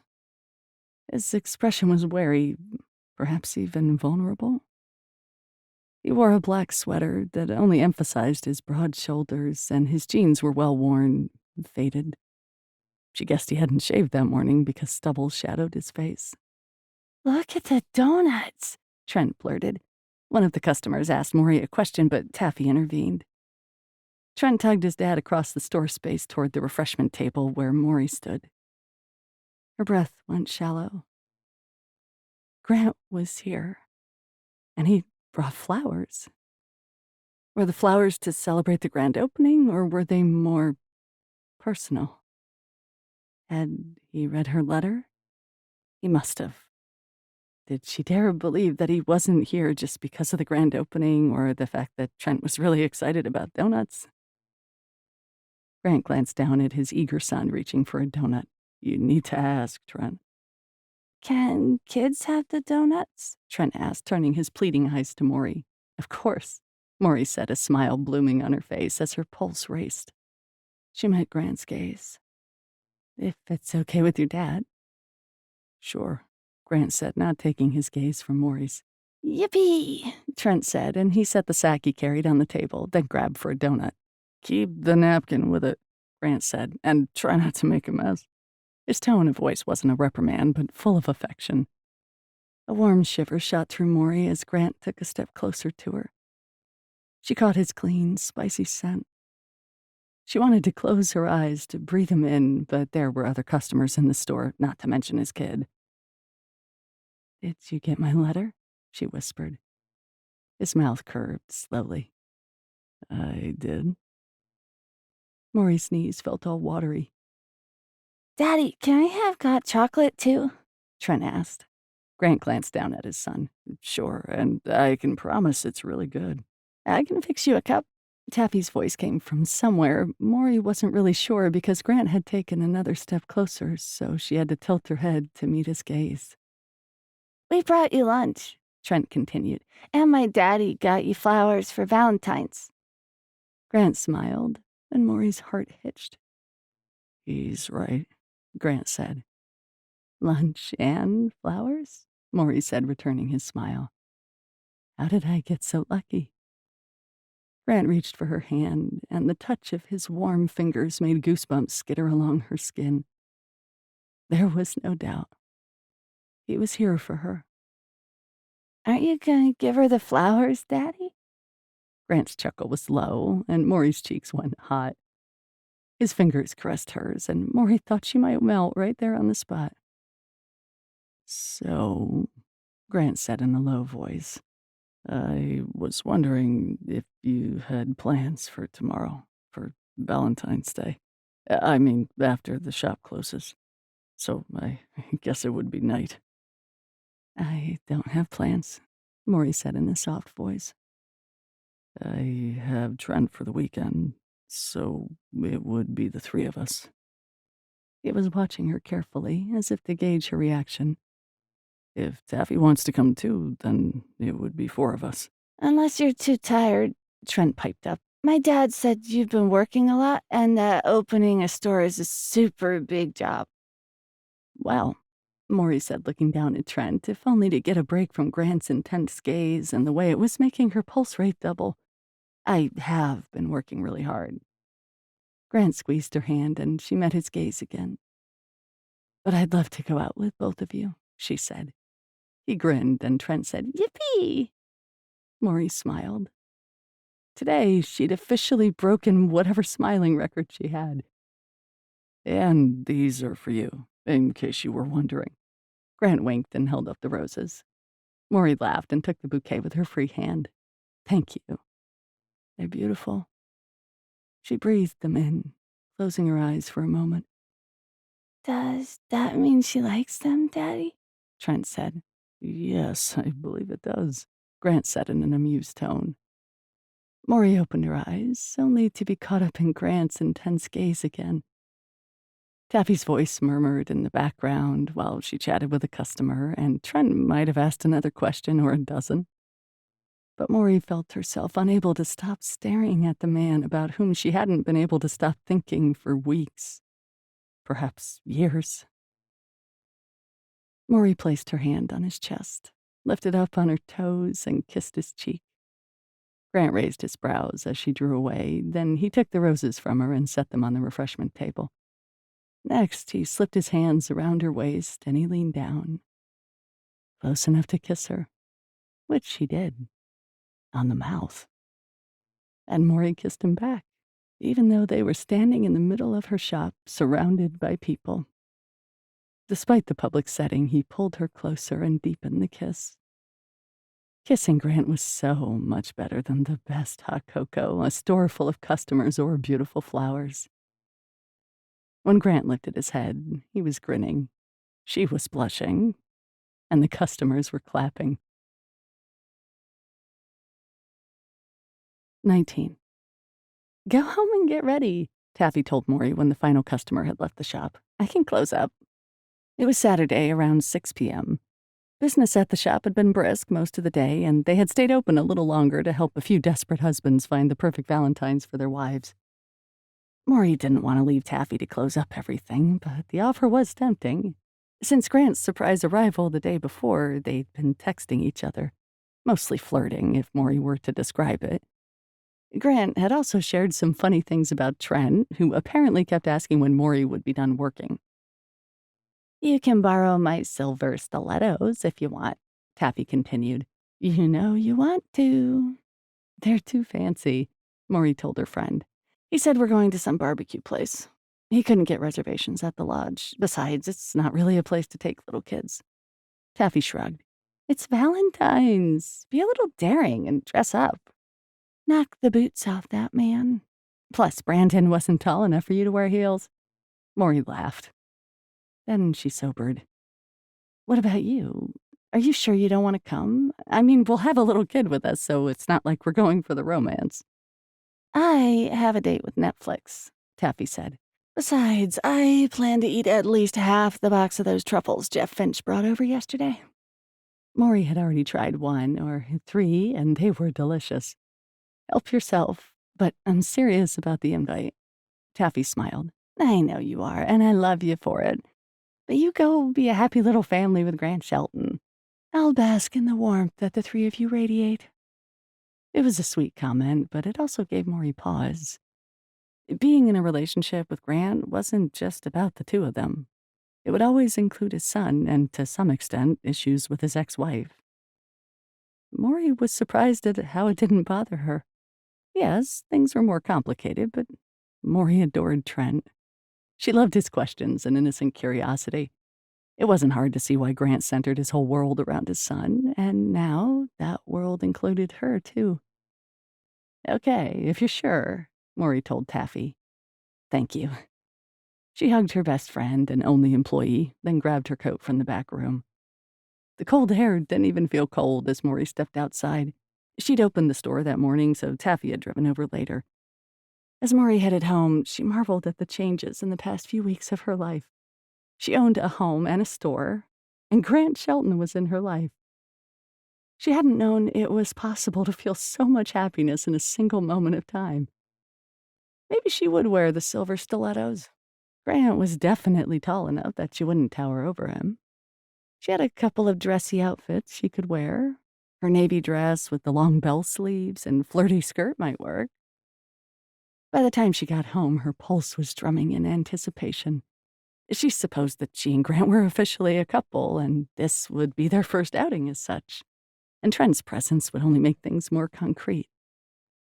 After a quick shower, keeping her hair dry, Mory changed into the navy dress. It was nice, but not too dressy. Next, she put on some silver hoop earrings and a silver heart necklace that her foster mom, Gladys, had given her. Mory made her way to Taffy's bedroom. Mory had to do some digging to find the silver stilettos, and once she had them on, she realized she needed to practice walking in them. So she went into the kitchen and walked around the table a few times. Next, Mory pulled her hair into a twist, then used bobby pins to hold it in place. She didn't want to go too heavy on the makeup, so she used a pale eyeshadow, then mascara and lip gloss. Satisfied, she was ready a full 15 minutes before Grant was due to arrive. She walked around the house, appreciating all of Grant's work. He was everywhere. The only thing left was replacing the carpet. When headlights flashed across the window, Maury moved to the front door. She didn't open it yet, but waited for Grant to come and knock. First, she heard Trent's little voice. Is Taffy her sister? Is that why she lives here too? No, they're friends, Grant said in his deeper voice. Maury smiled. Can I push the doorbell?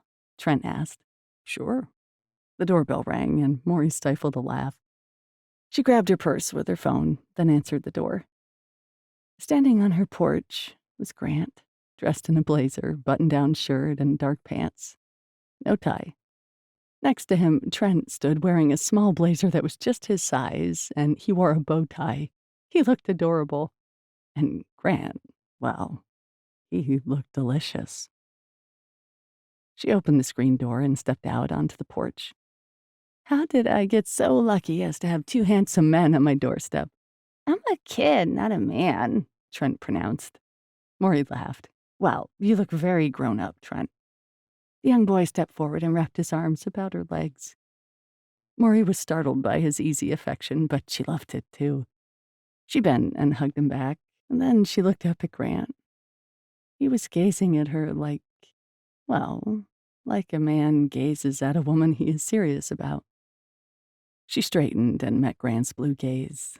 She was nearly his height with her stilettos on. Hey. Grant stepped close and rested his hand on her hip as he leaned in and kissed her cheek. He lingered, not moving back just yet. You look stunning, he said in a soft voice next to her ear. You don't look so bad yourself, Maury said, because she wanted to dispel some of the emotions she was feeling. Everywhere he touched, her skin burned. Grant smiled, still lingering, so that she felt his warm breath against her neck. I like your shoes, he said.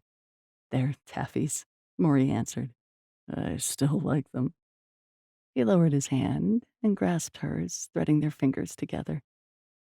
It might be below freezing outside, but Maury wasn't cold in the least. She didn't bother to lock the front door because Taffy would be home any minute. Besides, it was Pine Valley. Daddy didn't want to bring the truck, Trent said, because it's dirty. It's a work truck. Yes, Maury said. I can understand that. She squeezed Grant's hand, and he squeezed back. Daddy says we have to open your door, Trent continued. Maury wanted to laugh, but she could hear the seriousness of Trent's voice. That would be very nice of you. Trent ran ahead, and Grant called out, Careful, it could be icy. I won't fall, Trent shouted. He ran around the front of the SUV and tugged open the door with a grunt. You're raising quite the gentleman, Mr. Shelton, Maury said in a quiet voice. It will keep him busy tonight, Grant said. Sorry it can't be just us. Don't apologize, Maury said. Trent's a great kid. I'm getting two for the price of one. They reached the passenger door and Maury climbed into the car. Thank you, Trent. You're welcome, Trent said before he used both hands to shut the door. Grant then opened the back door and ushered Trent into the back seat. Once they were all seated, Grant backed out of the driveway and they drove outside of Pine Valley to Rick's barbecue. Trent talked most of the way and Grant indulged his conversation. Maury found herself smiling most of the time, and she also relished the fact that Grant held her hand on the drive. When Grant pulled into the parking lot of the restaurant, he had to park in the far corner because there were so many cars. Good thing I made a reservation, Grant said, turning to look at Maury. Have you eaten here before? I don't think so, Maury said. My mom and I didn't go out much, at least not together. Trent must have unbuckled his seatbelt because he suddenly popped his head between the two of them. Maury, do you like my daddy? Maury blinked. Yes, I do like your dad. Trent nodded. That's what I thought. I love barbecue. Do you? It's great, Maury said. Speaking of great, let's go inside, Grant said, amusement in his tone. Trent spoke up from the back seat. She has to wait for us to open her door, right, Daddy? Right, Grant confirmed. So Maury waited while the two males opened her door, and as they walked to the restaurant, Grant leaned in close and whispered, So you like me, huh? Maury smiled. I do. Grant linked their fingers, and Maury's heart squeezed. A group of people spilled out of the restaurant door, their laughter and conversation superseding any reply that Grant might have given. One of the men kept the door open, holding it for Maury's group. Thank you, Trent said to the man, who smiled down at him. guys can open doors for other guys, huh, Dad? Yep, Grant said, then winked at Maury. He kept hold of her hand as he gave his name to the hostess for their reservation. The hostess led them right to a booth, and as they walked past the other tables, Maury felt more than one pair of eyes on them. Surely some of these people knew Grant. And now they would see them together. Maury's heart soared to think that Grant was still holding her hand in front of all these people. She slid into the booth, and Trent said he wanted to sit by both of them, so he sat in the middle. Maury was flattered. Trent propped his elbows on the table and said, Is there a kids' menu? The hostess smiled and handed over a large rectangular menu that could be colored on. She also set down 3 crayons. Your server will be here shortly to take your drink order. Well, this was certainly a unique Valentine's date with a kid between her and her date, but Maury wouldn't trade it for anything. Can I get a soda, Daddy? Trent asked. Grant glanced at Maury, then said, Sure, but no refills. So why don't you get water, too, in case you're thirsty? Trent pushed out his lower lip as if he was considering whether or not to be upset by this. I'm gonna get water, Maury said. Trent turned his blue gaze toward her. You are? Do you get lemons in your water? My mommy does. Sometimes, Maury said with a smile. Trent shrugged. Okay, I'll get water. Then we can be the same. Sounds like a plan. Maury held back a laugh. When she met Grant's gaze, she saw appreciation and amusement there. Grant's phone rang from where he'd set it on the table. He made a move to silence it, but Trent saw the screen. Joy, Trent said. That's Mommy. Grant hid a grimace and said, Yeah, we'll call her later. But Trent was grabbing for the phone, and before Grant could stop him, he answered, Hi, Mommy. Grant rubbed at his face, and Maury mouthed to him, It's okay. This Valentine's Day was definitely new, uncharted territory. 20. Grant knew that Joy wasn't calling to wish him or Trent a happy Valentine's Day, and it was too early for a bedtime call. A phone call this early in the evening meant that she had an agenda. Trent was chatting happily with her, and Grant stole a couple of glances at Mory. He wished they were sitting right next to each other so he could assure her that this phone call wasn't planned. The waitress came, and Grant held up his hand to request a few more minutes. He knew by experience that Trent's food preferences changed quickly, and Grant didn't want to order the wrong thing. He wanted to avoid any pouting from Trent, especially on a night out with Mory. Trent was enamored of her, which was a great thing, but he was also a 4-year-old kid who could make or break an evening. Mommy wants to talk to you, Trent announced, holding out the phone. Grant's stomach nodded. He hadn't been following Trent's chatter, so he wasn't sure what all had been said. He'd keep the conversation short. Hi, Joy, he said into the phone. Trent says you're at a restaurant and that your girlfriend's with you, Joy said, her tone accusatory. Grant couldn't fathom why she thought she had the right to be so hostile about Mory. Had Trent said girlfriend, or were those Joy's words? That's right, Grant said. Is there something you forgot to tell me about Trent? I called because there are serious issues with that woman you're dating, Joy said in a hard tone. And I don't want Trent around her.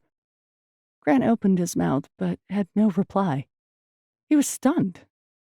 Glancing at Mory to see that she and Trent were busy coloring on his menu, he said into the phone, Hang on, I need to find a place to talk. Then he said to Mory and Trent, I'll be back in a couple of minutes. Mory's gaze looked concerned, but there wasn't any other choice. If he told Joy he'd call her later, he'd just be focused on another dreaded phone call. He hurried out of the restaurant, and although it was cold outside and he had no coat, he didn't feel cold. Are you still there? He said into the phone. Oh, I'm still here, Grant, Joy said. I'll always be here, especially when it concerns my son. Grant rubbed at his temple. He hated when Joy said my son, effectively cutting him out of the equation. Trent told me all about your girlfriend, Joy said, and so I did a little digging. Grant had no words. Bottom line, she's not fit to be around Trent, Joy said. If you aren't willing to break things off, then I'm going to have the custody arrangement appealed. Can you explain where the hell you are coming up with your accusations? Grant said, cutting her off. There's nothing wrong with Mory. I think you need to look at your own decisions before you point fingers." My mother isn't a convict, Joy spat out. And I never lived in a druggy house and did who knows what with who knows who. Grant's mind reeled. This was about Maury's mother? He had to calm down because right now he wanted to hit something hard. And he was standing in the parking lot of a public restaurant with Mory and Trent waiting for him inside. He squeezed his eyes shut and pulled all the calm he could muster. I knew Mory as a kid. She lived down the block from me. When her mom went to jail, Mory went into foster care. She never had contact with her mom again, and Mory is nothing like her mother. Yet, Joy said. The single word was so unfair, so judgmental. She's not, Grant said. Mory was homeschooled, and yes, her mom was a screw-up, but Mory's not. She went to college, and she just opened a business in Pine Valley. Wow, Joy said. I should give her a gold star. And you too. Was Mory your teenage crush? At this, Grant hesitated. Joy had a gift of twisting his words, so he had to tread carefully. We never dated. Joy scoffed. That's not very reassuring. All I know is that this woman is now in Trent's life, and that's what I have an issue with. I can't have this conversation right now, Grant said. You don't know Mory, and you can't pass judgment on her like this. It's completely insane. Joy laughed. Oh, pull the insanity card. That's convenient. I find it really interesting that you always sat on your high horse looking down at me, when in fact you've apparently known Mory for a long time. Do you know how that makes me feel to find out that you've gone back to your old girlfriend? She's not my old girlfriend, Grant said. And even if she were, that has nothing to do with this conversation. Mory is a good person, the most decent woman that I know. It might be a low blow to Joy, but it was the truth. If you need to appeal the custody agreement, then that's your choice, but I'm not dumping Mory. Joy went silent, but Grant knew she was just fuming. Before she could spew any more bitterness, he said, I'm hanging up now. You're on a weekend trip with Stone, and I have a dinner to get back to. We can talk when I bring Trent back on Sunday night. If you want updates on Trent, I'm happy to text you, but I won't be answering any of your calls. Grant hung up and made good on his promise by turning off his phone.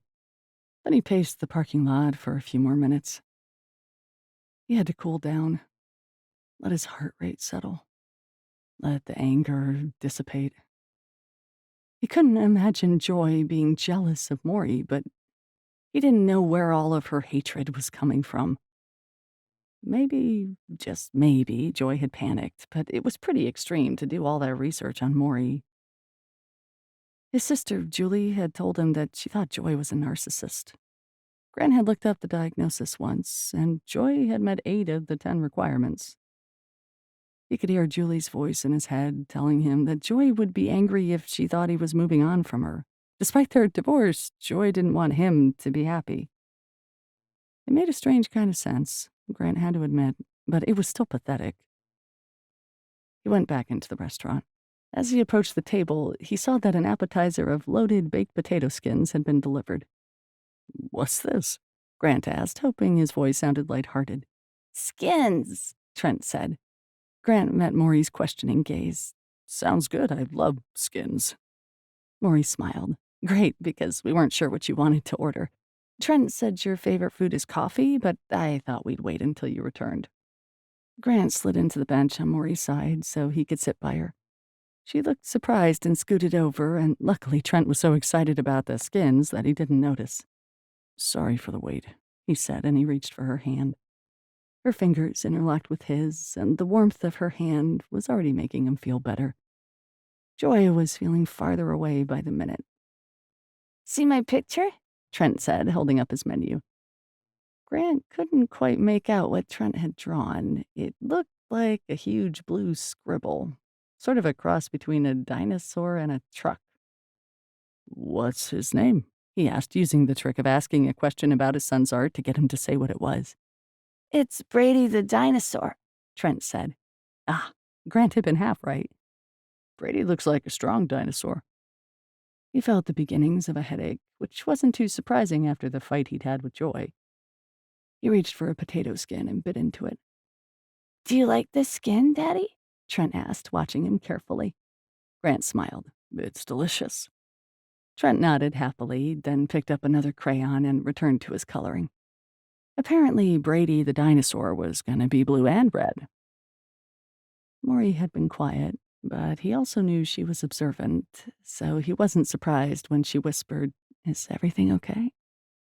Grant met her gaze. Why couldn't he have skipped the whole joy stage and gone right to Mory? Of course, then he wouldn't have Trent. "It will be," Grant said, rubbing his thumb over her fingers. "I'm glad you're here." Mory smiled, but the concern was still evident in her eyes. "I'm glad too." She was an amazing woman.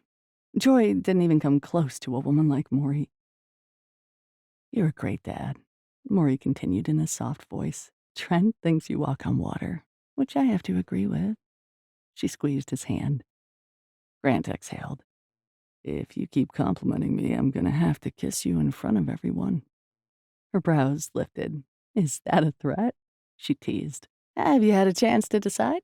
another voice said. Grant looked up to see a waitress. She was perhaps in her 50s and wore dark pants and a pink shirt, the standard server uniform here. Her name tag read Sylvia, and she looked a bit harried. The place was busy, and surely they'd taken more than their fair share of time.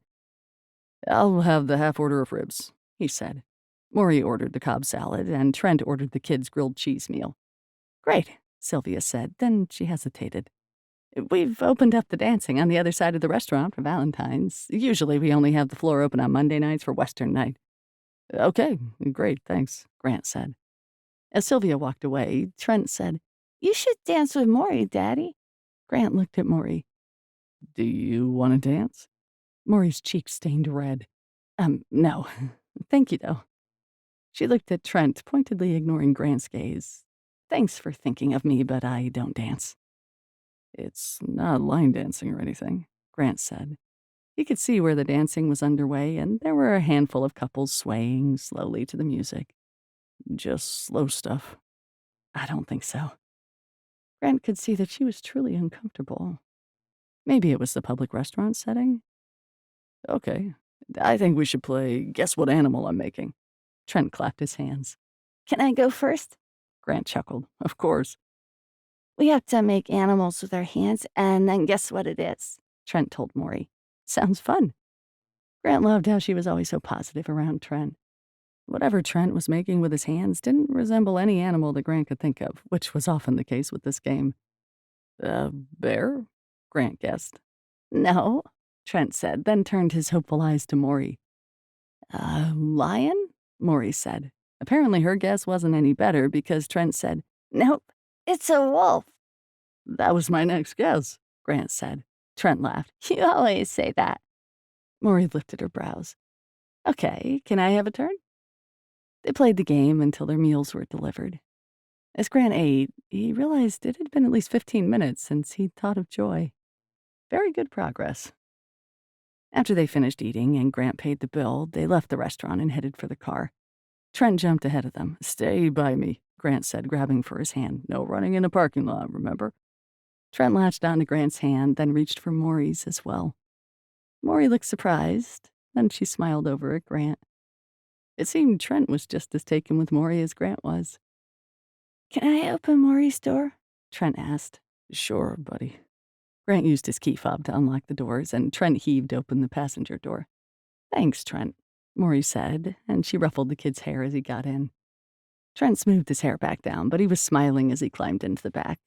When Grant settled into the driver's seat and started the engine, Trent asked, Are we going home now? "We need to take Mory home first," Grant said. But I want to show her my new toothbrush, Trent said. It has a battery and shakes. "We could show her another time," Grant said. "It's almost your bedtime."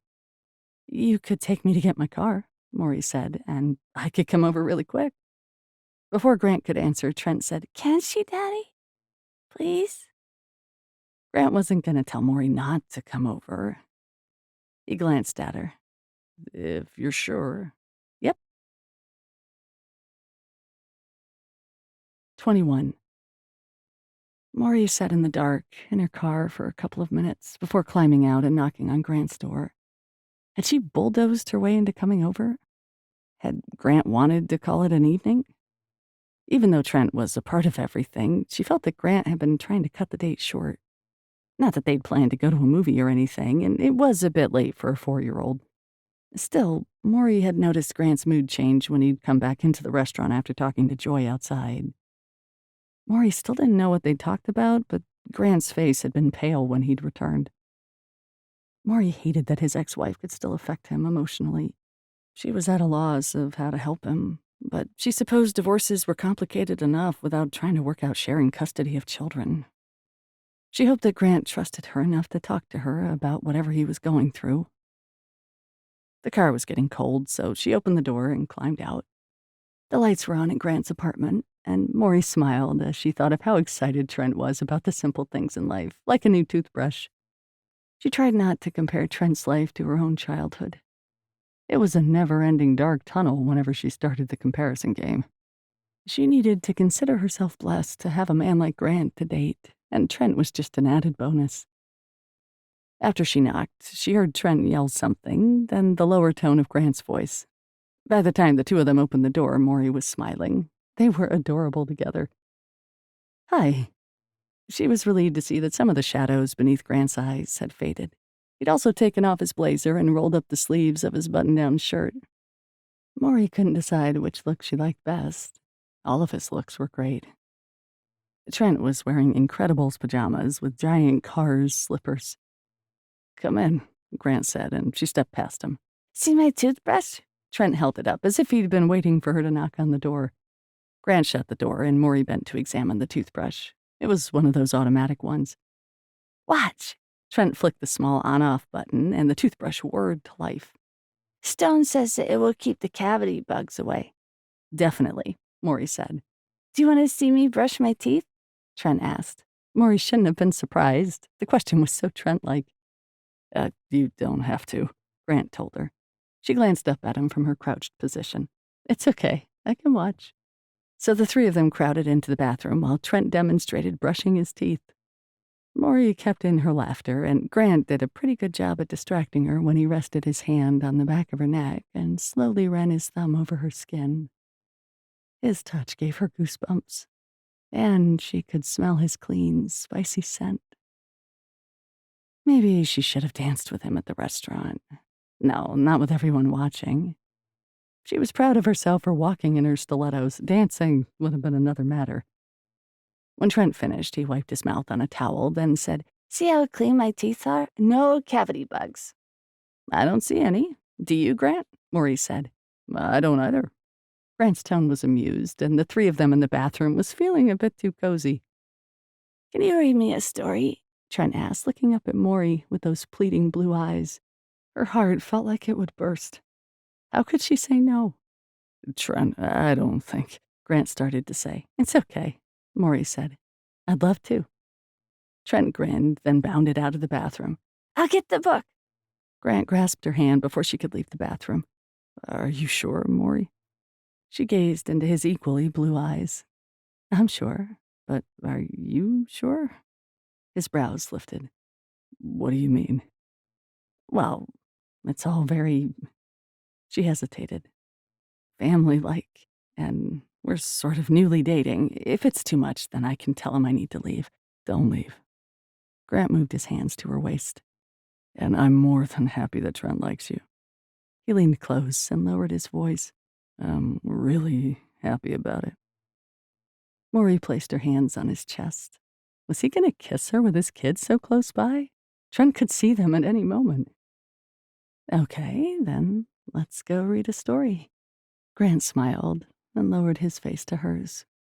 His lips had barely brushed hers when Trent called out, Found it. Mory tugged Grant closer anyway, and although their kiss was way too brief, her skin buzzed with the contact. They walked hand in hand into Trent's bedroom, and Mory was presented with a book on trains. She settled on the bed next to Trent, and Grant perched on the edge of the bed. With the smaller twin size, there wasn't room for the three of them. Mory cleared her throat and began to read the story. Grant was watching her with amusement, but she forged ahead. She wouldn't consider herself a great storyteller, but Trent was easy to read to. And even though it was apparent he had the book memorized, he was so enthusiastic about the story that it made Mory's heart swell. She'd never felt so fulfilled. She didn't know how else to describe it. Sitting in this bedroom with Trent and Grant while they read about a family of trains made her realize that the simple things in life could be the best things. When she came to the last page, Trent wouldn't let her close the book. Read it again, He begged. Not tonight, Grant said, his voice firm. We have a fun day planned tomorrow, and I don't want you tired. Trent's eyes lit up. Can Maury come too? I'll ask her, Grant said, but you need to go to sleep now. He rose and took the book from Trent's grasp. Okay, Trent said, his tone dejected. Good night, Trent, Maury said, rising as well. She didn't want to be the cause of Trent not listening to his father. She left the room while Grant tucked him in and gave him a few more instructions.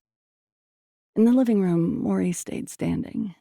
She felt like she was too formally dressed to lounge on the couch, and she hoped that she could find out from Grant why he'd been so upset over the phone call with his ex. A few minutes later, Grant came out of Trent's bedroom and shut the door with a quiet click. Maury turned to face him as he walked into the living room. He didn't say anything, but grasped her hand and drew her into the kitchen. Trent's kind of demanding, Grant said in a soft voice, pulling her toward him and setting his hands on her hips. He's a kid, Maury said, moving her hands on his shoulders. And he's sweet. Grant held her gaze. I'm glad you think so. He slid his hands behind her back, drawing her even closer. I think you're sweet, too. Maury tilted her head. Thanks for dinner. You're welcome, he said with a slow smile. Thanks for coming. And for being patient with a 4-year-old. Not the ideal Valentine's date, I know. Maury lifted his shoulder. I didn't mind. Grant lowered his head and kissed the edge of her jaw. Hopefully, Trent will go right to sleep because I've been waiting all night to do this. He kissed her on the lips then. His mouth was warm, and the scruff of his chin tickled hers. Maury felt all melty inside as his hands moved up her back. She breathed him in and sighed. She so wanted to get lost, but she'd also seen his distress earlier. Grant, she said, pulling away. He opened his eyes, and slowly his gaze focused. What was the phone call about at the restaurant? She asked before she could be tempted to kiss him again. Grant lifted a hand and moved his fingers along her shoulder. I don't really want to talk about it. Because it was about me? She asked. Grant's hand stilled. Yes, but it doesn't matter. I think it does matter, Maury said. You were pretty upset. Grant released a sigh. Joy was being joy. Maury waited. Okay. Grant moved his hands to her waist, holding her loosely in his arms. She did some Googling on you and found out about your mom. This Maury hadn't expected, but maybe she shouldn't be surprised. It would have come up eventually if she and Grant continued in their relationship. Joy is a paranoid person and very controlling, as you know, he continued. She panicked and said some unfair things. About my mom? What she said about your mom was true, but she extended them to you. Oh. Maury drew away from Grant, but he grasped her hand before she could step away completely. Maury, I don't want you to worry about Joy, Grant said. She has an acid tongue, and she doesn't like it when she thinks other people might have things better than she does. Maury frowned and looked down at Grant's hand, holding hers. Like what? She seems pretty well settled. She has Stone and Trent, too. Joy will never be truly happy, Grant said. I've had to accept that. She'll criticize any woman I choose to date. He squeezed her hand. But I'm not going to let her criticize you, Maury. You're too important to me. She swallowed against the tightness in her throat. He'd defended her against his ex-wife. That had to be significant, right? I wish Joy were a better person, he continued. But the fact is that I'll always have to deal with her because of Trent. And I don't want you to have to worry about her. Maury took a deep breath, then met Grant's gaze head on. Don't shut me out, Grant, even if it has to do with Joy, because if we're going to be in a relationship or whatever is going on between us, I need to be a part of all of it. The good, the bad, and the ugly. Grant gazed at her for a long moment. Is that what you want? To be in a relationship with me? Maury's face heated. Only if you want it too. One edge of his mouth lifted.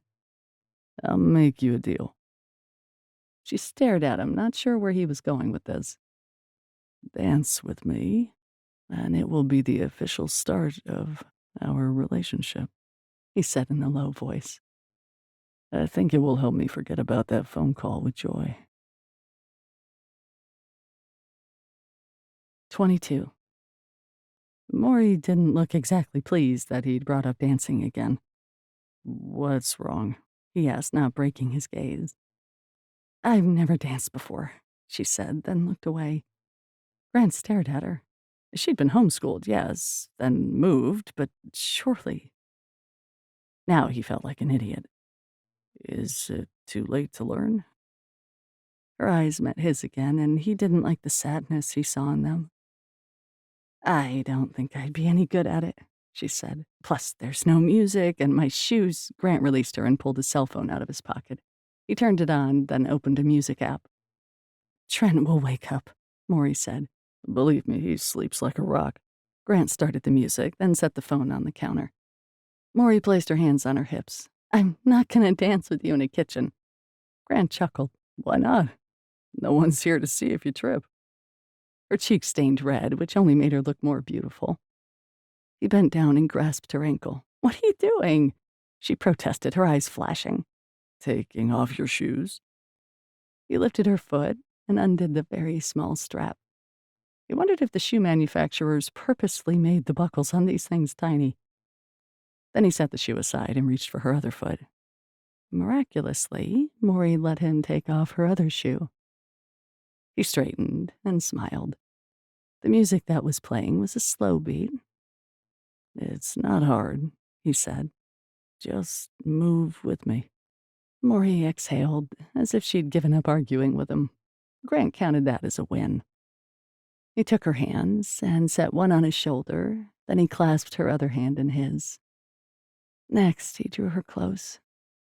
She stepped easily into his arms, and he relished the feel of her warm, soft body against his. Just follow my lead, he whispered. He swayed to the music for a moment, and when he felt Mory relaxing, he took a step and began to turn in a slow circle. See? It's not that hard, is it? He asked. We're hardly moving, Mory whispered. That's okay. Grant drew away slightly to meet her gaze.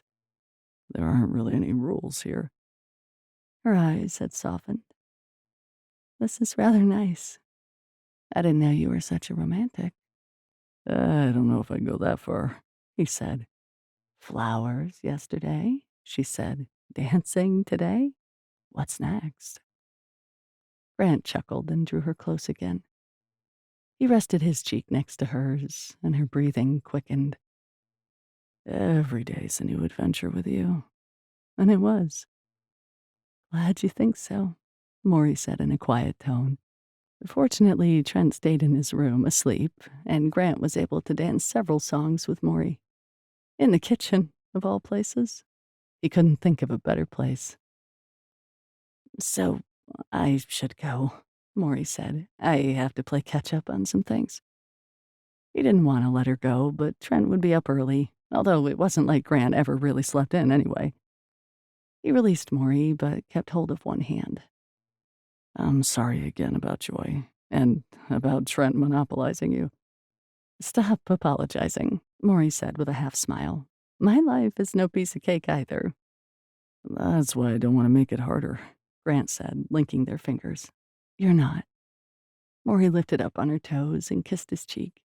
You're making my life better, Grant Shelton, she said next to his ear. Grant exhaled, and before she could pull away, he cradled her face with both hands and kissed her. It seemed the more he was around her, the more he wanted her around. He knew it was getting late, but he didn't want her to go. Mory twined her arms about his neck pressed against him, and kissed him back. When they broke apart to breathe, Grant said, "Stay. We can watch a movie, then tomorrow live on caffeine." Mory kissed him again. This one was more of a quick goodbye peck. "You're very tempting, but that's exactly the problem. You're very tempting." He gazed into her green eyes. "I could say the same about you." Hmm. Mory lowered her arms and stepped back. Grant leaned against the counter and watched her reach for her shoes. "Do you want me to put those on for you?" Mory smirked. "No, thank you. I think you're just stalling." He chuckled. "I'm definitely stalling." She slipped on her shoes and buckled the straps. "See you sometime." Grant walked her outside to her car. "We'll come by the shop tomorrow because I'm sure the Trent will be talking about you nonstop." "Okay," she said, turning when she reached the driver's side of her car. The cold air was biting, but he didn't mind. "And I'll be thinking about you nonstop." The smile on her face was what he wanted to see. "I'll see you tomorrow then," she said, her breath a cloud. "Bye." Grant didn't move. Neither did she. "It's cold," she said at last. "Very cold," he agreed. Mory threw her arms about his neck and he pulled her close. He breathed her in. When Mory left, Grant went back into his apartment and sat at the kitchen table, replaying everything about the evening in his mind. Trent was definitely attached to Mory, and Grant knew that he was too. He just had to figure out a way to keep Joy from getting in the middle of things, or saying something to Trent that he might inadvertently repeat to Mory. Grant scrubbed a hand through his hair, hating that Joy could be so cruel. At least Mory had seemed to take it all in stride and had stayed to dance with him. He smiled at the thought. Thinking about her only made him miss her, and she'd only been gone a short time. Then he frowned at how she'd never danced before now. Her childhood had been rough, and he probably didn't even know the whole of it. Yet she was resilient. Grant was glad Mory had gone into a good foster home at least. After Joy's tirade, he felt more protective of Mory than ever. He picked up his phone and sent her a text. "Did you get home okay?" "Yes," she texted back. "Are you watching a movie without me?" He smiled and wrote, "No way. You took the party with you." A minute later, her reply came. "I like you, Grant Shelton." "I more than like you," he wrote. It might be a bit too forward, but it was the truth. "You're definitely a romantic," she texted. "Only around you, it seems." Mory sent a heart eye emoji. Grant decided that it was going to be a long night. He'd be surprised if he slept at all. It turned out that he did sleep, and for longer than usual. Trent climbed into his bed at 8:30 a.m. and, yep, asked where Mory was. Grant tousled his son's hair. "Mory's working at our new store. Remember, we went there Friday?" "Can we go again?" Trent asked. "I want more donuts." "I don't think they have donuts again," Grant said, "but maybe we can take a retreat later. We should go visit Grandma and Grandpa. Remember, they want to see you." Trent's expression brightened. "Yeah." Grant chuckled. "Make your bed and I'll get breakfast ready." Trent scrambled off the bed and sped out of the room, which made Grant laugh. Then suddenly Trent was back. "Can you make scrambled eggs?" "Sure thing." Grant climbed out of bed and went into the kitchen. The sight of it reminded him of dancing with Mory last night. He wondered if it was too early to text her. So he returned to his room and unplugged his phone from his charger. He sat on the edge of his bed and wrote, "Good morning." She wrote back a few seconds later, "Good morning." Grant smiled and he texted her again. That's how Trent found him a few minutes later. "Where's the scrambled eggs?" He asked. Grant looked up. "Oh, I'm sorry, I'm on it right now, buddy." "Can I play on your phone?" Trent asked, following him to the kitchen. No, but you can pick a cartoon after breakfast while I'm in the shower." He set his phone on top of the fridge. Then he opened the door and pulled out the carton of eggs. Trent climbed up on a kitchen chair and continued to pepper Grant with questions as he fixed breakfast. For the first time, Grant thought that Trent needed a sibling, someone to play with. The thought gave him pause. Even if Grant were to have another kid, the kid would be several years younger. Not exactly a playmate. Grant shook the thought away. His mind was doing all kinds of twisty things. His phone chimed from on top of the fridge, and he picked it up. Mory had replied to his latest text. Grant chuckled. "What's funny, Daddy?" Trent asked. Grant set the phone back on the fridge. Nothing. Can you get spoons out for us? He didn't want Trent starting him with the questions about Mory again. Grant grabbed a couple of bowls from the cupboard, then he scooped the scrambled eggs into the bowls. Trent had found his seat again with 2 spoons in hand. Grant set the bowls on the table, then he took a seat. After they finished eating, Trent sat on the couch watching cartoons. Grant jumped in the shower. When he got out, instead of texts from Mory, there was a text from Joy. With a sigh, he opened it and read. What he read made him feel like he'd been punched in the gut. Joy wasn't gonna relent. I called your parents this morning and asked them about your girlfriend. They didn't even know you're dating. So strange. Because you're hiding something? Anyway, when I told them who you were dating, they were shocked. Your mom also confirmed that Mory lived in a druggie house. Grant, we're not done talking about this. Either we come to an agreement or I call my lawyer. Grant gritted his teeth and read through the text a second time. Just then, his phone rang. His dad was calling, which meant that his mother was upset. Rarely did his dad call. Mostly it was his mom. Hi, Dad, Grant said. Joy called us and I know, Grant said. Trent and I are coming over in about 20 minutes. We can talk then. His dad paused. Okay. Is everything all right? Mostly, Grant said. I'll see you soon, and tell Mom not to worry. He hung up before his dad could ask any more questions. Grant didn't reply to Joy. He'd make her wait until after he did damage control with his parents. Crossing to his closet, he pulled out a long-sleeved shirt, then dug out jeans from his dresser drawer. He was annoyed, and he hated that Joy was infiltrating his weekend with their son. In fact, he might as well kill 2 birds with 1 stone. He texted his sister, Julie. Heading over to Mom and Dad's this morning. If you can come over too, that would be great. I need to talk to the family about something important. Julie wrote back almost immediately. Do you have cancer? No, Grant texted. It's about Mory, if you must know. Is she pregnant? Grant scoffed. No, again. Come over and you can ask your questions then. Oh, and Trent's with me, so bring Riley. How did you end up with Trent this weekend? Julie wrote. Grant ignored that text too. He'd never get out of his house with all this texting, and he could explain everything in person. He left his bedroom and found Trent still on the couch. Get dressed, buddy, and then we'll go. Grandma and Grandpa are waiting for us.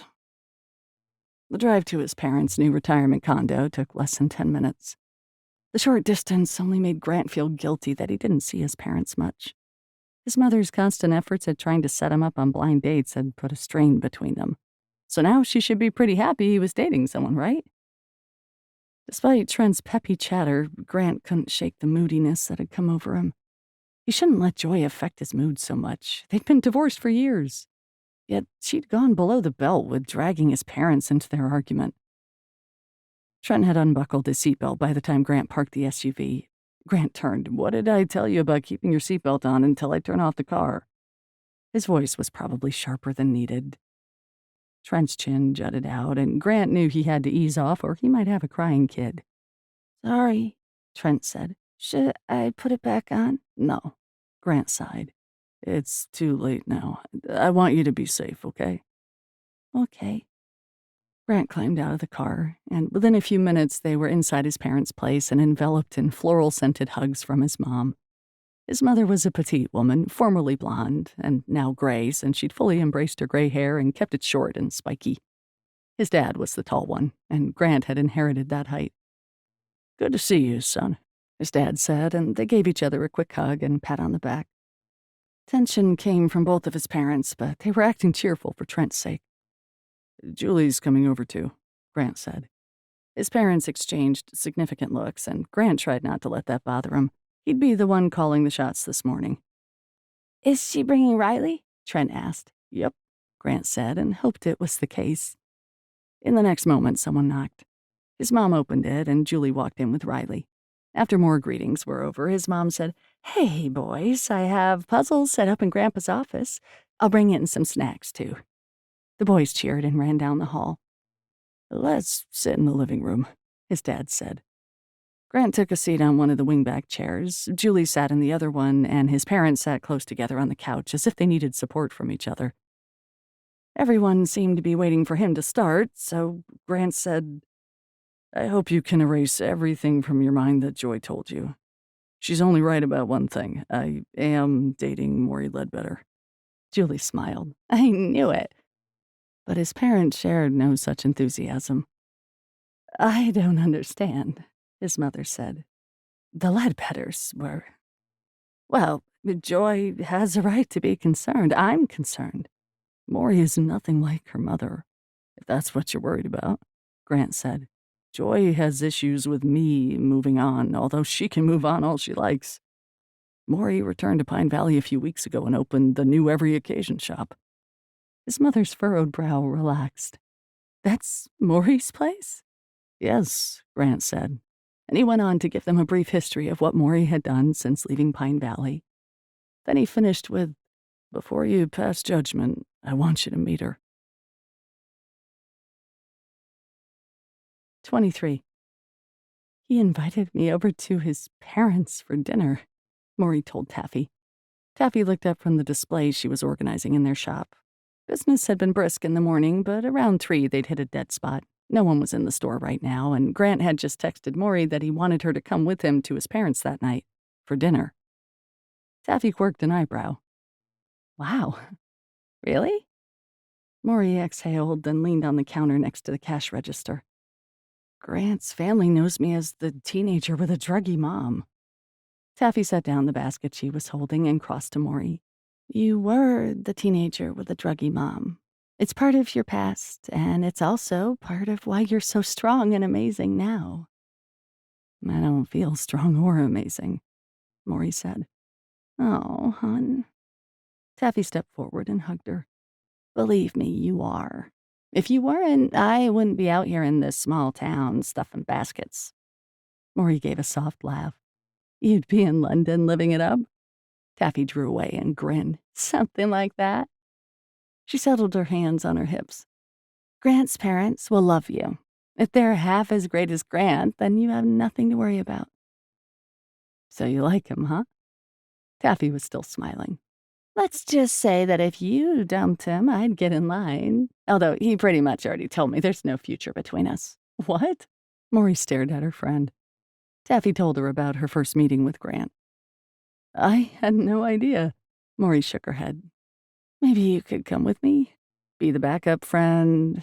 Give me support?" No," Taffy said. "I have other plans tonight." Maury's brows shot up. "Oh? Netflix?"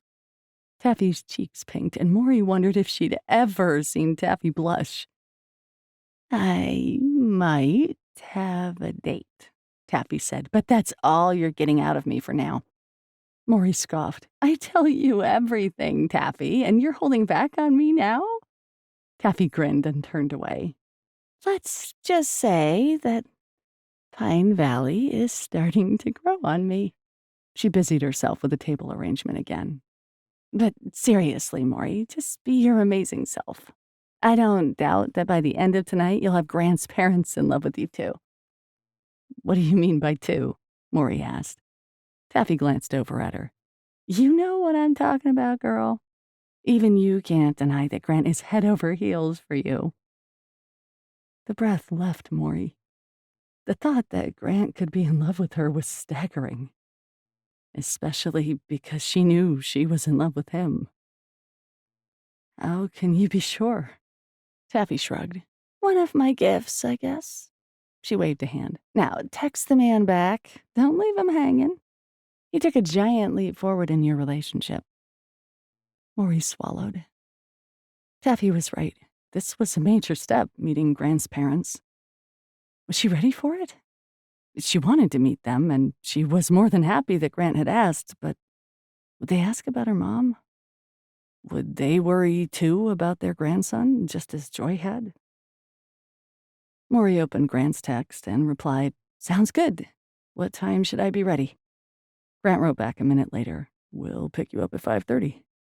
We, because it would include Trent, too, which might actually help things, Mory decided. The rest of the afternoon went by too quickly, probably because Mory was getting more and more nervous about the evening.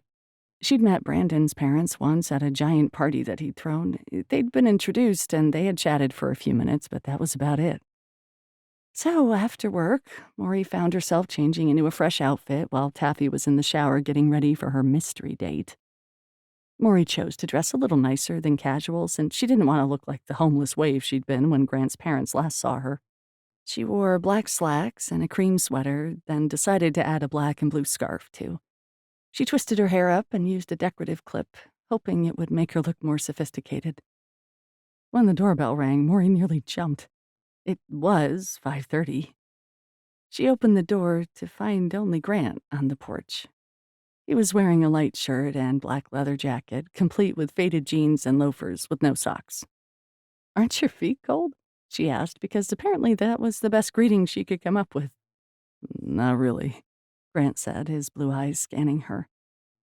Mory didn't miss the appreciation in his gaze, and the butterflies in her stomach beat faster. Pretty much every kiss they'd shared the night before came flooding back to her mind. Wow, she was nervous. "Where's Trent?" she asked. "At my parents'," Grant said, lifting a brow. "I told Joy I'd be bringing Trent home tomorrow. Missing a day of preschool isn't going to kill him." He reached for her hand, and she realized she'd been hovering in the doorway, stalling. She stepped onto the porch, and Grant kept pulling her toward him until she was flush against him. "Hi," he whispered. She met his gaze. "Hi." "Nervous?" She swallowed. "Very." He didn't laugh, which was good. Instead, he lifted his other hand and brushed his thumb along her cheek. Then he lowered his head and kissed her. It was slow, yet light, and Mory sighed into him. She felt herself relaxing little by little. Grant smiled against her mouth. "Better?" She breathed. "I think so. Maybe you should do that again." So he did. Mory was dimly aware that anyone driving by would be a witness to her standing on the porch kissing Grant, but she didn't hear any passing cars, at least that she knew of. When Grant drew away, Mory did feel better. The knots in her stomach had eased, and she felt steadier just being with Grant. "So don't be surprised if my parents know quite a bit about you," Grant said. "Between me and Trent, they've heard a lot." This didn't help Mory's nerves. "Is that good?" Grant led her down the porch steps, and they walked to his SUV. "It's all good. They're excited that you're coming over." He opened the passenger door for her, and she climbed into the warm SUV. It was kind of strange being in the car without Trent and his chatter coming from the back seat. Grant climbed in, and the drive to his parents' condo sped by as he told her what Trent had been up to that day. Mory laughed at the stories, and her heart softened even more toward the little guy. When Grant parked in the parking lot of the condo complex, he turned to her. "I need to tell you something, but I don't want you to worry over it." He told her how Joy had called his parents and brought up her concerns over Mory's upbringing. "I was furious, to say the least," Grant said. "So this morning I met with my parents and explained everything about you and about us. They know how I feel about you, Mory, and they know that Joy can be overdramatic." Mory focused on the "how I feel about you" comment. How did Grant feel about her? Was he in love with her, as Taffy had said? "So they don't have the same concerns as Joy?" Mory said. "Not after I talked to them," Grant assured her. He reached for her hand. "Julie and her husband will be here, too." "Kill all the birds with one stone," Mory said. "Something like that," Grant said. "Are you okay with this?" She held his gaze. "I'm okay with it. I'm still nervous, though." Grant brought her hand to his mouth and pressed a kiss on the back of it. "I'm nervous too, but not for the same reason." Before Mory could ask him what he meant, he released her hand and opened his door. In mere seconds, she'd be meeting his family. She could do this. Be normal, cheerful, friendly, and Hopefully his family would look beyond her past. Grant opened her door, and as they walked to his parents' place, he took hold of her hand again. He rang the doorbell, and soon the door opened. A dark-haired woman stood there, one who had similar features to Grant but more feminine. "I wanted to greet you first," the woman said. "I'm Julie, Grant's sister." "Hi," Maury said, and she stuck out her hand to shake, but Julie drew her into a hug. "We hug in the Shelton family. Come in.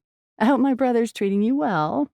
Um, come on, my mom's in the kitchen," Julie continued. Grant leaned close to Maury. "My sister's a talker, did I warn you?" "I heard that," Julie said with a smirk. And just like that, Maury was separated from Grant because Julie had a hold of her arm and was leading her toward the kitchen. "Maury," Trent said from where he was perched on a bar stool at a long counter. Next to him was another young kid who must be the cousin. A little girl, about 2 years old, sat in a high chair. Trent slipped off the bar stool and ran toward Maury. He barreled into her legs, and Maury was lucky to stay upright and hug him back. She laughed, then looked up to see an older woman watching them. Grant's mother. Her eyes were kind, and her mouth curved upward. She had the same colored eyes as Grant. "Hello," Maury said. "Welcome," Mrs. Shelton said, her tone a bit formal. "Easy, buddy," Grant said to Trent, coming into the kitchen. "What did I say about running into people?" Maury straightened and met Grant's gaze. "It's okay. I'm stronger than I look." Yeah, Daddy, she's super strong. "I guess I'm outvoted then," Grant said, slipping his arm around her waist. In front of his mother, no less. "Mom, this is Mory," he said. "I don't think you've officially met before." Mrs. Shelton smiled and wiped her hands on her apron. The counter behind her had flour and dough on it. "It's nice to officially meet you." "You too," Mory said, taking courage from Grant's arm around her waist. "What are you making?" "Oh, this is dessert," Mrs. Shelton said. "Donuts," Trent proclaimed. "We get to watch them bubble." Mrs. Shelton smiled at her grandson, then turned her gaze back to Mory. "I just need to get them fried up, then we'll have dinner." "I can help," Mory said, deciding that she might as well jump in with both feet. "You don't have to," Grant murmured, but Mory had already stepped away from his touch. She walked to the counter. "You made them into balls?" "Yes," Mrs. Shelton said. "Do you like to cook?" "I love to," Mory said. "It's like therapy to me. My foster mom was a gourmet cook, and she pretty much taught me everything." Mrs. Shelton was silent for a moment. Mory hoped that she hadn't said something to make the woman uncomfortable, but if anything between Mory and Grant were going to truly work, she wouldn't be quiet about her past. "Well, that's lovely," Mrs. Shelton said at last, and her tone was much warmer.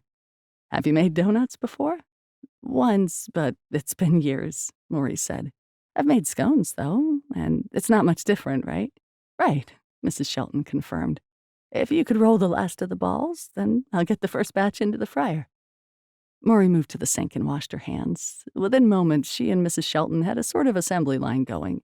Mory rolled dough, and Grant's mom fried them up. Julie joined in and arranged the fried donuts on a platter, then sprinkled them with powdered sugar. At one point, Grant brought his father into the kitchen and introduced them. Mory could see where Grant got his height and build from, and she was pleased that Mr. Shelton was open and friendly right from the start. Mrs. Shelton was also warming up with each passing minute. It seemed that cooking and food could bond all types of women. When the donuts were finished and left to cool off in the kitchen, Mory walked with Mrs. Shelton into the dining room. The table had been beautifully set, and the sight of it brought a wave of nostalgia. It reminded her so much of what her foster mom might have done. The dinner went smoothly, in fact, better than Mory expected. Both of Grant's parents asked her a few questions, and Julie was chatty the whole time. Her husband seemed like a pleasant guy, quiet but attentive. The homemade donuts were definitely a highlight of the evening, and Mory laughed more than once watching Trent and Riley's enthusiasm. What would it be like to be kids with such loving families? Mory would never know, but she was grateful to be a part of this evening. The love between the family members was tangible.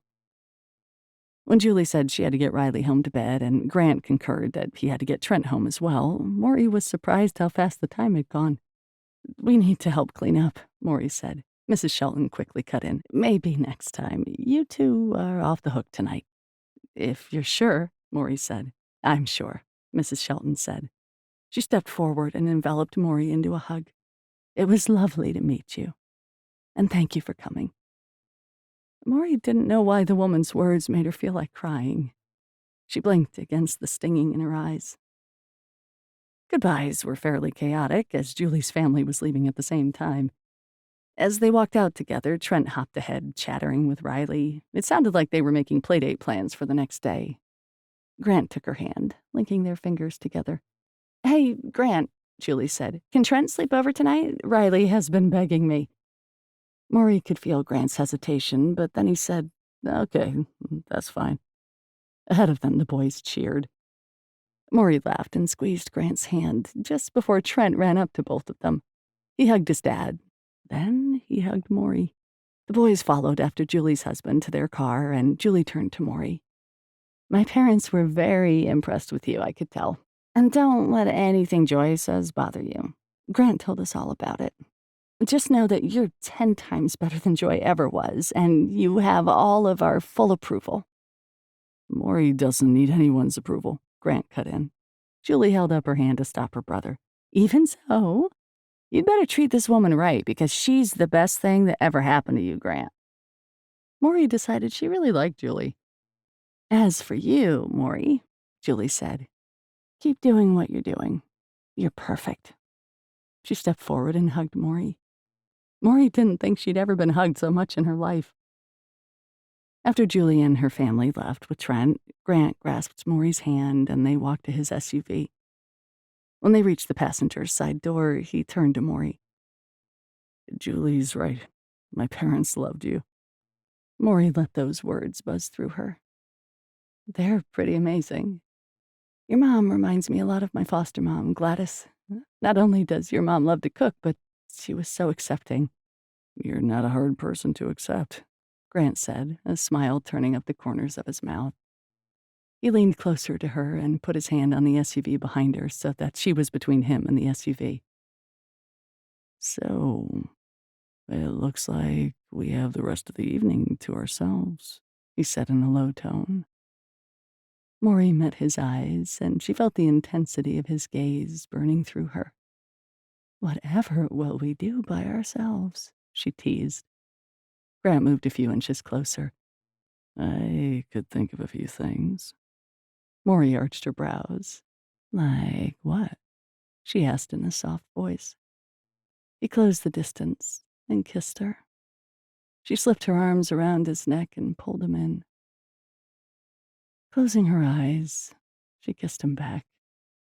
Her heart was beating erratically. His mouth explored hers for a long moment.